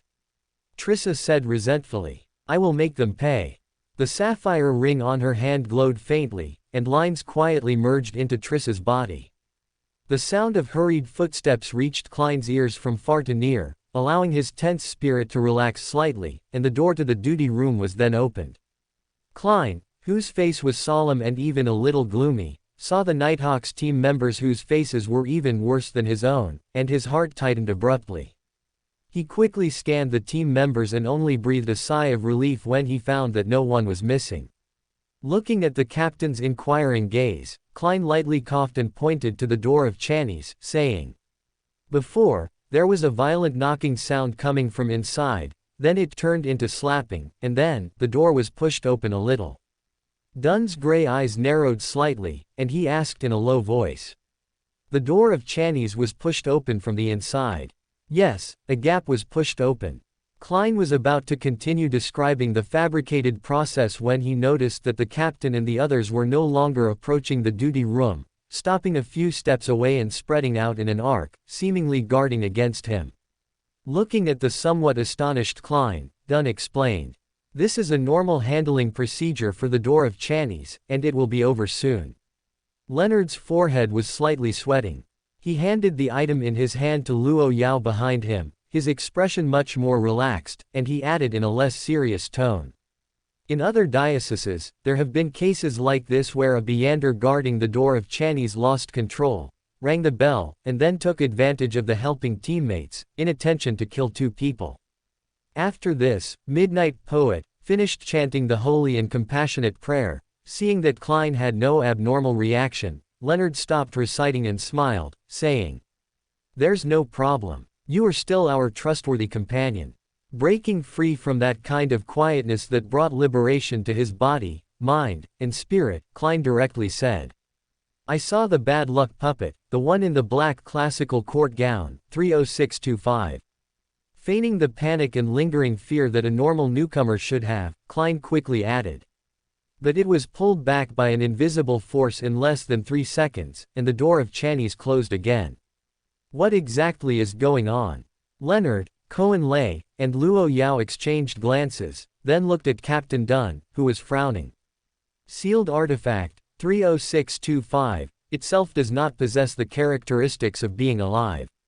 This has been confirmed by the Church's Archbishop. Therefore, its behavior today must be due to the influence of other factors, and these factors must have appeared recently, otherwise it would have shown us this side of it long ago.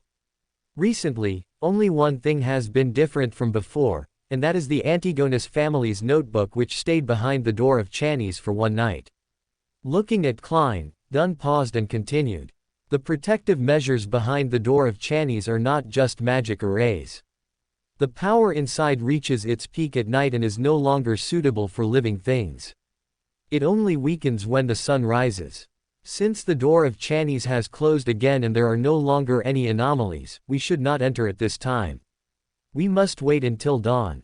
Klein nodded slightly, looking at the sun being passed among the Nighthawks. He had some guesses in his heart but still asked, "Captain, did you catch the instigator, Triss, this time?" Dun pinched his temple and shook his head, looking a little tired. "No, the Storm Church's sealed artifact even injured her, but unfortunately, someone blocked us in the end. Although he didn't show his face, he was at least a bishop of a diocese, or even an archbishop-level powerhouse." As he spoke, he pointed to the badge, which was dark gold in color and engraved with the symbol of the sun, that had been passed from Luo Yao's hand. Klein instinctively caught it, feeling a warm current pour into his body. However, this warm current quickly became scorching, as if flames were burning inside his body. Cold sweat gradually appeared on Klein's forehead, and he became like the other Nighthawks. At this moment, he finally understood his teammates' pain. Dun, who had walked into the duty room with the other Nighthawks, took the sealed artifact, 30782, the mutated sun sacred emblem, from Klein's hand and explained. This sealed artifact was slightly stimulated and became a bit agitated. Although the sacred emblem's purifying power helped us escape the trap, its negative effects also became unbearable. A sequence 9 like you will feel pain if you hold it for more than 3 minutes, and if you hold it for more than 10 minutes, you will become an idiot who only knows how to praise the sun. The sealing power behind the door of Channy's should be able to calm this sacred emblem down, but this also needs to wait until tomorrow. Tonight, we will take turns holding this sealed artifact. Don't overexert yourselves, this may affect your mental state." Feeling a little surprised, Klein pondered for a moment, then pointed at the mutated sun sacred emblem in Dun's hand and asked, Its number is only 30782. Can a sealed artifact of this level contend against a bishop or even stronger powerhouses? Dunn slowly shook his head and patiently explained. No, it's for breaking out of a siege, not for contention. The person who secretly attacked only wanted to save Triss and had no intention of killing us. In addition, the numbering of sealed artifacts is evaluated based on factors such as danger level and sealing difficulty.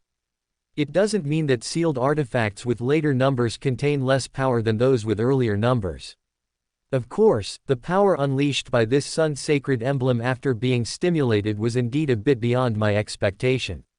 I will explain the situation to the church later. In the forsaken land of the gods, on the high platform of Moon City, there were currently various monster leathers and Beander characteristics of varying quantities and states, with the lowest being at least mid-sequence. This was also the accumulation of Moon City over thousands of years. Besides a small number of demigod Beander characteristics that could temporarily be used as 1. Class sealed artifacts, Moon City possessed 5. 1. Class sealed artifacts and a large number of potion formulas. Cavendish Lanther stood aside, watching the high priest Nim devoutly arrange the sacrificial and bestowal ceremony, praying to the great Lord of Order to purify the sealed artifacts. Those monster leathers and mid-sequence level sealed artifacts, which were extremely precious in the outside world, were offerings from Moon City to this god who saved them. After the Chaos Council, Aaron did not leave the Nation of Disorder. He watched a certain brightest star among the many stars on the palace dome suddenly expand. Manipulating his spirituality, he opened the door of sacrifice and bestowal, and a smile appeared on Aaron's face as he watched the sudden appearance of numerous materials. The number of Beyonders required to conquer territory and the number of Beyonders required to stabilize the rule of an area are completely on different levels. To establish his own official Beyonder force, these materials are the foundation for future endeavors. As an equivalent exchange, Aaron would help Moon City crush the corresponding Beyonder characteristics and sealed artifacts, helping several Moon City Sequence 5s who were in good condition and free of contamination to advance to demigod as soon as possible. The scepter of sun chasing, in his hand was slightly raised, and surging dark golden mist, wrapped in brilliant light, poured into the open door of sacrifice. Watching the 3 clusters of demigod Beyonder characteristics, emitting rich spirituality, quietly float, High Priest Nim respectfully ended the ritual and distributed them to the 3 elders of the Elder Council. Perhaps it wouldn't be long before Demon Hunter and Iron-Blooded Knight would appear in Moon City. Cavendish Lanther withdrew his gaze from Nim, who looked a little excited, and looked at the gray-white barrier outside Moon City that connected heaven and earth, saying calmly, "During this period, Moon City does not need to explore outwards. Just wait patiently and practice the Lord's teachings, and the Lord will lead you out of this cursed land. For the next period, I will leave Moon City. You can briefly contact me through this item, but there may be some range limitations. If you cannot contact me and the matter is urgent, you can directly pray to the great Lord of Order for help." A token with ancient and complex patterns condensed in his hand. This was made by Cavendish Lanther using a spirit worm, relying on his Sequence 3 ability to respond to prayers within a certain range. High Priest Nim devoutly accepted it. With those mushrooms, Moon City's food problem had been resolved. After truly receiving the blessing of a god, Moon City no longer needed to risk further exploration outwards. Having arranged Moon City's affairs, Cavendish Lanther carried his lantern and walked into the deep darkness outside.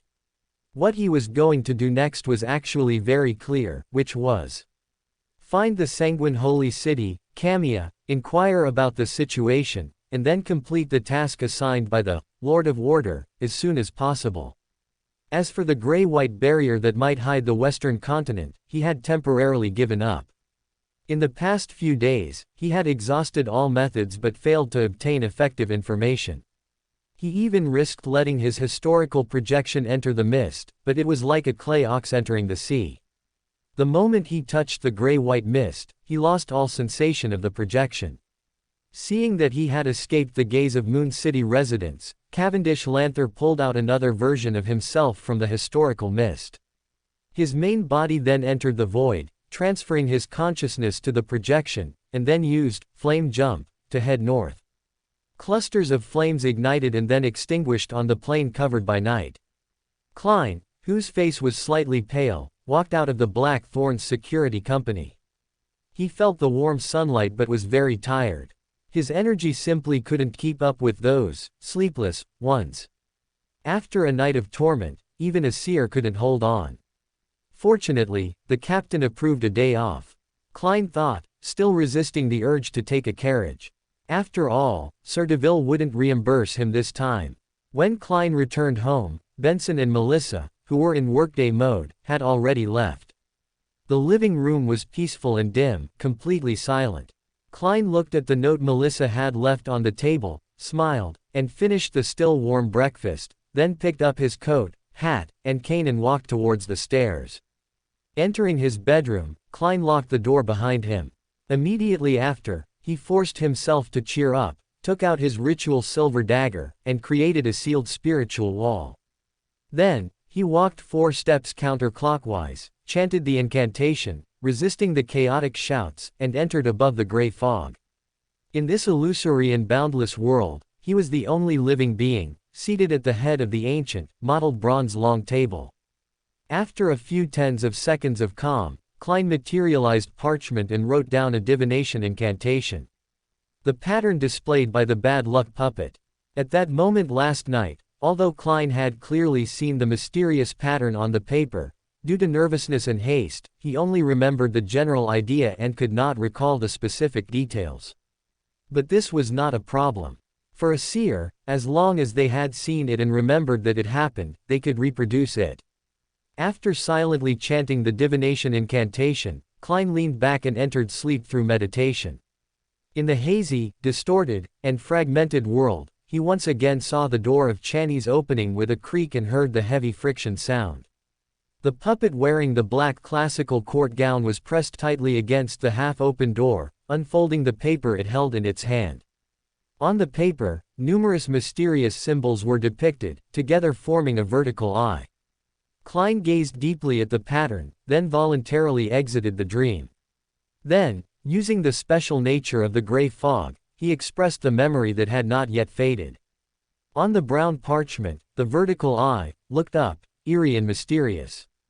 Klein thought for a moment and wrote below this eye. This is the key to the treasure left by the Antigonus family.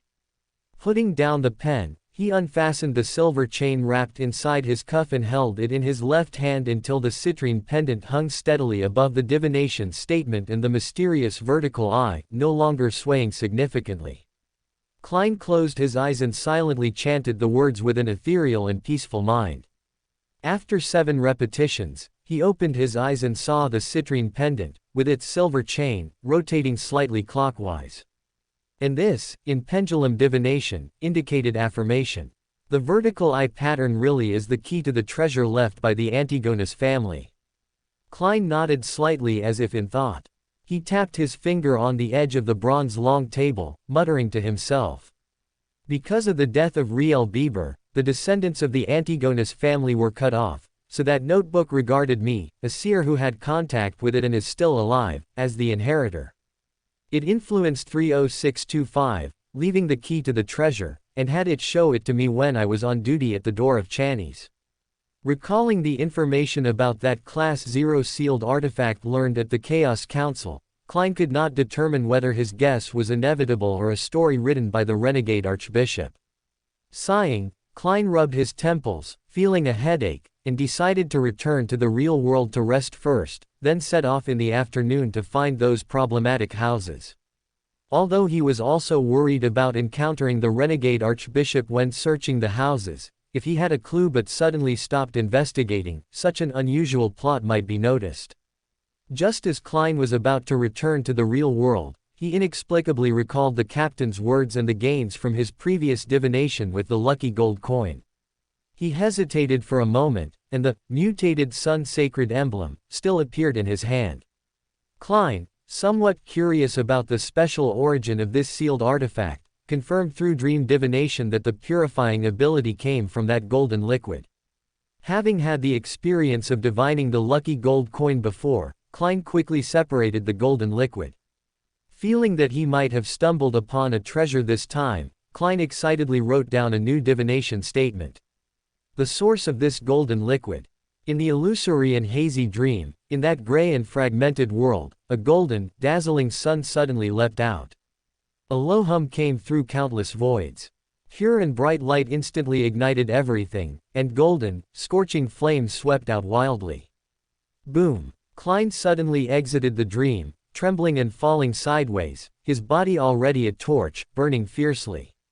Why? This is just a Class 3 sealed artifact. At this moment, his thoughts were completely chaotic, with only this one sentence echoing in his mind. Rumble. The mysterious space above the gray fog shook violently. The majestic palace collapsed inch by inch, and the ancient and mottled bronze long table was even smashed with pits and broken into several pieces. This terrifying change only lasted for 3 seconds, and then the gray fog returned to silence, as if nothing had happened. The golden flames on Klein's body also gradually extinguished. He rolled around, scorched black, screaming, until his ability to think gradually returned. He propped himself up on the armrest of the high-backed chair, struggling to stand, both terrified and bewildered by what had just happened. Klein gasped a few times, then looked up and around, discovering that the eternally unchanging majestic palace and ancient long table had both suffered damage, far exceeding the extent of damage from the lucky gold coin divination. This discovery, almost equivalent to the backlash received by the sapphire ring when divining Triss, made Klein's heart sink. If it weren't for this mysterious space above the gray fog blocking it, I probably wouldn't even have ashes left. Was that golden liquid divine blood? Did I just see the eternal blazing sun, or a powerful angel under his command? No, that was a sun. I feel it's more like the former. Oh my, did I just directly gaze upon a deity? Klein recovered slightly, letting the charred skin on his body peel off, but the more he thought about it, the more he felt lingering fear, thinking he had almost completely perished there. If what I spied on earlier was truly the eternal blazing sun, then, did that sapphire ring also represent a true god? Klein's figure had now returned to normal, no longer charred, but compared to before, it was a few shades dimmer and more illusory, and the thoughts in his mind were difficult to suppress. Everything I'm experiencing now, could it be arranged by 008? No, Mr. Favored One once said that 008 cannot affect beings of higher Beander characteristic than itself. If it can be suppressed and sealed by the Church, even a grade 0 sealed artifact cannot be higher than a true god. So that means, am I really just unlucky?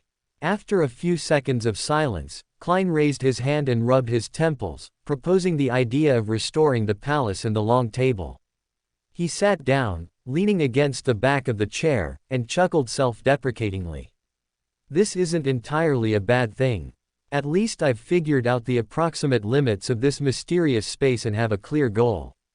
At the very least, an angel close to a deity should be able to fully leverage the power above the gray fog, right? Additionally, the Seer's Code must add another rule: do not casually divine matters that may involve high Beander characteristic beings. If he were to glimpse something that shouldn't be directly gazed upon, there would be no mysterious space in the outside world to shield him from most of the severe backlash, nor could he use it to conceal himself.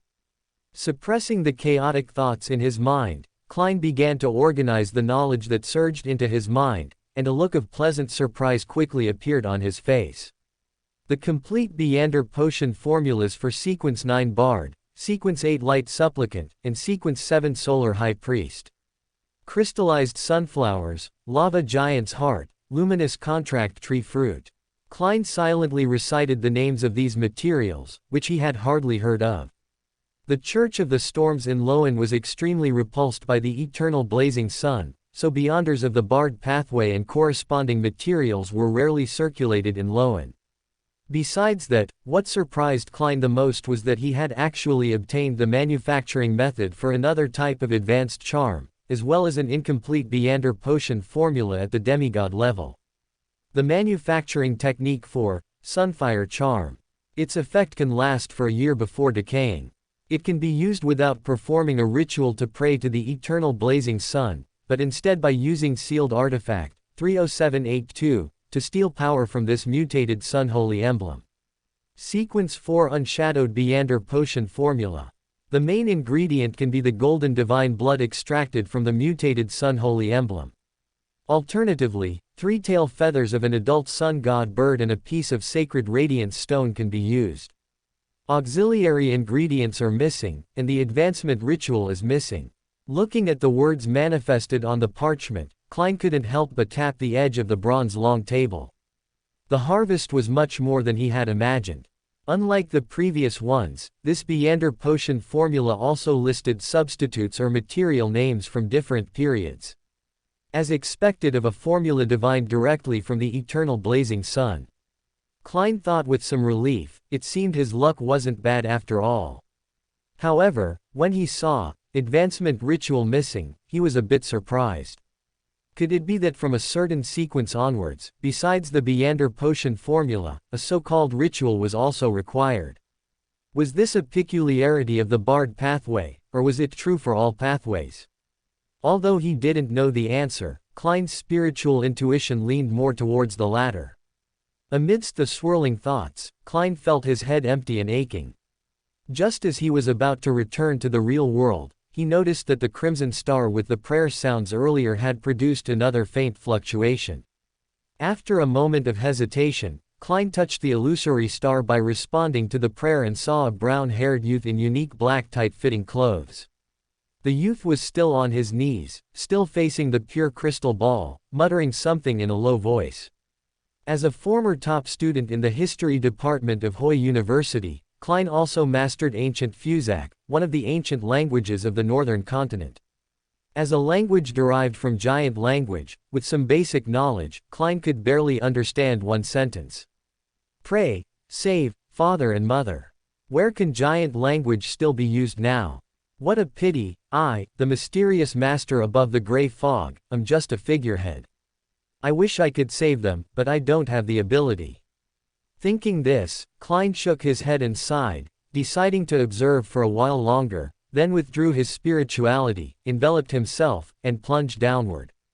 At the junction of the Raging Sea and the Sonia Sea, the Moon Shadow had left the safe shipping lane and was lingering near the dangerous waters, an area frequently frequented by Vice Admiral Blatov Ivan's pirate crew. Louise Sears looked at the solemn-faced crew members. For some time, the Moon Shadow and Vice Admiral of Dusk's fleet had been in frequent conflict. Even though the Moon Shadow crew was mostly sanguine, with a high proportion of Beyonders who were all mid-sequence or higher, they couldn't stand against an entire pirate crew. Earlier, at the Chaos Council, the reason Louise wanted to acquire a sanguine Viscount Beyonder characteristic was to allow her first mate to advance to Viscount through it. Louise believed this would attract more sanguine eager to advance further to leave the continent and join her. The new Viscount could also expand her strength and establish a true pirate crew, not just a standalone flagship. Looking at the crimson moonlight filtering through the storm's crevices, Louise's expression shifted slightly. Her body turned illusory, tinged with light red, transforming into a hazy moonlight that instantly appeared in the deepest part of the ship's cabin, which was also the Moon Shadow's storage room, holding various Beyonder materials, sealed artifacts, and charms. The teleportation-like ability she just displayed was the moonlight transformation ability possessed only by a Scarlet Scholar. Within a certain range illuminated by moonlight, she could transform into moonlight to gain instantaneous movement and flashing abilities, and also become immune to a certain degree of attacks. This was also the fundamental reason why the Moon Shadow itself was not a ghost ship, yet could repeatedly escape from Vice Admiral of Dusk's fleet without exposing a Grade 1 sealed artifact. Louise passed through shelves filled with spiritual materials and looked directly at a mirror with ancient and complex patterns in the deepest part. This was the demigod sealed artifact, Mirror of Arcane, that the sanguine high-ranking members had entrusted to her. It was formed at the end of the Fourth Epoch, originating from the Abraham family, a great noble family that supported the Solomon Empire. After Mr. Dor disappeared, the Abraham demigods, lacking protection, suffered heavy losses in that disaster, turning into sealed artifacts scattered among various organizations. Next to the Mirror of Arcane, a hazy, illusory door, inscribed with numerous mysterious symbols stretched out of thin air. Marquis Mistral, tall and with eyes as red as stored blood, stepped out from it. After achieving the Sanguine Marquis, Mistral made some modifications to the Door of Summoning, solidifying the contracts signed with spirit world creatures into bloodline contracts. Relying on his bloodline bond with Louise, and without too strong external obstruction, Marquis Mistral could directly descend through the Door of Summoning, without time restrictions, but only once within a certain period. As yin power rose and spirituality became increasingly active, Marquis Mistral sensed the situation of the moon shadow, and smiled. Although the current sanguine rarely lose control due to good Beander potion digestion, most rely on long lifespans to slowly accumulate. This is both our race's Beander characteristic and a curse. Long life and comfortable living have caused some sanguine to lose their ferocity. Their combat ability and will are even inferior to you younger generations. I will formally propose to the Dukes, along with Marquis Nibeth, that the sanguine must undergo tempering through blood to not lose their past glory. Louise nodded but did not respond. Although she strongly agreed with her grandfather's view, within the sanguine, she was just a junior. Some words could only be spoken by Marquis Mistral, who was among the sanguine high-ranking members, but not by her. Looking at Louise, Marquis Mistral smiled and added, "In the future, promotions within the clan will only be for the capable, with the mediocre stepping aside, unlike the seniority-based system before. Also, in a while, you will accompany me to the ancestral land. You are now, both in strength and reputation, the leader of the younger generation of the sanguine. Duke Joanna of New Moon wishes to meet you." Duke of New Moon. Louise was stunned for a moment. Although she didn't know why this important figure wanted to see her, having seen many grand occasions, she wasn't overly excited. After confirming the approximate time, Louise looked at Mistral and asked expectantly, "The message I conveyed to you earlier through ritualistic magic." Taking out two dark red boxes, as if soaked in fresh blood, from his pregnant and handing them to Louise, Mistral smiled and introduced. "After receiving your message, I searched the Sanguine Treasury in Backland. There was a Wraith Beander characteristic, but not the Dream Stealer Beander characteristic you mentioned. There was only one Marionettist Beander characteristic. I have already exchanged it with merit points. The Grade 1 sealed artifact from before is considered a reward from the clan to you, and these two Beander characteristics are my personal reward to you. As for what you can exchange for them, or how you use them, I will not inquire." It seems that after advancing to Marquis, grandfather's influence within the clan has greatly increased. Thinking this, Louise put away the two boxes and, after a moment's consideration, asked, "Grandfather, now that Vice Admiral of Dusk is constantly harassing the Moon Shadow, I want to try to ambush him using the Mirror of Arcane. Do you have any suggestions?"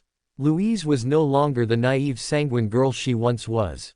From Faceac to Backland, from the northern continent to the southern continent, and now as Vice Admiral of the Moon, she had long matured.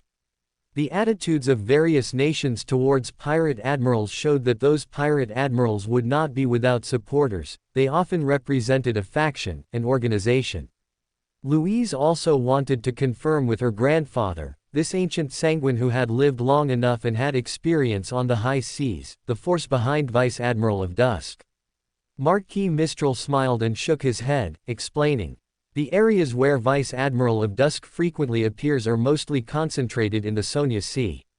Whether it's Sonia Island in the far north or the East Balam coast of the southern continent in the far south, those are Fusac territories. Someone always has to do some unsavory things for the church. Whether to maintain the church's dignity or to conceal some secrets, the Fusac people, or rather the god of combat church, will not sit idly by and watch Vice Admiral of Dusk be hunted down by you. Moreover, even to avoid provoking the displeasure of the Church of the Storms, Vladiv Ivan only reveals a Sequence 5 level, but he should at least be hiding a powerful sealed artifact that can help him hold out until the god of combat church's aid arrives. The only way to quickly defeat him is for me to personally intervene, but that would be tantamount to the Sanguine tearing off their masks with the God of Combat Church. Louise nodded, somewhat troubled, planning to observe further later. Seizing the rare opportunity, she continued to ask, what about other pirate admirals or pirate kings? For example, Vice Admiral of the Deep Sea. A smile flashed in his eyes. Marquis Mistral continued. Pirate kings are still a bit distant for you right now. Besides Agaris, the Undying King, who was hunted down earlier, the remaining ones are all very dangerous. If you encounter that false king of the Rose School of Thought, immediately call me. Do not be reckless. False king. Louise was stunned for a second before realizing her grandfather was referring to the King of the Crimson Moon. This name, for the Sanguine, especially high-ranking Sanguine, was indeed a title for a false king. Looking at the attentively listening Louise, Marquis Mistral pondered for a moment and added. The Sanguine's main goal for the next period is to eliminate primordial moon believers. That false king is also one of the targets. If you have any information, you can inform me promptly. As for Vice Admiral of the Deep Sea you mentioned, I don't know much either. He has some Naga bloodline, possibly from the mysterious waters of the Abyss Vortex. Naga. Louise frowned slightly, recalling carefully, then shook off the big question mark that had formed in her mind and asked with great interest. What are Nagas? Some kind of extraordinary creature. Moonlight suddenly appeared in the enclosed cabin, transforming into scrolls of images. Marquis Mistral used his finger as a pen, drawing as he explained. In the ancient dark epic, sea monsters submitted to Elf King Sonia Solemn, helping him rule the seabed. Nagas were among the quite powerful sea monsters. Their typical appearance is a human upper body and a giant snake lower body, with 6 arms, and they are very agile. As a Beander race, they are also the source of many ritual materials. Sea monsters, mermaids with melodious voices and omnis, controlled by the Church of Storms, instantly appeared in Louise's mind. These were also the most common characters in maritime strange tales. In the relatively peaceful second epic, after the fall of the progenitor and the ancient god, Kvastir, the king of aberrance, and Phlegre, the demonic wolf of destruction, the 5 major races, giants, elves, dragons, devils, and phoenixes, coexisted, dividing the rule of the northern and southern continents and the 5 major oceans. Races like the Sanguine, demonic wolves, treants, sea monsters, aberrants, and humans were attached to different forces, occupying the middle and lower strata, until the ancient sun god appeared. Listening to Marquis Mistral's explanation, Louise's eyes brightened slightly.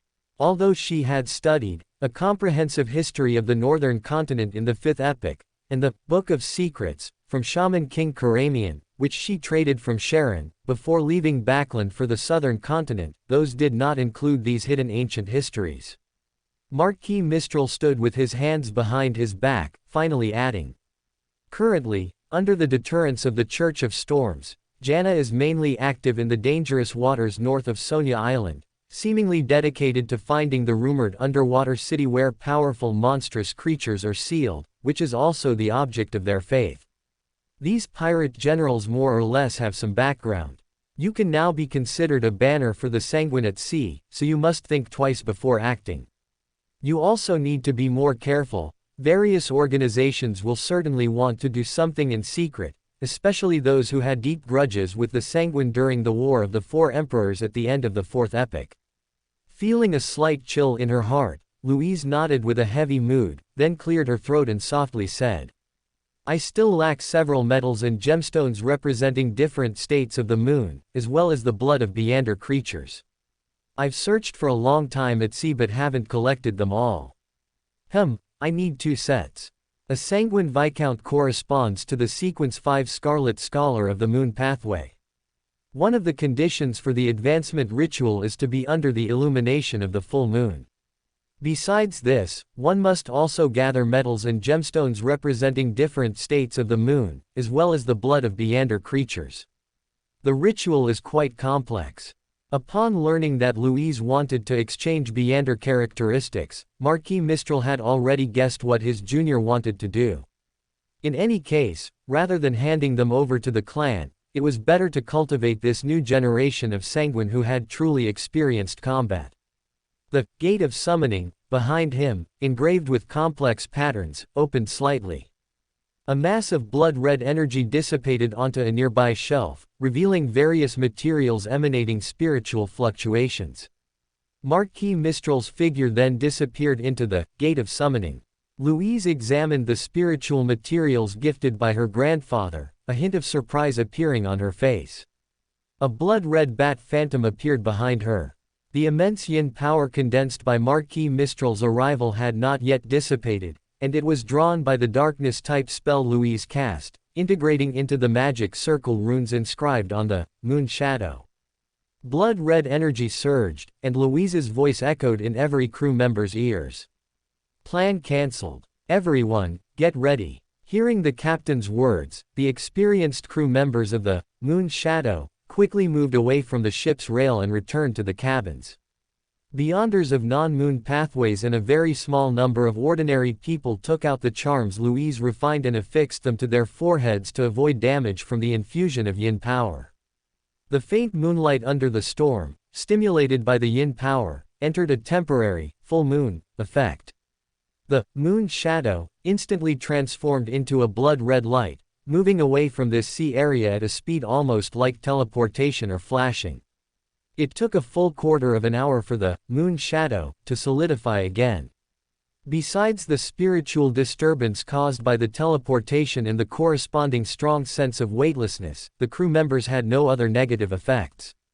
Because the moon shadow itself was huge, the materials required to completely transform it into a ghost ship were too expensive, which is why it didn't become one.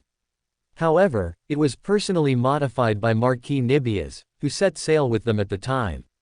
After engraving numerous advanced runes from the moon domain, it could barely be considered a semi-ghost ship, though it required the sanguine to provide spiritual energy and manipulate it.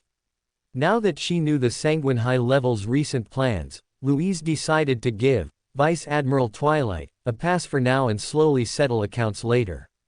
Without leaving the storage room, Louise conveyed the next task to her first mate and bosun. These two sanguine barons were also part of her plan to cultivate, as her own power. Skillfully setting up a spiritual wall, Louise placed two sets of Sequence 5 Beander characteristics in the center of the altar, chanting the honorific name of the Lord of Order. Watching the two dark red boxes disappear into the Gate of Sacrifice and Bestowal, Louise quietly added, "Great Lord of Order, I have prepared the items Mobit and Sharon desire. Please convey this to them." Inside the magnificent palace enveloped in dark golden mist, Aaron, who had been observing the sea around Mid-Range Island with a sub-consciousness through his true sight, watched the Beander characteristics float out of the Gate of Sacrifice and Bestowal. He skillfully pressed them onto the sun-chasing scepter. This Grade 0 sealed artifact extracted Beander characteristics below the demigod level very quickly. Watching the clusters of pure Beander characteristics of various sequences enveloped in dark golden mist, Aaron contentedly placed the sun-chasing scepter back into the pile of sundries. Aaron cast Louise's prayer image and the two pure marionettist and wraith Beander characteristics, extracted after separating other Beander characteristics, into the prayer light points symbolizing Mobit and Sharon.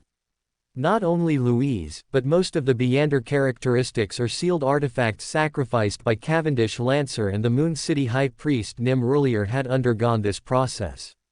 The final destination of those progressively extracted Beander characteristics was mainly divided into three parts. One part, after removing pollution and madness, was returned to Moon City. Another part was entirely sent to East Taker County or the southern continent to cultivate more Beyonders loyal to the East Taker family. The last part was handed to Elvin Gallo, to stabilize the condition of the loyalist specters in the City of the Dead after the Gate of Rebirth. With the help of the potion formulas stored in Moon City, although Beander characteristics would only be preferentially supplied to those absolutely loyal guards, under this method of cultivation regardless of cost, the number and sequence strength of the Beyonders controlled by the East Taker family now were more than double what they were before. This was both a reserve of power for intervening in the future world war and a cultivation of their own fundamental base. After the Evernight goddess killed the god of combat, she still needed to modify doctrines, appease believers, and then incorporate those beyonders from churches that originally believed in war. Fundamentally, this was because the surviving beyonders of the Church of Evernight at that time were insufficient to take over the vast territory of the Faesak Empire and its overseas colonies. The most direct impact of this forced choice was that the Evernight goddess needed to spend a considerable amount of time balancing the influence of the anchors that originally believed in the god of combat on herself. This lesson made Eren, who still had time to prepare, not hesitate to use even drastic measures like depleting family resources to cultivate more beyonders. The East-Taker family, simultaneously wielding the Red Priest pathway and the Justiciar pathway, could maximize the power of both the army and beyonders, whether in offense or defense. The Iron-Blooded Knight's control over the army, combined with the mysterious law that weakens reality and strengthens it, was the reason why, on the southern continent, despite being at a disadvantage in terms of Grade 1 sealed artifacts and demigod numbers, they could still fight for more than half a year. In a barren, uninhabited mountain range in the central part of the Loan Kingdom, Sharon, who had deliberately stayed away from Backland, quietly watched Marich play cards with her zombie. More than a month ago, Sharon killed a Scarlet Scholar from the Rose School of Thought, which attracted the attention of the irritable old men from the Church of Storms. Not wanting to implicate Caspars, Sharon immediately took Marich and temporarily left Backland. Sharon, whose eyes were slightly hollow, stirred slightly. Under Marich's surprised gaze, she set up a ritual. After sacrificing the Beyander characteristic she had promised Louise earlier, she handed the pure Wraith Beyander characteristic to Marich. During her time in Backland, Sharon had already helped Marich collect all the auxiliary materials.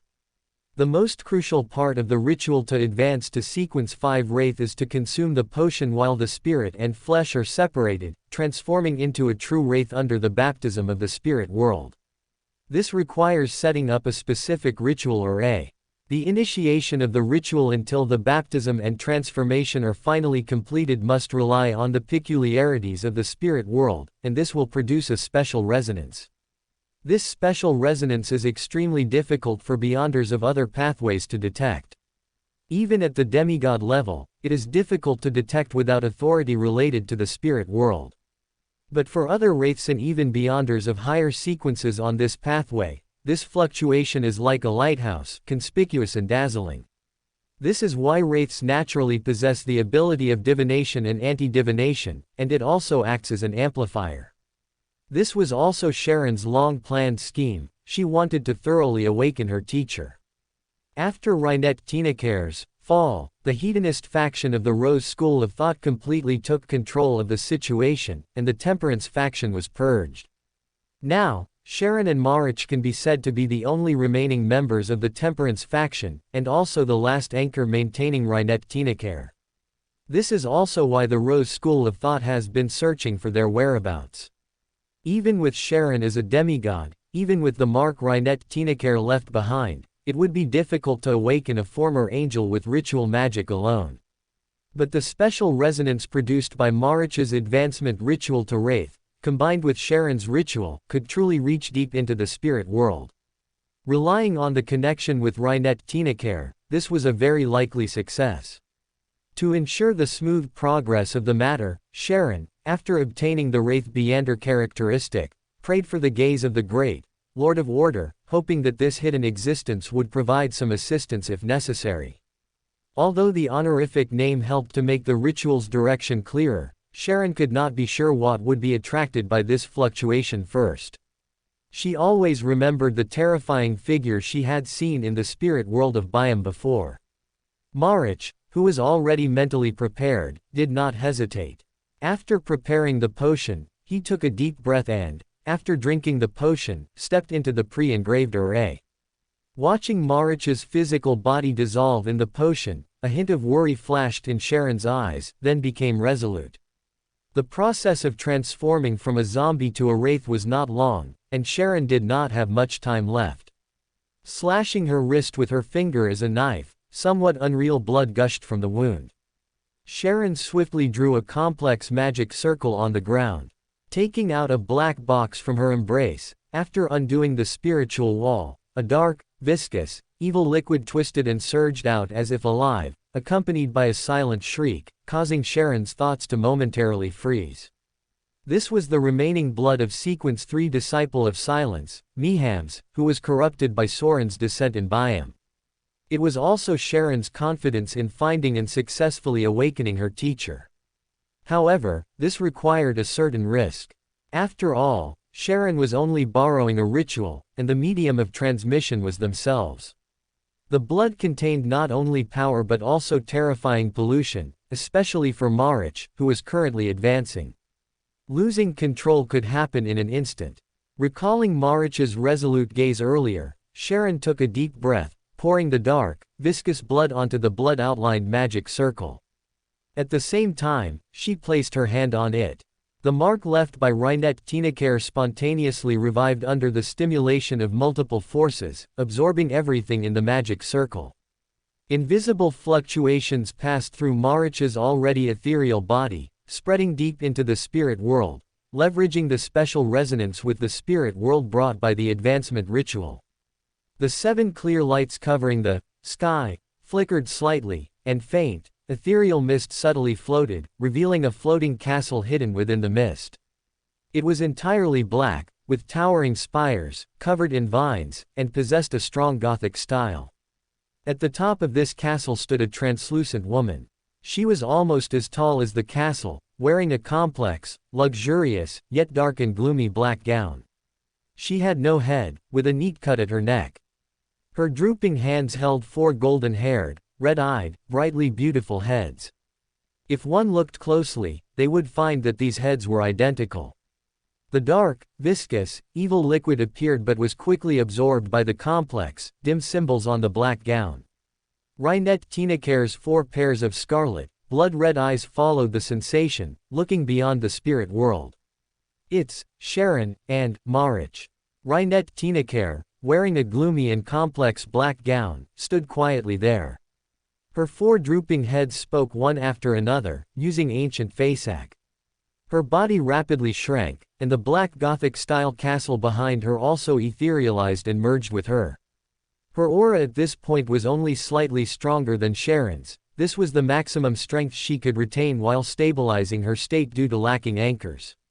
Above the dark golden mist, Aaron, upon hearing Miss Sharon's plea, temporarily stopped monitoring the sea area near Mid-Range Island. Compared to hunting the iron-blooded knight, Rynette Tinacare's awakening was clearly more important. Even with true sight, it was not omnipotent after all. Aaron only felt a certain power surge into the depths of the spirit world and could not sense further. His main priority now was to prevent certain accidents from happening. Was this a success? Aaron didn't sense any other changes in Sharon, but seeing the corruption clinging to Marich's spirit body, which had transformed into a wraith, under his true vision, he still raised the staff of the sun in his hand. Warm, pure light merged into the prayer light spot, enveloping Marich in the spirit world. Wisps of black mist burned away in the light, and Marich's state, which was on the verge of losing control, gradually stabilized. However, for a wraith, whose spirit and flesh were one, the high-level power of the sun pathway was itself a great harm. But compared to losing control and becoming some kind of mutated spirit world monster, these injuries were nothing. Watching Marich, who had left the spirit world with many burn marks on his body but no longer had madness in his eyes, Sharon's taut nerves finally relaxed. Even though Rynette Tinacare did not respond to her prayer, the demigod-level spiritual intuition made Sharon believe that her teacher had truly revived, possibly unable to respond immediately for some reason. Before Sharon could speak, a chilling wind blew from somewhere unknown, and a soul-shaking tremor followed, a feeling that felt somewhat familiar to her. Above the dark gold mist, Aaron, with his true vision, saw more. The ritual Sharon had set up earlier had sensed more than just Rynette Tinacare. An uninvited guest had arrived. The staff of the sun, in his hand, was raised and then lowered. Aaron also didn't want to make a big fuss at this time. The ring of mysteries flickered with a faint glow, and a gray-blue gate of exile, with 7 brass keyholes quietly appeared behind Sharon and Marich. For high-level spirit world creatures, ordinary teleportation or spirit world travel would be tracked. Only the Gate of Exile, recorded in the Grade 0 sealed artifact, Crown of Stars, was the best way to escape. Less than a minute after their figures disappeared behind the Gate of Exile, a huge, festering arm, oozing yellow-green liquid and wrapped in corpse oil bandages, broke through the spirit world and extended out. In the almost congealed aura around it, the chilling wind raged. The few living beings in the barren mountains instantly stiffened as if their souls had been drawn out. Their lifeless bodies then rapidly festered into yellow-green pus, leaving only corroded white bones. Using the prayer light spot that had not yet shattered and disappeared, Aaron watched as the angel, who had no rationality and acted more on instinct, retreated back into the spirit world after losing the sensation of a certain aura. Regardless of whether it was for Aaron or Astolfo, this angel in the spirit world was something that had to be dealt with, but it wasn't suitable for now. Not to mention that adequate preparations hadn't been made, the location alone was not suitable.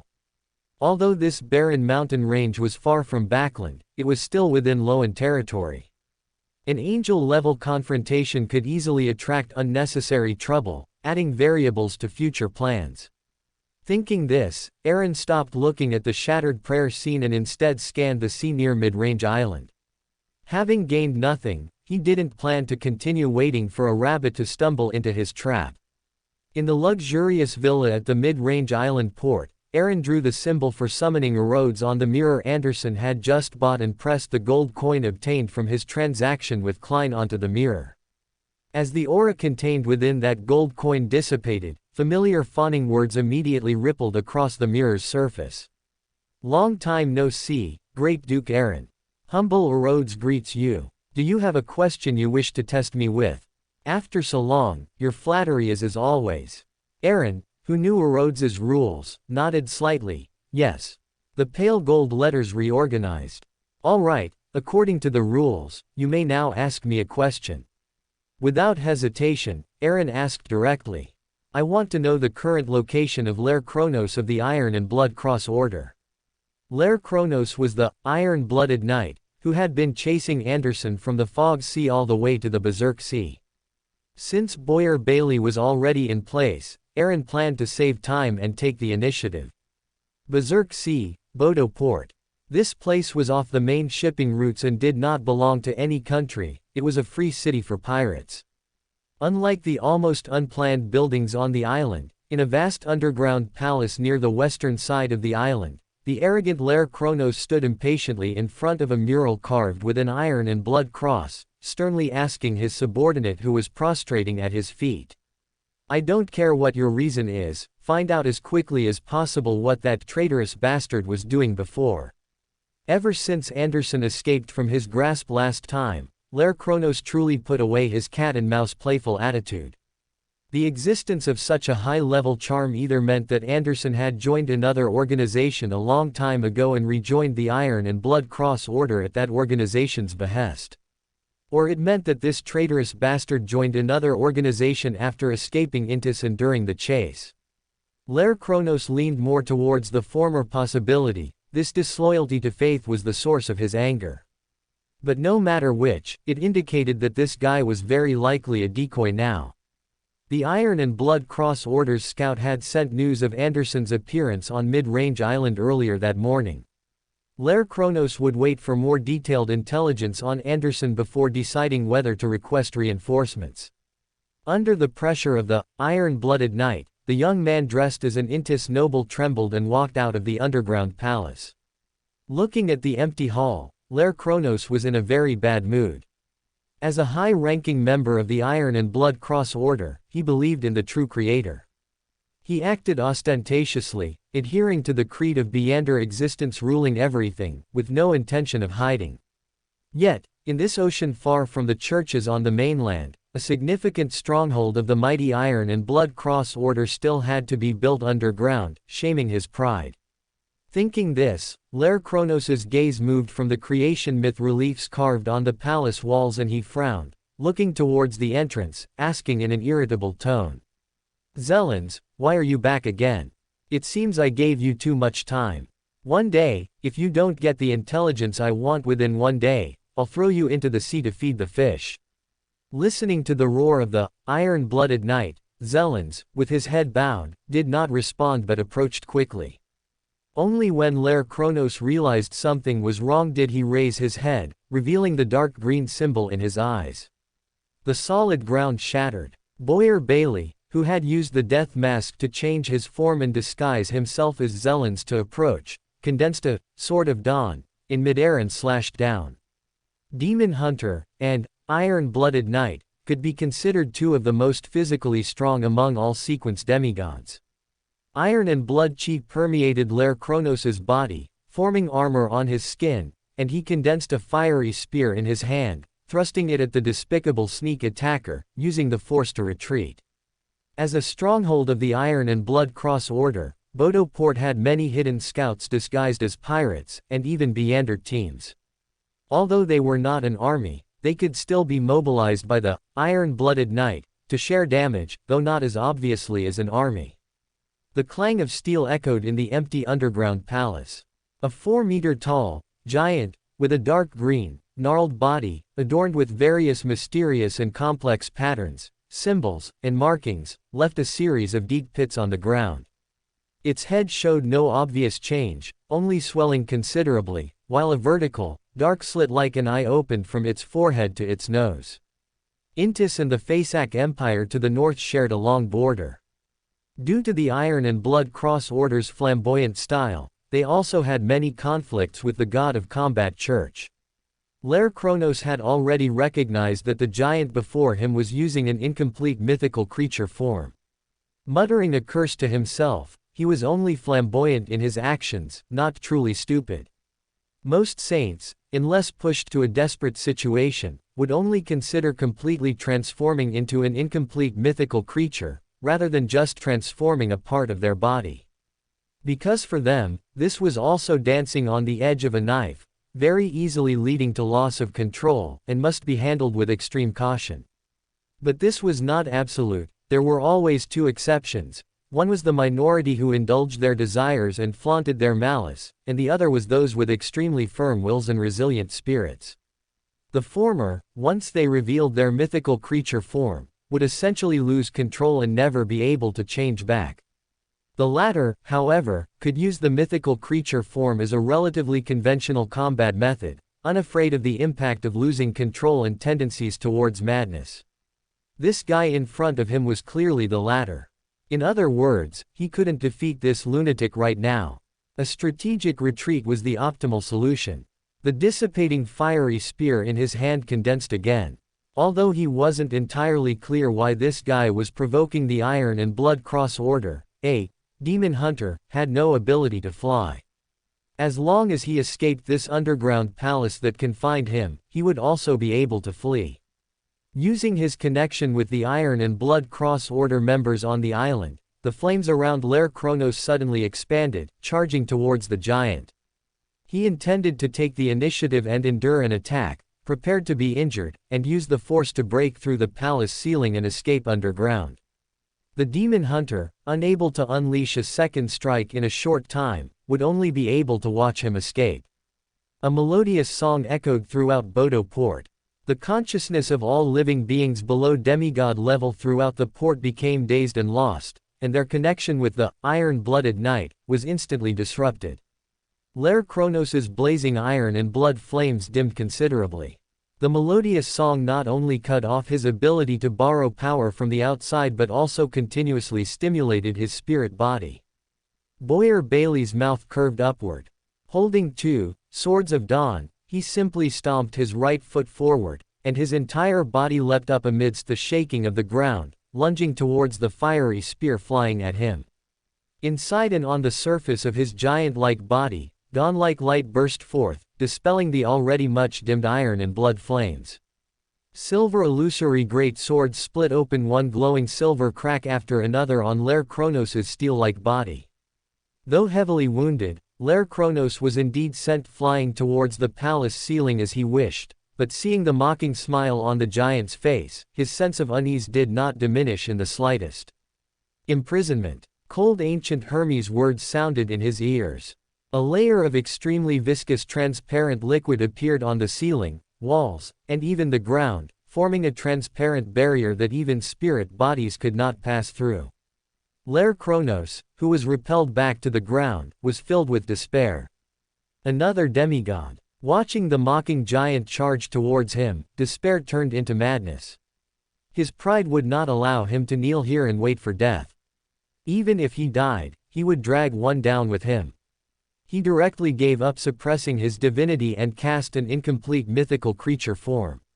Standing atop Bodo Port's clock tower, Shatas sensed the battle underground and asked with some concern. Duke Aaron, do we not need to intervene? That iron-blooded knight has gone mad.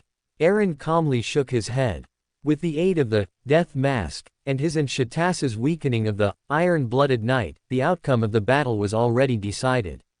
Injuries were irrelevant, this was something Boyer Bailey had to experience. The ritual for advancing to sequence 3 inches Silver Knight required the remains of 6 powerful creatures hunted personally to set up the ritual. The essence of the ritual was that each hunt for a powerful creature was a baptismal battle infused with intense spirit, leaving a deep imprint on the demon hunter's life. By utilizing these imprints left by intense spirits, one could accurately position oneself after consuming the potion during advancement, preventing getting lost in pain and madness. This was the anchor unique to the Silver Knight. This required that during the hunting process, others could at most provide some assistance and not overstep, otherwise the final advancement ritual would certainly have problems. At the same time, in a certain sea area of the distant Rorstad archipelago, on the future Rear Admiral of Stars, Katlia stood by the captain's cabin window, looking at the fishing village near the port where the future had previously been docked. No one would have thought that this would be an important stronghold of the Moses ascetic order. The future came here both to hand over the recent gains and because Katlia wanted to apply for the Moses ascetic order's help to advance to sequence 4 inches mysticologist. This was also stimulated by Frank. No one could understand the pressure of being caught up by one's own crew member, especially a dangerous guy like Frank. Katlia felt that if this continued, one day the future would turn into the mushroom. The application result was, as expected, a failure. Although she was one of the 10 pillars of the Moses ascetic order, Katlia came from the dawn and was less influenced by the hidden sage, so she was not very trusted within the Moses ascetic order. Sighing with a hint of melancholy, her gaze fell upon Frank, who was leaning against the side of the ship and chewing on mushrooms. After thinking for a moment, Katlia called out in her usual tone. Frank, who was chewing with his sleeves rolled up, immediately snapped out of his contemplation.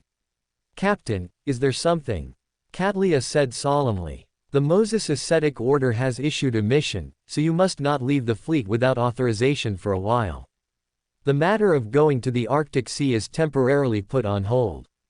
Frank was stunned for a moment, then showed a pure smile. With the warning from Mr. Attendant, he was no longer so anxious. Okay. I hope you truly understood. Seeing Frank's smile, Katlia's emotions were quite complex. She turned and returned to the captain's cabin. There were some things she needed to write to inform Her Majesty the Queen. Your Majesty, the Star Moon pillar of the Moses ascetic order has been confirmed dead, the specific reason is unknown. They want me to investigate any recent abnormalities among those who worship sea god Kavituva in the Rorstad archipelago, as well as the actions of the Sea King from the Church of Storms. Additionally, Frank has been promoted to a druid. I feel his brain has become increasingly abnormal recently, which makes me a little worried whether he has been secretly corrupted by that hidden existence. With my current strength, it would be difficult to suppress Frank if something unexpected happens. My application for further promotion within the Moses ascetic order has also been rejected. I hope Your Majesty can guide me to my future. After reading the letter several times, Katlia sealed it and began to summon Queen Mystic Bernadette's messenger. Her spirituality was touched, but Katlia didn't see anyone. She only felt fluctuations in the spirit world, and the letter on the table had already disappeared. Mist Sea, Lasha Island, Emerald City, the Palace of Queen Mystic. Bernadette's fingers gently brushed over the books in the study. These were items of resell that she had collected from various places over the years. Her chestnut-colored hair fell naturally, and her deep blue eyes, as if concentrating a piece of the ocean, slowly turned. After a moment of silence, she looked at the illusory figure opposite her and slowly said, "You were an old acquaintance of my father and once helped me. I can agree to your request, but I don't know much about that hidden existence, so I may not be able to meet your expectations." Nastor wore a spire crown and a magnificent long robe with a black base and silver edges. His facial features were hard and profound, full of majesty, and his two dark eyes flowed with dark red light, but his figure was not solid, it was merely a projection. Even if they were old acquaintances, as Emerald City was Bernadette's lair, Bernadette could not allow another Sequence 3 to enter in person. Nastor, who controlled the Black Emperor, had already arrived in the Mist Sea to search for the exact location of the lost nuance. Whether considering finding a helper or wanting to use Bernadette's clairvoyant ability, Nastor proactively contacted this long-unseen princess. With the ability of mystical reenactment and the Sequence 3's ability to respond to prayers within a certain range, Bernadette materialized this, King of the Five Seas, in her study. Hearing Bernadette's reply, Nastor nodded slightly. The oppressive atmosphere in the study also dissipated. Just then, streaks of starlight formed a secret door, leading to the spirit world beside Bernadette. The secret door opened, and a strong wind blew out, transforming into a man with a human upper body and a flowing air lower body, wrapped in white cloth. He took Katlia's letter from a white cloth wrapped around his body, respectfully handed it to Bernadette, and then disappeared. Bernadette withdrew her gaze from Nastor. Without reaching out, the letter unfolded itself. After scanning the content, her expression immediately became somewhat strange. After thinking for a moment, Queen Mystic's blue eyes, like a condensed ocean, instantly became even deeper, briefly losing focus, as if peering into the torrent of fate through Nastor. 2 or 3 seconds later, Bernadette suddenly closed her eyes, as if an unbearable bright light had appeared in front of her. Bloody liquid vaguely flowed from the corners of her eyes, making her face appear somewhat pale. The clairvoyant's ability is essentially to peek into the river of destiny. The more serious the issue, the higher the rank and level involved, the greater the backlash damage it brings to her. If it exceeds her own level, she can only obtain a partial revelation. After a moment, Bernadette reopened her eyes. Her blue eyes were hazy and lacked luster, seemingly needing more time to regain her vision. Nastor slowly stood up, his majestic voice echoing, but with a hint of hesitation. "What did you glimpse?" Bernadette was silent for a moment, then spoke in a slightly ethereal voice. "The outer deity civilization at the bottom of the sea, the Trojan horse of destiny, the loophole in the rules, and also the opportunity for advancement." The deep red in Nastor's eyes flickered. He asked in a low voice, "What does the opportunity for advancement refer to?" Her hazy blue eyes looked at Nastor and calmly explained. "The lost nuance is both an opportunity for you to advance to Chaos Hunter and contains the opportunity for you to advance to Duke of Entropy." Black patterns spread outward from Nastor's illusion but were dispelled by an invisible force.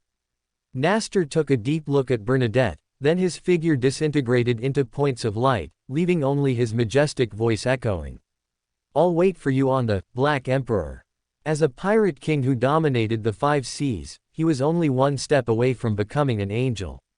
Bernadette's prophecy at least proved that there really was a Duke of Entropy Beander characteristic in Solomon's treasure, which had disappeared into the sea, that had not been controlled by the Orthodox churches and other organizations. Watching Nastor disappear, Bernadette pondered for a moment, then extended her right hand and made a virtual pat. The pen on the desk suddenly jumped up, as if held by an invisible spirit, and quickly wrote down the revelation obtained from the prophecy on the paper. In the captain's cabin of the future, Star Admiral Katlia's spiritual intuition was stirred. She turned her head to look at where the brass sextant was placed and found a letter there that she hadn't noticed before. Katlia immediately smiled, reached out, picked up the letter, and eagerly unfolded it to read. Gradually, her brows furrowed. The outer deity civilization at the bottom of the sea, the Trojan horse of destiny, the loophole in the rules, and also the opportunity for advancement. Tell Frank to relay this to Aaron Will. Is that Duke of Loan also one of the believers in that hidden existence? Raging Sea, Bodo Port Bell Tower. Aaron looked at Boyer Bale, whose body had grown a bit larger, and nodded with satisfaction.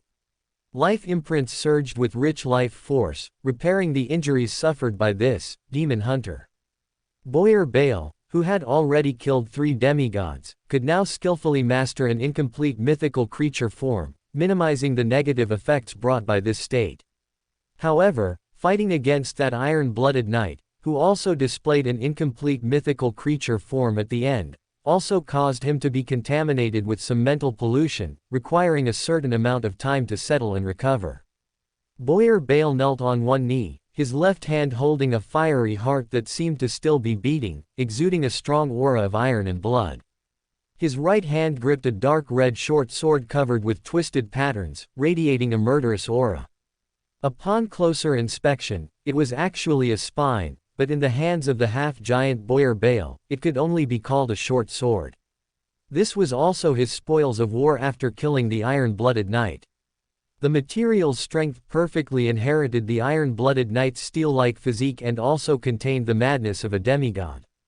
The patterns flowing on it came from the incomplete mythical creature form displayed by the flame giant.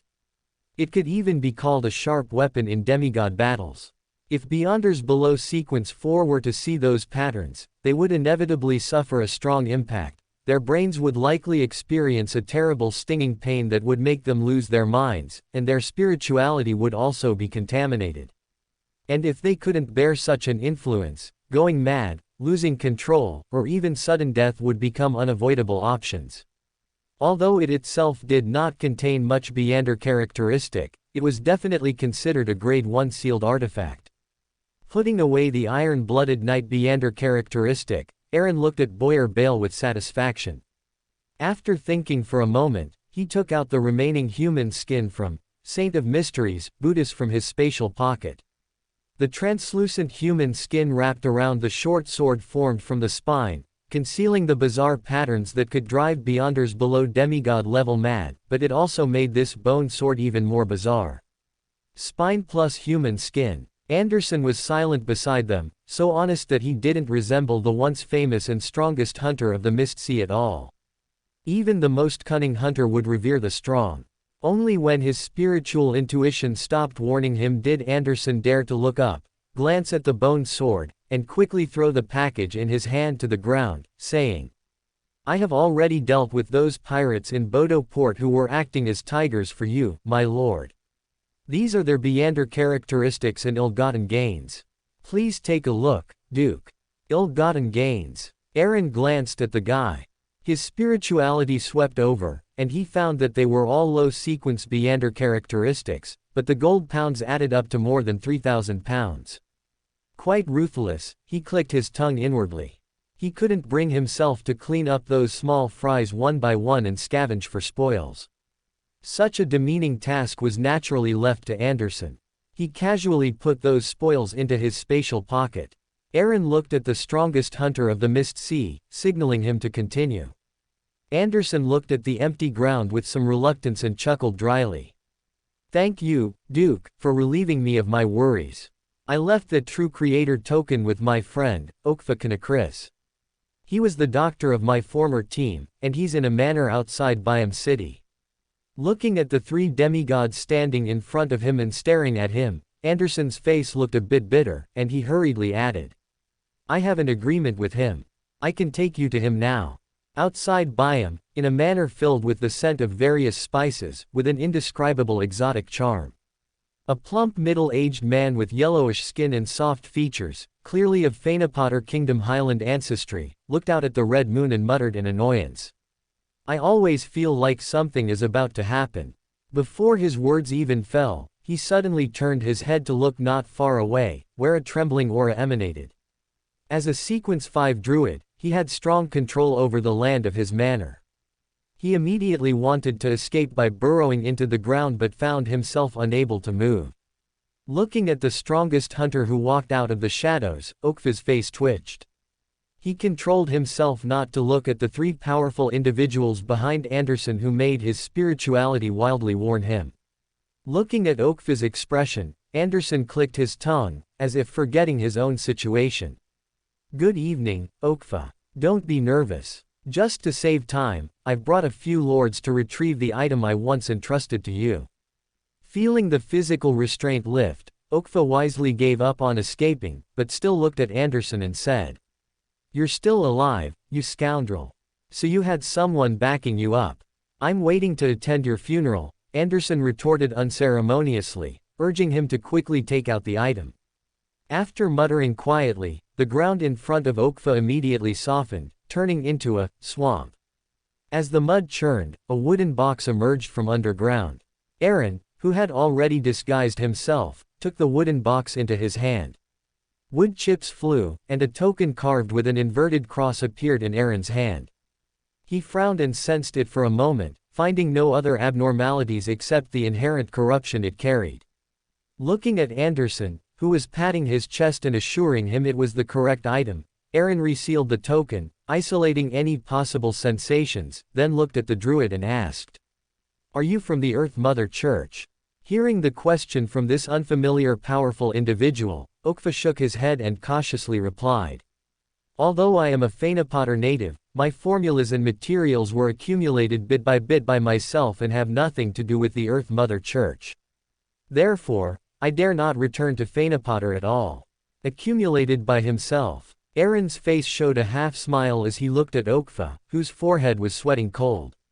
He stopped questioning and disappeared with the others into the shimmering light door. Southeast of Sonia Island, the capital of the Gargaz archipelago, White City, Nasi. The port, usually filled with ships flying pirate flags, was now eerily quiet. This was a rare occurrence for Nasi, known as Pirate Paradise, and it usually meant the arrival of the most powerful pirate king on the high seas. The Morning Star was docked alone at the port. Anderson curiously observed this ghost ship, which had left many folk legends in Byam.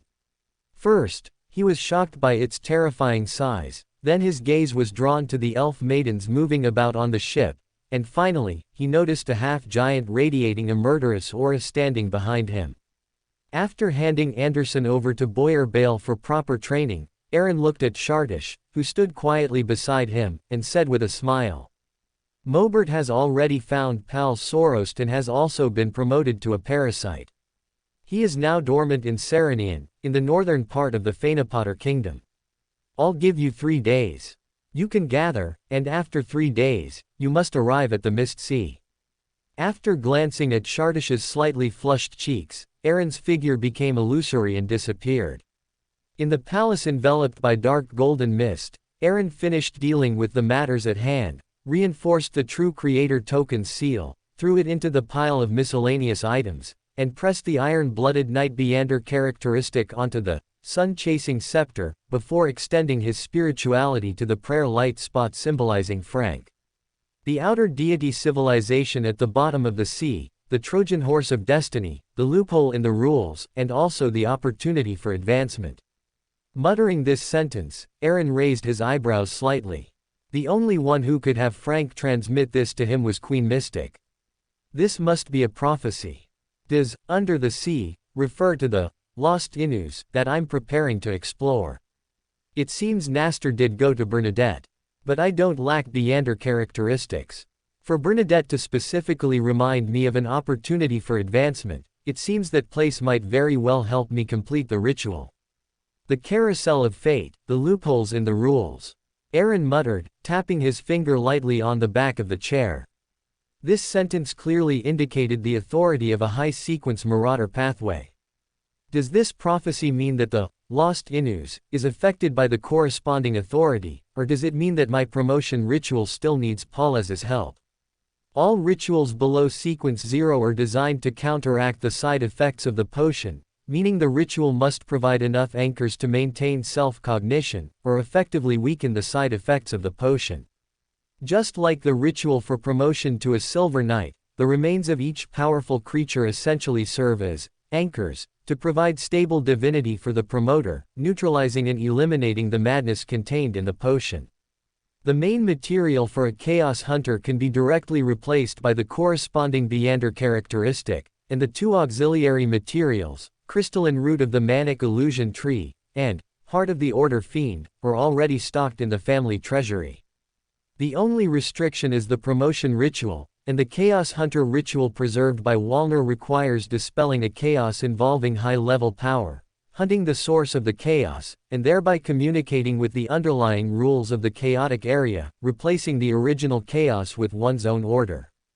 The ritual does not require solo completion, so for an imperative mage with a background, dispelling chaos and hunting its source is not the most difficult part to complete.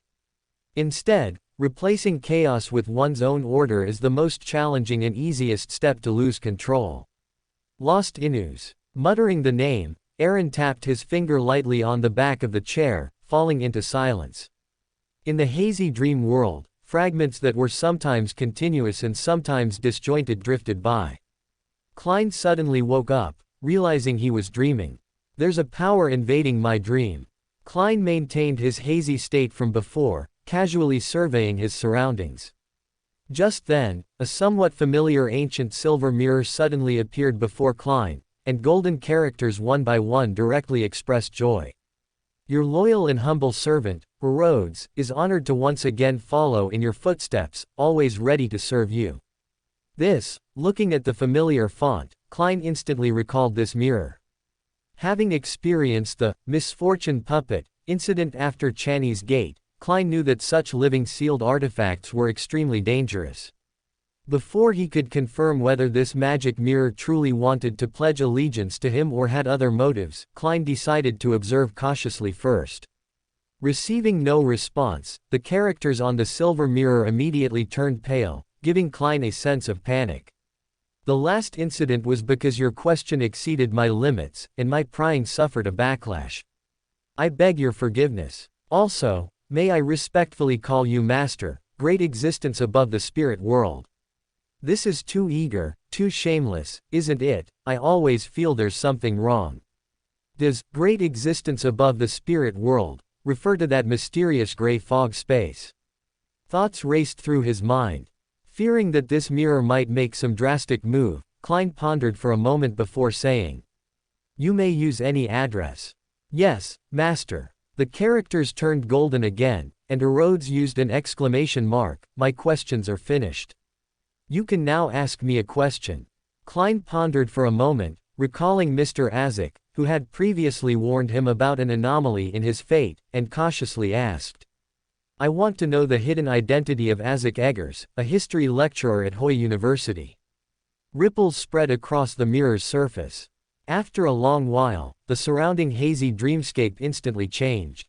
A scene of a small town with many buildings still retaining pre-Steam era characteristics appeared. Just as Klein was somewhat surprised that Rhodes could influence his dream, the perspective rapidly zoomed in, passing through the town streets, through weeds and bushes, until a dilapidated, collapsed ancient castle appeared. Characteristics of ancient architecture from the late 4th epoch and early 5th epoch. Looking at the ancient castle in the image, the pseudo-historian Klein instinctively made a judgment, somewhat perplexed as to why Rhodes would present this scene. The scene did not stop there. Sweeping past the collapsed stone pillars and moss-covered hall of the ancient castle, Klein saw a slightly blurry tall figure. He wore black full-body armor, held a broadsword that would be difficult for a normal person to wield, and two clumps of flame-like red light penetrated the gaps in his visor. This is a wraith, and a very powerful wraith. Klein, who had previously helped Sir Vidal resolve a wraith incident, easily came to this conclusion. Even through the dream scene, he seemed to feel that chilling sensation. The scene did not linger on this wraith but solidified on the pile of items in the collapsed area deep in the hall. Among them was a tattered, slightly decayed oil painting. The image fluctuated, and Rhodes thoughtfully restored the oil painting to its original appearance. It was a man wearing a white curly wig, with soft features, bronze skin, and an indescribable sense of vicissitude hidden in his eyes.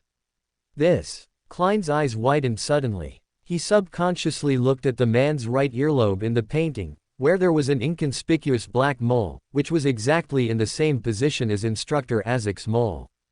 A line of pale golden text now appeared in the lower right corner of the image. Great Master, this is Ram Town, the castle built by the first Baron Ram, and this is his portrait. No way, Mr. Azek is the so-called first Baron Ram. This is a figure from 14 or 1500 years ago. Klein stared at the oil painting, his mind in a state of confusion, as if he had suddenly discovered that everyone around him had turned into monsters, or that the entire world was just a dream of a god. If this mirror wasn't lying to him, then the greatest possibility was that Mr. Azek, due to a sequence potion or other factors, had been granted a long life, at the cost of losing his memory. Thoughts surged. Klein knew that this town was located northwest of Tingen. A field exploration might reveal more, and this might also be an opportunity to reasonably utilize the mutated sun sacred emblem. The image gradually blurred. Rhodes formed a question with single words. Great Master, what did you eat for dinner yesterday? This question has depth. Klein calmly replied. Stewed lamb with tender peas.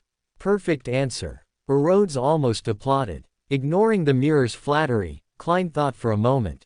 Just like in the gray fog space, he materialized the symbol that the Antigonus family notebook had been transmitting to him, then asked. Tell me everything you know about this symbol.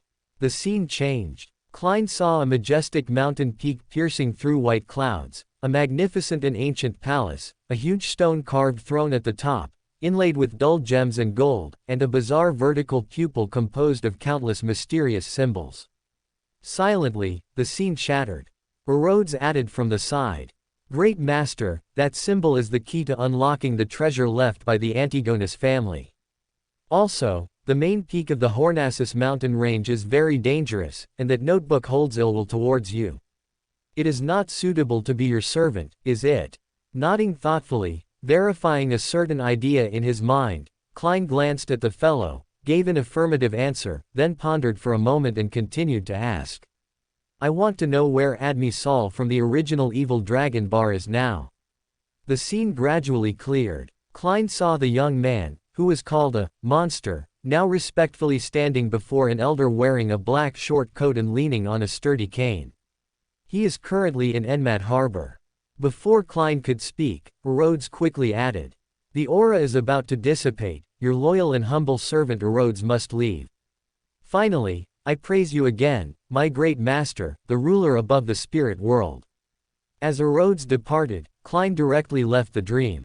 Looking at the morning sun outside the window, he pondered the answers he had received from Rhodes and decided to go report to the captain today. After resolving the Wraith incident at the ancient castle in Ram Town, he should be able to submit a special application for promotion to a clown based on his accumulated merits. Enmat Harbor, inside a certain port hotel. Fate Counselor, Richard looked at the young man before him, nodded in satisfaction, and then added. I know you can see things that beyonders of other pathways cannot, even if they possess higher spirit vision. This is a special ability possessed by the Fate pathway, and it is also a manifestation of your alignment with fate. Our life school of thought has always developed secretly through the form of master-disciple inheritance. Now that the school of thought has suffered heavy losses, it urgently needs fresh blood. As your teacher, I will provide you with the Sequence 8 Feet Robot, and Sequence 7 Feet Lucky 1, potions. The path forward will require you to explore and comprehend fate on your own. The madness in his eyes had long disappeared. Admi Sol nodded excitedly and asked curiously. Teacher, after we leave Tingen, where do we go next? Looking at the rising morning sun outside the window, Richard calmly replied. First, we go to Alavi Island. Your senior disciple, Roy King, is currently there. After that, we will travel the world and will not return to Loan for a long time. Speaking of which, you've also met Roy King's disciple, Darkwill. Your nephew did not choose the Fate pathway, and his preferences are a bit peculiar. Darkwill. That fat apothecary who sold aphrodisiacs at the herb store. Admi Soul's expression was somewhat strange as certain images flashed through his mind, and he couldn't help but make some unfavorable guesses about his senior disciple whom he had never met.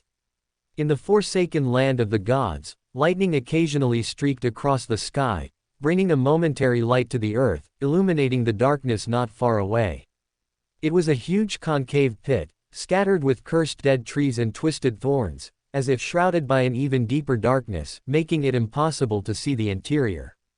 Cavendish Lancer's feet lay the corpses of many monsters that had grown pale skull heads, prominent blood vessel eyes, and fanged tongues, exuding an extreme sense of evil and madness.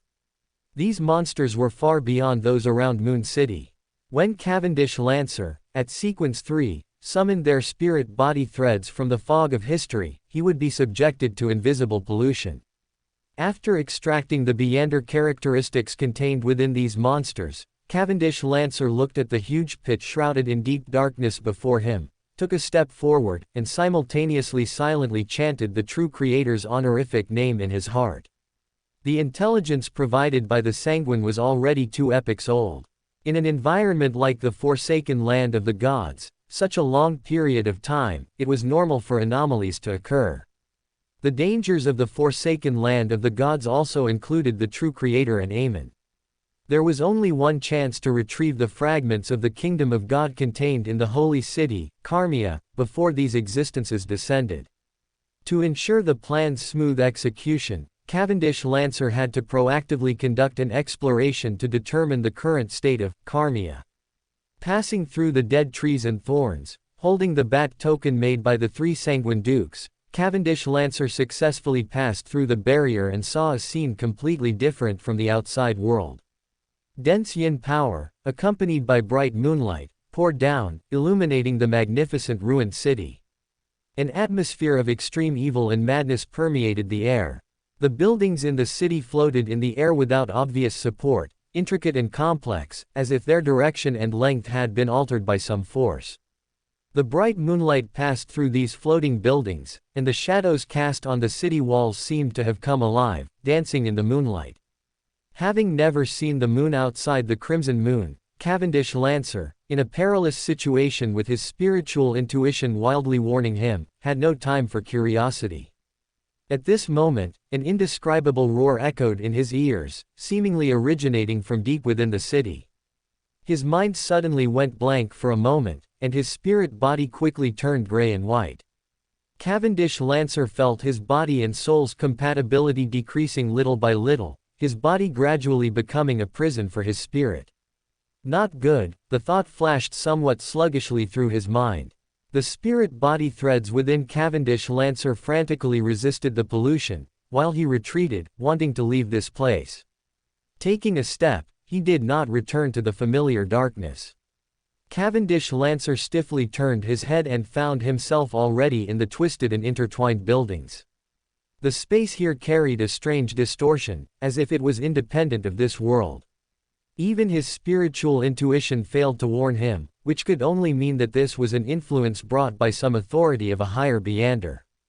Not far away, a huge corpse, over 10 meters long, lay on the ground. Its appearance could vaguely be identified as a demonic wolf, a species that had become extinct outside the forsaken land of the gods. Grotesque, slimy tentacles indicated that this demonic wolf seemed to have died from losing control, and it was at most at the demigod level, yet its corpse was strangely well preserved in this twisted space. Before the questions in his mind could even arise, slimy tentacles covered with evil patterns instantly spread out from Cavendish Lancer's body. A Sequence 3 saint thus comically lost control, transforming into a wriggling puddle of spirit body threads. An invisible, chilling wind blew past. The spirit body threads with slimy tentacles on the ground and the fallen bat token simultaneously dissipated into points of light. These were only historical void images summoned by Cavendish Lancer. At the edge of the pit shrouded in darkness, Cavendish Lancer, having emerged from the fog of history, knelt on the ground, his heart pounding violently. The sense of death brought by irreversible loss of control constantly lingered in his mind, something even the fog of history could not block. Cavendish Lancer didn't understand why he suddenly lost control. Everything was over before he could even react. Recalling the name mentioned in the previous roar, he hesitated for a moment and repeated it in a low voice using the most common lowness. The surroundings were eerily silent. Cavendish Lancer could clearly hear his own frantic heartbeat and feel his lips moving, yet he couldn't hear his own voice. The name seemed to be swallowed by the darkness. Ammonizes, Aaron, within the nation of disorder, was unaffected. He uttered the concealed name, somewhat surprised to hear the Evernight goddess's true name here. It seems the goddess and Lilith's cooperation was established even before this war of gods. This thought flashed through Aaron's mind as he pondered the scenes he had observed earlier. Unlike Cavendish Lancer's confusion, Aaron, relying on his true sight and the blessings of the nation of disorder to observe the entire exploration process, had already detected the source of the anomaly. Both the attendant of mysteries and even the fool possess the authority of grafting, capable of recombining many tangible objects or abstract concepts to achieve incredible effects, much like altering definitions, logic, directions, or rules. The demonic wolf Phlegre also wielded this authority. The space within the holy city of Kamia was affected by residual divine power. The concepts of end and beginning were merged, preventing anyone who entered from leaving. This linked the two places, reducing the distance between them to zero, indirectly achieving a teleportation effect. This authority had become increasingly bizarre under the intensification of different divine powers, grafting together things that normally couldn't have a direct connection, and directly acting upon the concept itself.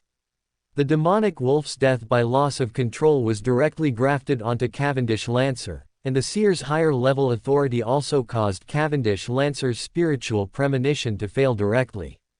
And that silver moon should be the power projection of the Divine Kingdom fragment within the holy city of Kamia, and also the target for the upcoming actions. The roaring sound that imprisoned spirits and affected the spirit-body threads should be the residual divine power of the King of Aberrance, Kvastir.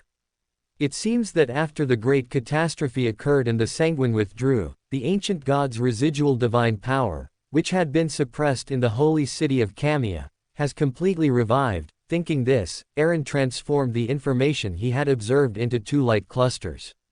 One light cluster directly merged into the prayer screen, while the other integrated into the prayer light cluster symbolizing Louise.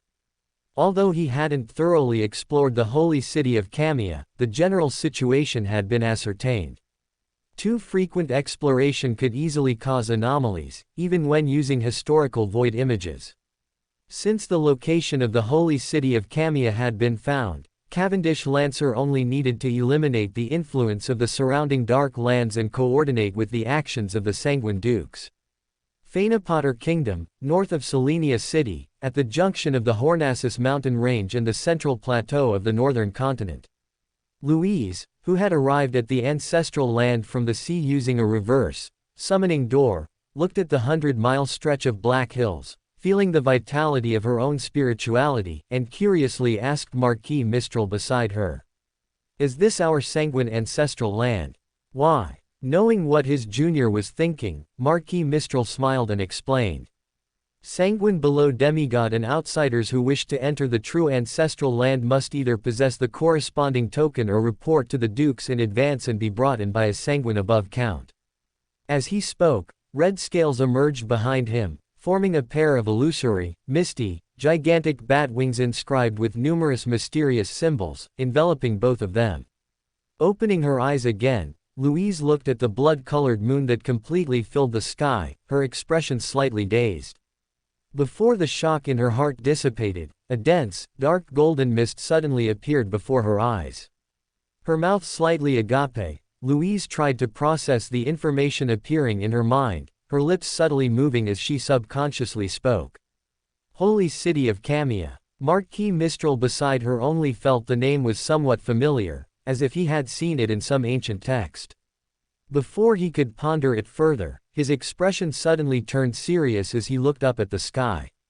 The figure of an extremely beautiful, blood-eyed woman suddenly appeared. It was Duke Chowr Na, New Moon. Ting'an City, Ramad town. The afterglow of the setting sun bathed this historic small town. Dunn, wearing a black trench coat and a black top hat, was the first to alight from the carriage. Klein and Leonard, dressed in similar outfits, followed him out. Glancing at the bustling street, Dunn looked at Klein and said, "Klein, you lead the way. We'll go now and try to deal with that wraith before dark, then take turns guarding 30782 to keep it away from ordinary people." The mutated sun sacred emblem, after being sent to Channy's gate and suppressed by the core seal, had returned to its original state, no longer unusable as before, but it still needed to be separated to allow time for recovery. "Okay," Klein replied briefly, subtly touching the spiritual materials for making solar flare charms in his pocket. At the same time, he glanced at Leonard beside him, and seeing that he hadn't noticed his small movement, he walked towards the small hill not far away. Guided by divination, not long after, Klein saw the collapsed outer wall of the ancient castle he had seen in the dream world. Before even approaching, he felt a bone-chilling coldness, and goosebumps instantly rose on his arms. There really is a wraith, and it's very powerful. Leonard looked at the ancient castle, tutted, then clapped his hands at Klein and added with a smile, "I didn't expect your divination to be so accurate. It seems we can cultivate more seers in the future." Ignoring Leonard's teasing, Klein looked at the ancient, palm-sized badge in the captain's hand and followed him towards the ruined castle. Corpses and ghosts not yet at the level of evil spirits could not exist within 15 meters of the mutated sun sacred emblem for more than a minute. Dunn used the nightmare's ability to pull the black armored wraith into a dream, easily stalling for enough time. In the warm and pure sensation, the black mist rapidly evaporated, and the coldness gradually disappeared.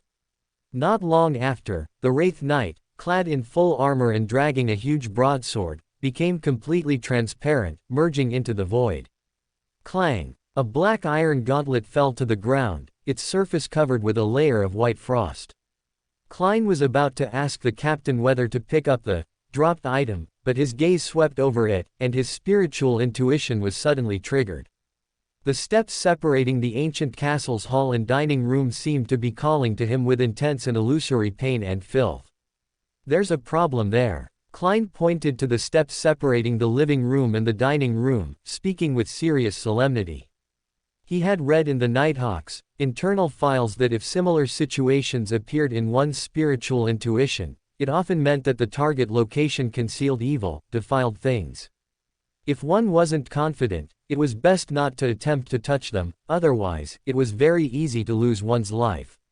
Sometimes, even just a glance could cause irreversible damage. Most crucially, this was not part of his plan. The scene Rhodes showed him did not include this. Standing beside him, Leonard, who had been calm all along, slightly restrained his improper smile and pondered with his arms crossed. "This wraith is very powerful. We only managed to eliminate him with the help of the sealed artifact. This level of wraith wouldn't appear out of thin air. Moreover, wraiths are very eager for living flesh and blood. Ramad town is just down the mountain, and before coming here, I checked that there haven't been any major criminal incidents recently, nor any rumors of wraiths appearing in the ancient castle. Either this wraith has just appeared recently, or there's something in this abandoned castle that attracts him, making him unwilling to leave. Of course, both possibilities can be true simultaneously." Dunn nodded slightly, turned his head to Klein, and calmly instructed, "Divinate whether exploring there will go smoothly." Before entering the ancient castle, the captain didn't ask me to divinate, showing great confidence. This indicates he believes the hidden object might be more dangerous than the wraith. Taking a deep breath, Klein nodded silently, unfastened the citrine pendant inside his cuff, and began to divinate. Leonard, meanwhile, squatted down and picked up the black iron gauntlet from the ground, muttering something under his breath. After receiving Klein's divination that the danger is within a solvable range, Dunn put the mutated sun sacred emblem on his left chest, reached up to press his silk top hat, and quickly walked towards the steps, skillfully searching for a mechanism. Leonard, who was playing with the black iron gauntlet, noticed Klein's gaze, and the corners of his mouth curled up. He spoke with the tone of an old hand, smiling. Divination is just a means. As a professional nighthawk, you should remain vigilant at this time. Although firearms aren't very effective against wraiths. Accustomed to this guy's tone, Klein's lips curled slightly. I feel like I've completely mastered the Seer Beander potion. Perhaps I'll submit a special application soon. Dunn, who had already been subtly hinted at the acting method by Klein, paused slightly but showed no other reaction, seemingly prepared for the special application, just not expecting it so soon. Leonard's expression changed for a moment. Recalling that it took him 2 years to become a midnight poet, he was at a loss for words. Satisfied, Klein withdrew his gaze from Leonard's face and watched as the captain directly threw the sealed artifact, 30782, from his chest into the hidden door filled with coldness and filth. Once warmth and purity enveloped the hidden door's entrance, Dunn looked at Leonard, who was muttering to himself with a strange expression, and made a decisive decision. Klein, the two of us will go down. Leonard will stay here to prevent other enemies from destroying the mechanism. Only after their figures disappeared down the steps did Leonard's voice become slightly louder. Old man, what did you mean by what you just said? That wraith recently suffered heavy damage, otherwise, you wouldn't have eliminated him so easily. As for your teammate, hee. The aged voice echoed in his mind. Leonard hated the feeling of someone speaking only halfway, but no matter how he called, Pallas no longer responded. In the center of the basement lay a black coffin, its iron nails a dark red color. The lid of the coffin had been pushed open a crack, revealing a headless skeleton inside. After confirming there was no additional danger in the basement, Klein watched Dunn, who was carefully examining the area with sealed artifact, 30782, equipped, and then lowered his citrine pendant, silently chanting a divination phrase in his mind. The corpse in the coffin is Mr. Azek's bloodline. Thin, gray-white mist drifted before his eyes, and Klein looked at the pendant in his hand, which gave an affirmative answer. After verifying Rhodes's words, Klein felt little excitement. For a moment, he didn't know how to face his former teacher, especially now that he was in a terrifying vortex himself. Inspecting the body took much longer than expected. To prevent the sealed artifact from affecting the ordinary people of Ramad Town, Dunn decided to stay in the ancient castle tonight and observe whether the wraiths in the castle were completely cleared. Klein thus finally got the chance to take turns guarding. Klein, wearing sealed artifact, 30782, sat alone in the basement where the coffin was placed. After setting up a spirit body wall, he quickly arranged a ritual on the ground. Although stealing the power of divine blood from the sealed artifact to create solar flare charms would reduce the years its purification effect could be maintained, it would not damage the sealed artifact. With the mastermind living in the Red Chimney House still in Tingen and himself constantly conducting investigations, Klein had to do everything he could to become stronger. Because he was stealing the power of a deity, Klein couldn't divinate in advance whether the matter would go smoothly, that might make him directly face a deity again. Klein suspected that the eternal blazing sun would directly recognize him as the disrespectful one who dared to gaze upon him. Without the protection of the gray fog space, the captain and Leonard would only find a pile of black ashes if they came in. As the incantation neared its end, Klein suddenly felt something light up before his eyes. The ancient, dark golden emblem radiated a blazing light, like the sun descending upon the earth. Klein was instantly enveloped in extreme heat, his hair rapidly growing hot, seemingly about to catch fire. Almost without thinking, Klein raised his hands, relying on his spirituality, following instinctive memories and the guidance of the ritual, and began to use an engraving knife to draw symbolic patterns, magical sigils, and ancient incantations on both sides of the golden plate. On the other side of the ancient castle, Leonard, who was inspecting other parts of the castle with Dunn, suddenly tilted his head, his brows slightly furrowed, and looked scrutinizingly towards the ancient castle hall, muttering. The sun. Dunn, standing not far away, looked up at the crimson moon in the sky and touched his increasingly thinning hair. The blazing sunlight in the basement only lasted a few minutes before gradually dimming. Everything returned to its original state. Klein examined the two solar flare charms in his palm. Their golden luster had become dim, and the patterns were ancient and complex. A warm, moist sensation was gradually seeping out, penetrating his skin. One for himself, and the other to exchange for other types of charms in the Chaos Council. Thinking with some joy, Klein quickly completed the ritual's conclusion and removed the spirit body wall. Seeing that the mutated sun sacred emblem on the ground hadn't changed much, and the feeling of warmth and purity still assimilated its surroundings, Klein breathed a sigh of relief and subconsciously looked at the sarcophagus in the deepest part of the basement. Based on Leonard's previous conjectures and the captain's analysis, Klein believed that the reason for the appearance of the ancient castle's wraith was precisely because the sarcophagus had been opened, but he didn't understand why only the head had been taken. His gaze flickered, but feeling his body on the verge of exhaustion, Klein still gave up the idea of divining now and closed his eyes to meditate and restore his spirituality. Not long after, hearing footsteps, he suddenly opened his eyes, subconsciously touched the sunstrike charm, and then looked at Leonard, who was standing on the basement steps observing him, and said, "Where's the captain? Is it your turn to guard sealed artifact, 30782? Leonard's expression at this moment was rather intriguing. After surveying his surroundings, he nodded slightly and responded with a smile, "We've already cleaned this ancient castle once. It's too late, the captain said we'll stay here overnight. However, you don't seem to be in too good a state." Feeling a little guilty under Leonard's gaze, knowing that the other party also harbored secrets, Klein merely rubbed his temples and stood up with a smile, saying, "Perhaps I'm nearing my limit. After all, I'm just a sequence 9. I'll go up and find the captain first then." Before he finished speaking, Klein took off the mutated sun sacred emblem, and frankly handed it to Leonard. After watching him leave the basement, Leonard reined in his flippant demeanor and began to scrutinize sealed artifact, 30782, with focus and seriousness, even infusing his spirituality into it.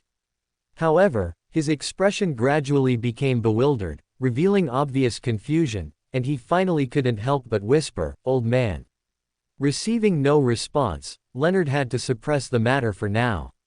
He walked over to the opened sarcophagus and stared at the headless white bones inside. A hoarse voice suddenly echoed in his ears, "Stay away from this sarcophagus. Do not have any more contact with it, and do not continue to investigate."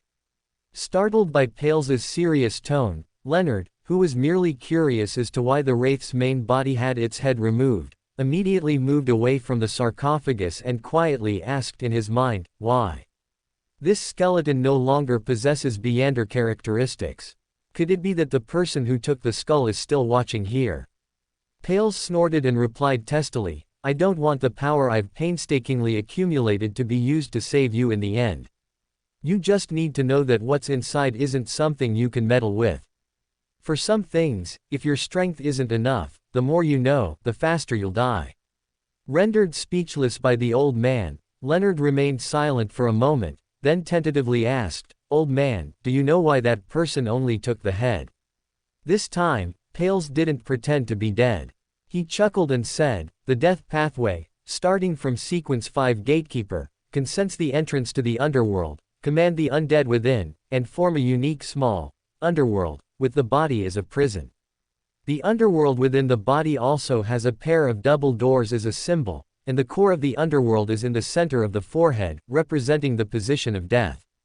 Leonard was stunned for a moment before realizing that the death pathway the old man was referring to was the one controlled by the church, starting with Corpse Collector. The so-called core of the underworld being in the center of the forehead, the death pathway. Pondering these words, Leonard roughly guessed why only the skull had been taken. At the same time, he also noticed other meanings in the old man's words, starting from sequence 5 and not just sequence 5. He now understood the meaning of the old man's previous statement that the wraith itself had been severely injured, which was why it was easily eliminated by the sealed artifact. East Tark County Capital, Elusiel, Street. Francis Cathedral, Evernight Goddess Church, East Tark County Diocese Headquarters. Looking at the majestic cathedral that seemed to be woven from the night sky and built with black stones, Aaron nodded slightly towards Archbishop Matthew Adams, who stood at the cathedral entrance, dressed in the Evernight Church's missionary robes, with white hair meticulously groomed, and a kind and serene face. He had already received a response from the Sanguine via Louise. The current core figure of the Sanguine, Duchess Liliana, Purple Moon, seemed to have anticipated Camia's anomaly and wasn't overly worried, but she did ask Aaron for some assistance. Aaron walked into a prayer room deep within the cathedral, faced the dark sacred emblem, closed his eyes, and allowed his spirituality to flow into the Evernight mark on his wrist. In the tranquil and quiet atmosphere, he focused on silently reciting the goddess's honorific name in ancient Hermes.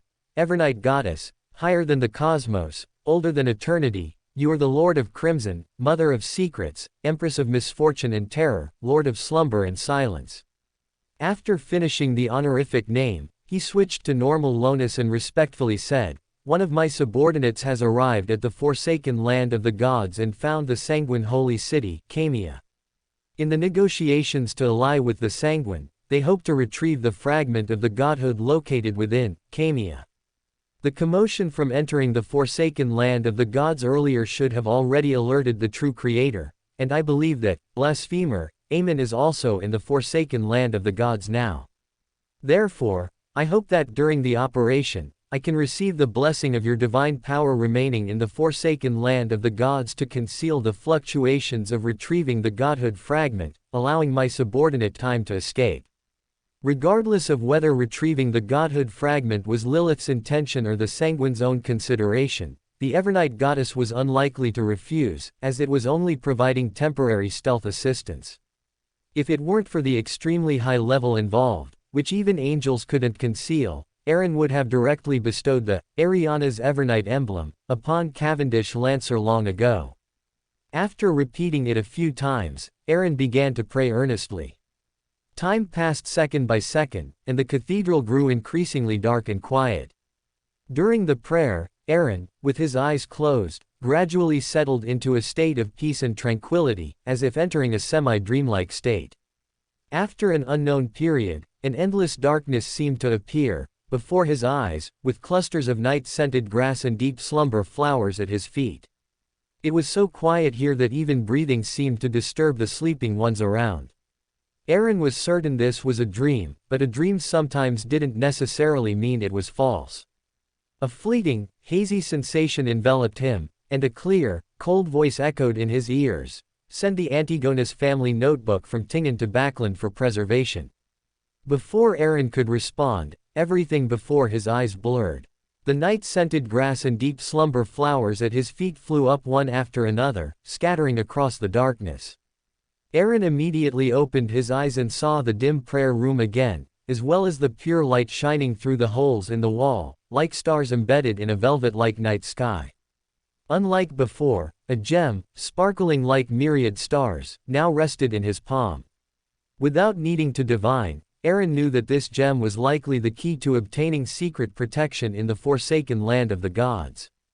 Watching the gem in his hand disappear into the Evernight mark, Aaron frowned slightly. The difficulty of escorting the Antigonus family notebook back to Backland was clearly not commensurate with the price of the Evernight goddess providing secret protection in the forsaken land of the gods. Perhaps Lilith had already paid the price, or perhaps the Evernight goddess herself could obtain remuneration from this matter. As Aaron pondered, the door to the prayer room was pushed open. Archbishop Matthew Adams drew a crimson moon on his chest and handed over a telegram. Aaron, whose thoughts were interrupted, returned a crimson moon, took the telegram, and unfolded it. It was a telegram forwarded from the Holy Cathedral, containing only one sentence. Tingen City Nighthawks team member Klein Moretti has submitted a special application, requesting promotion to Sequence 8 Clown. Tingen City, Zudaland Street Shooting Club. Klein pushed open the door and entered the reception hall. He did not go directly to the shooting range belonging to the Nighthawks, but instead found a seat in the hall and waited patiently, hands clasped around his black cane. Without the protection of the gray fog, directly facing the negative effects of the Sunstrike charm, made from divine blood was somewhat beyond Klein's expectation. Fortunately, the seer potion had already been fully digested, and he only experienced intermittent symptoms of praising the sun.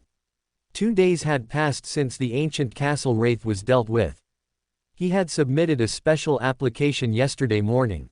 Considering that the captain had said that the Holy Cathedral would send someone to investigate soon, Klein temporarily put aside his plan to contact Mr. Azek. All suspicious houses in Red Chimney, obtained from Henry Private Detective Agency, had been investigated, and as expected, there were no findings.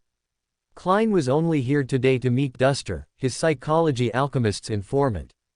After waiting for a while, nearing 2 o'clock, Klein saw the rather refined Duster walk into the shooting club lobby.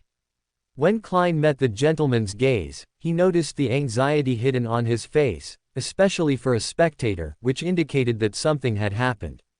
Silently watching Duster enter the corresponding shooting range under the guidance of a waiter, Klein waited a few more minutes. After confirming that no one was following Duster, he slowly stood up and quietly came to the shooting range Duster had just entered, knocking on the door. With a creak, the door opened a crack. Duster first cautiously peeked out and looked left and right, then moved aside. Klein immediately slipped inside and locked the door from within. "Good afternoon, Mr. Duster," he said, taking out a 10 solely note and handing it to the other party. "We don't make our peripheral members bear the meeting fees. Because I can get reimbursed," he silently added. Duster observed Klein's subtle expressions and body language, then replied in a deep voice, "I feel that Hood Eugen has been a bit abnormal lately."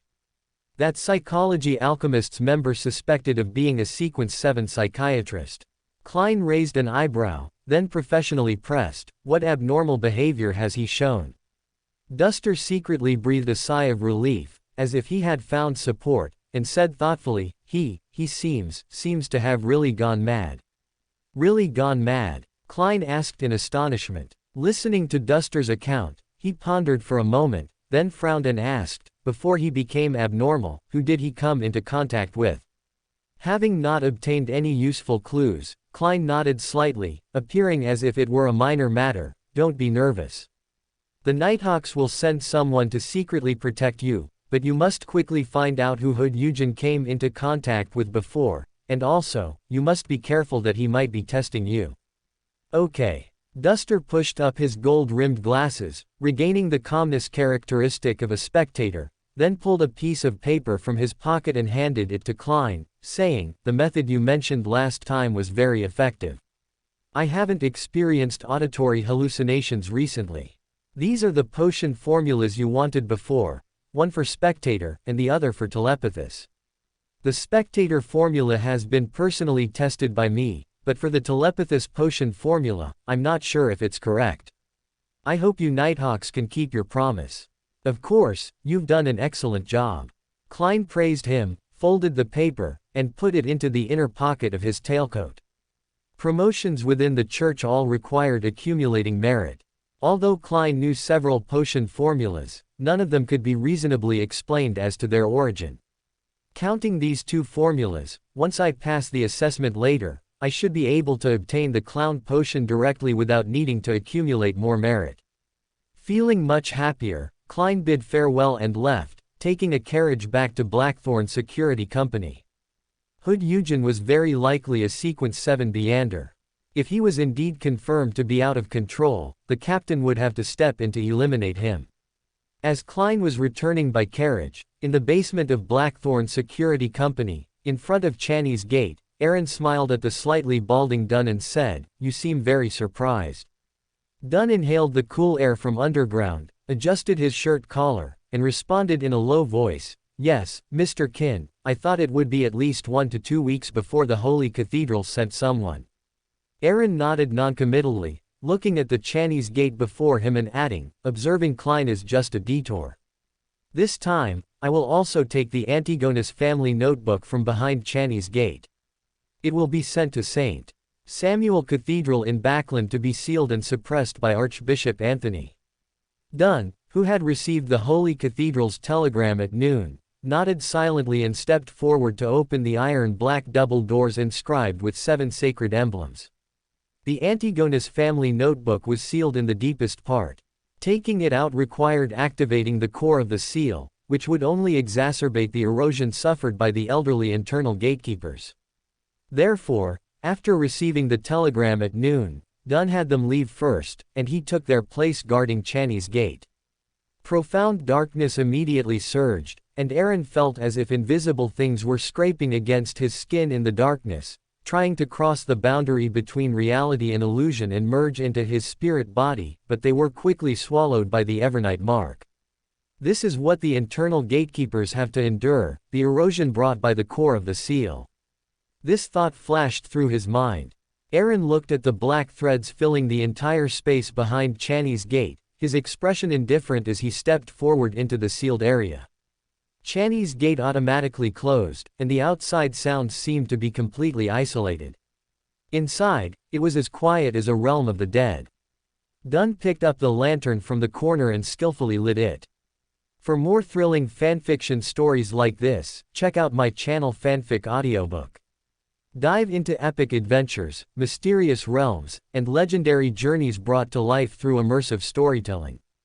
Don't forget to like, share, and subscribe for more amazing audiobooks.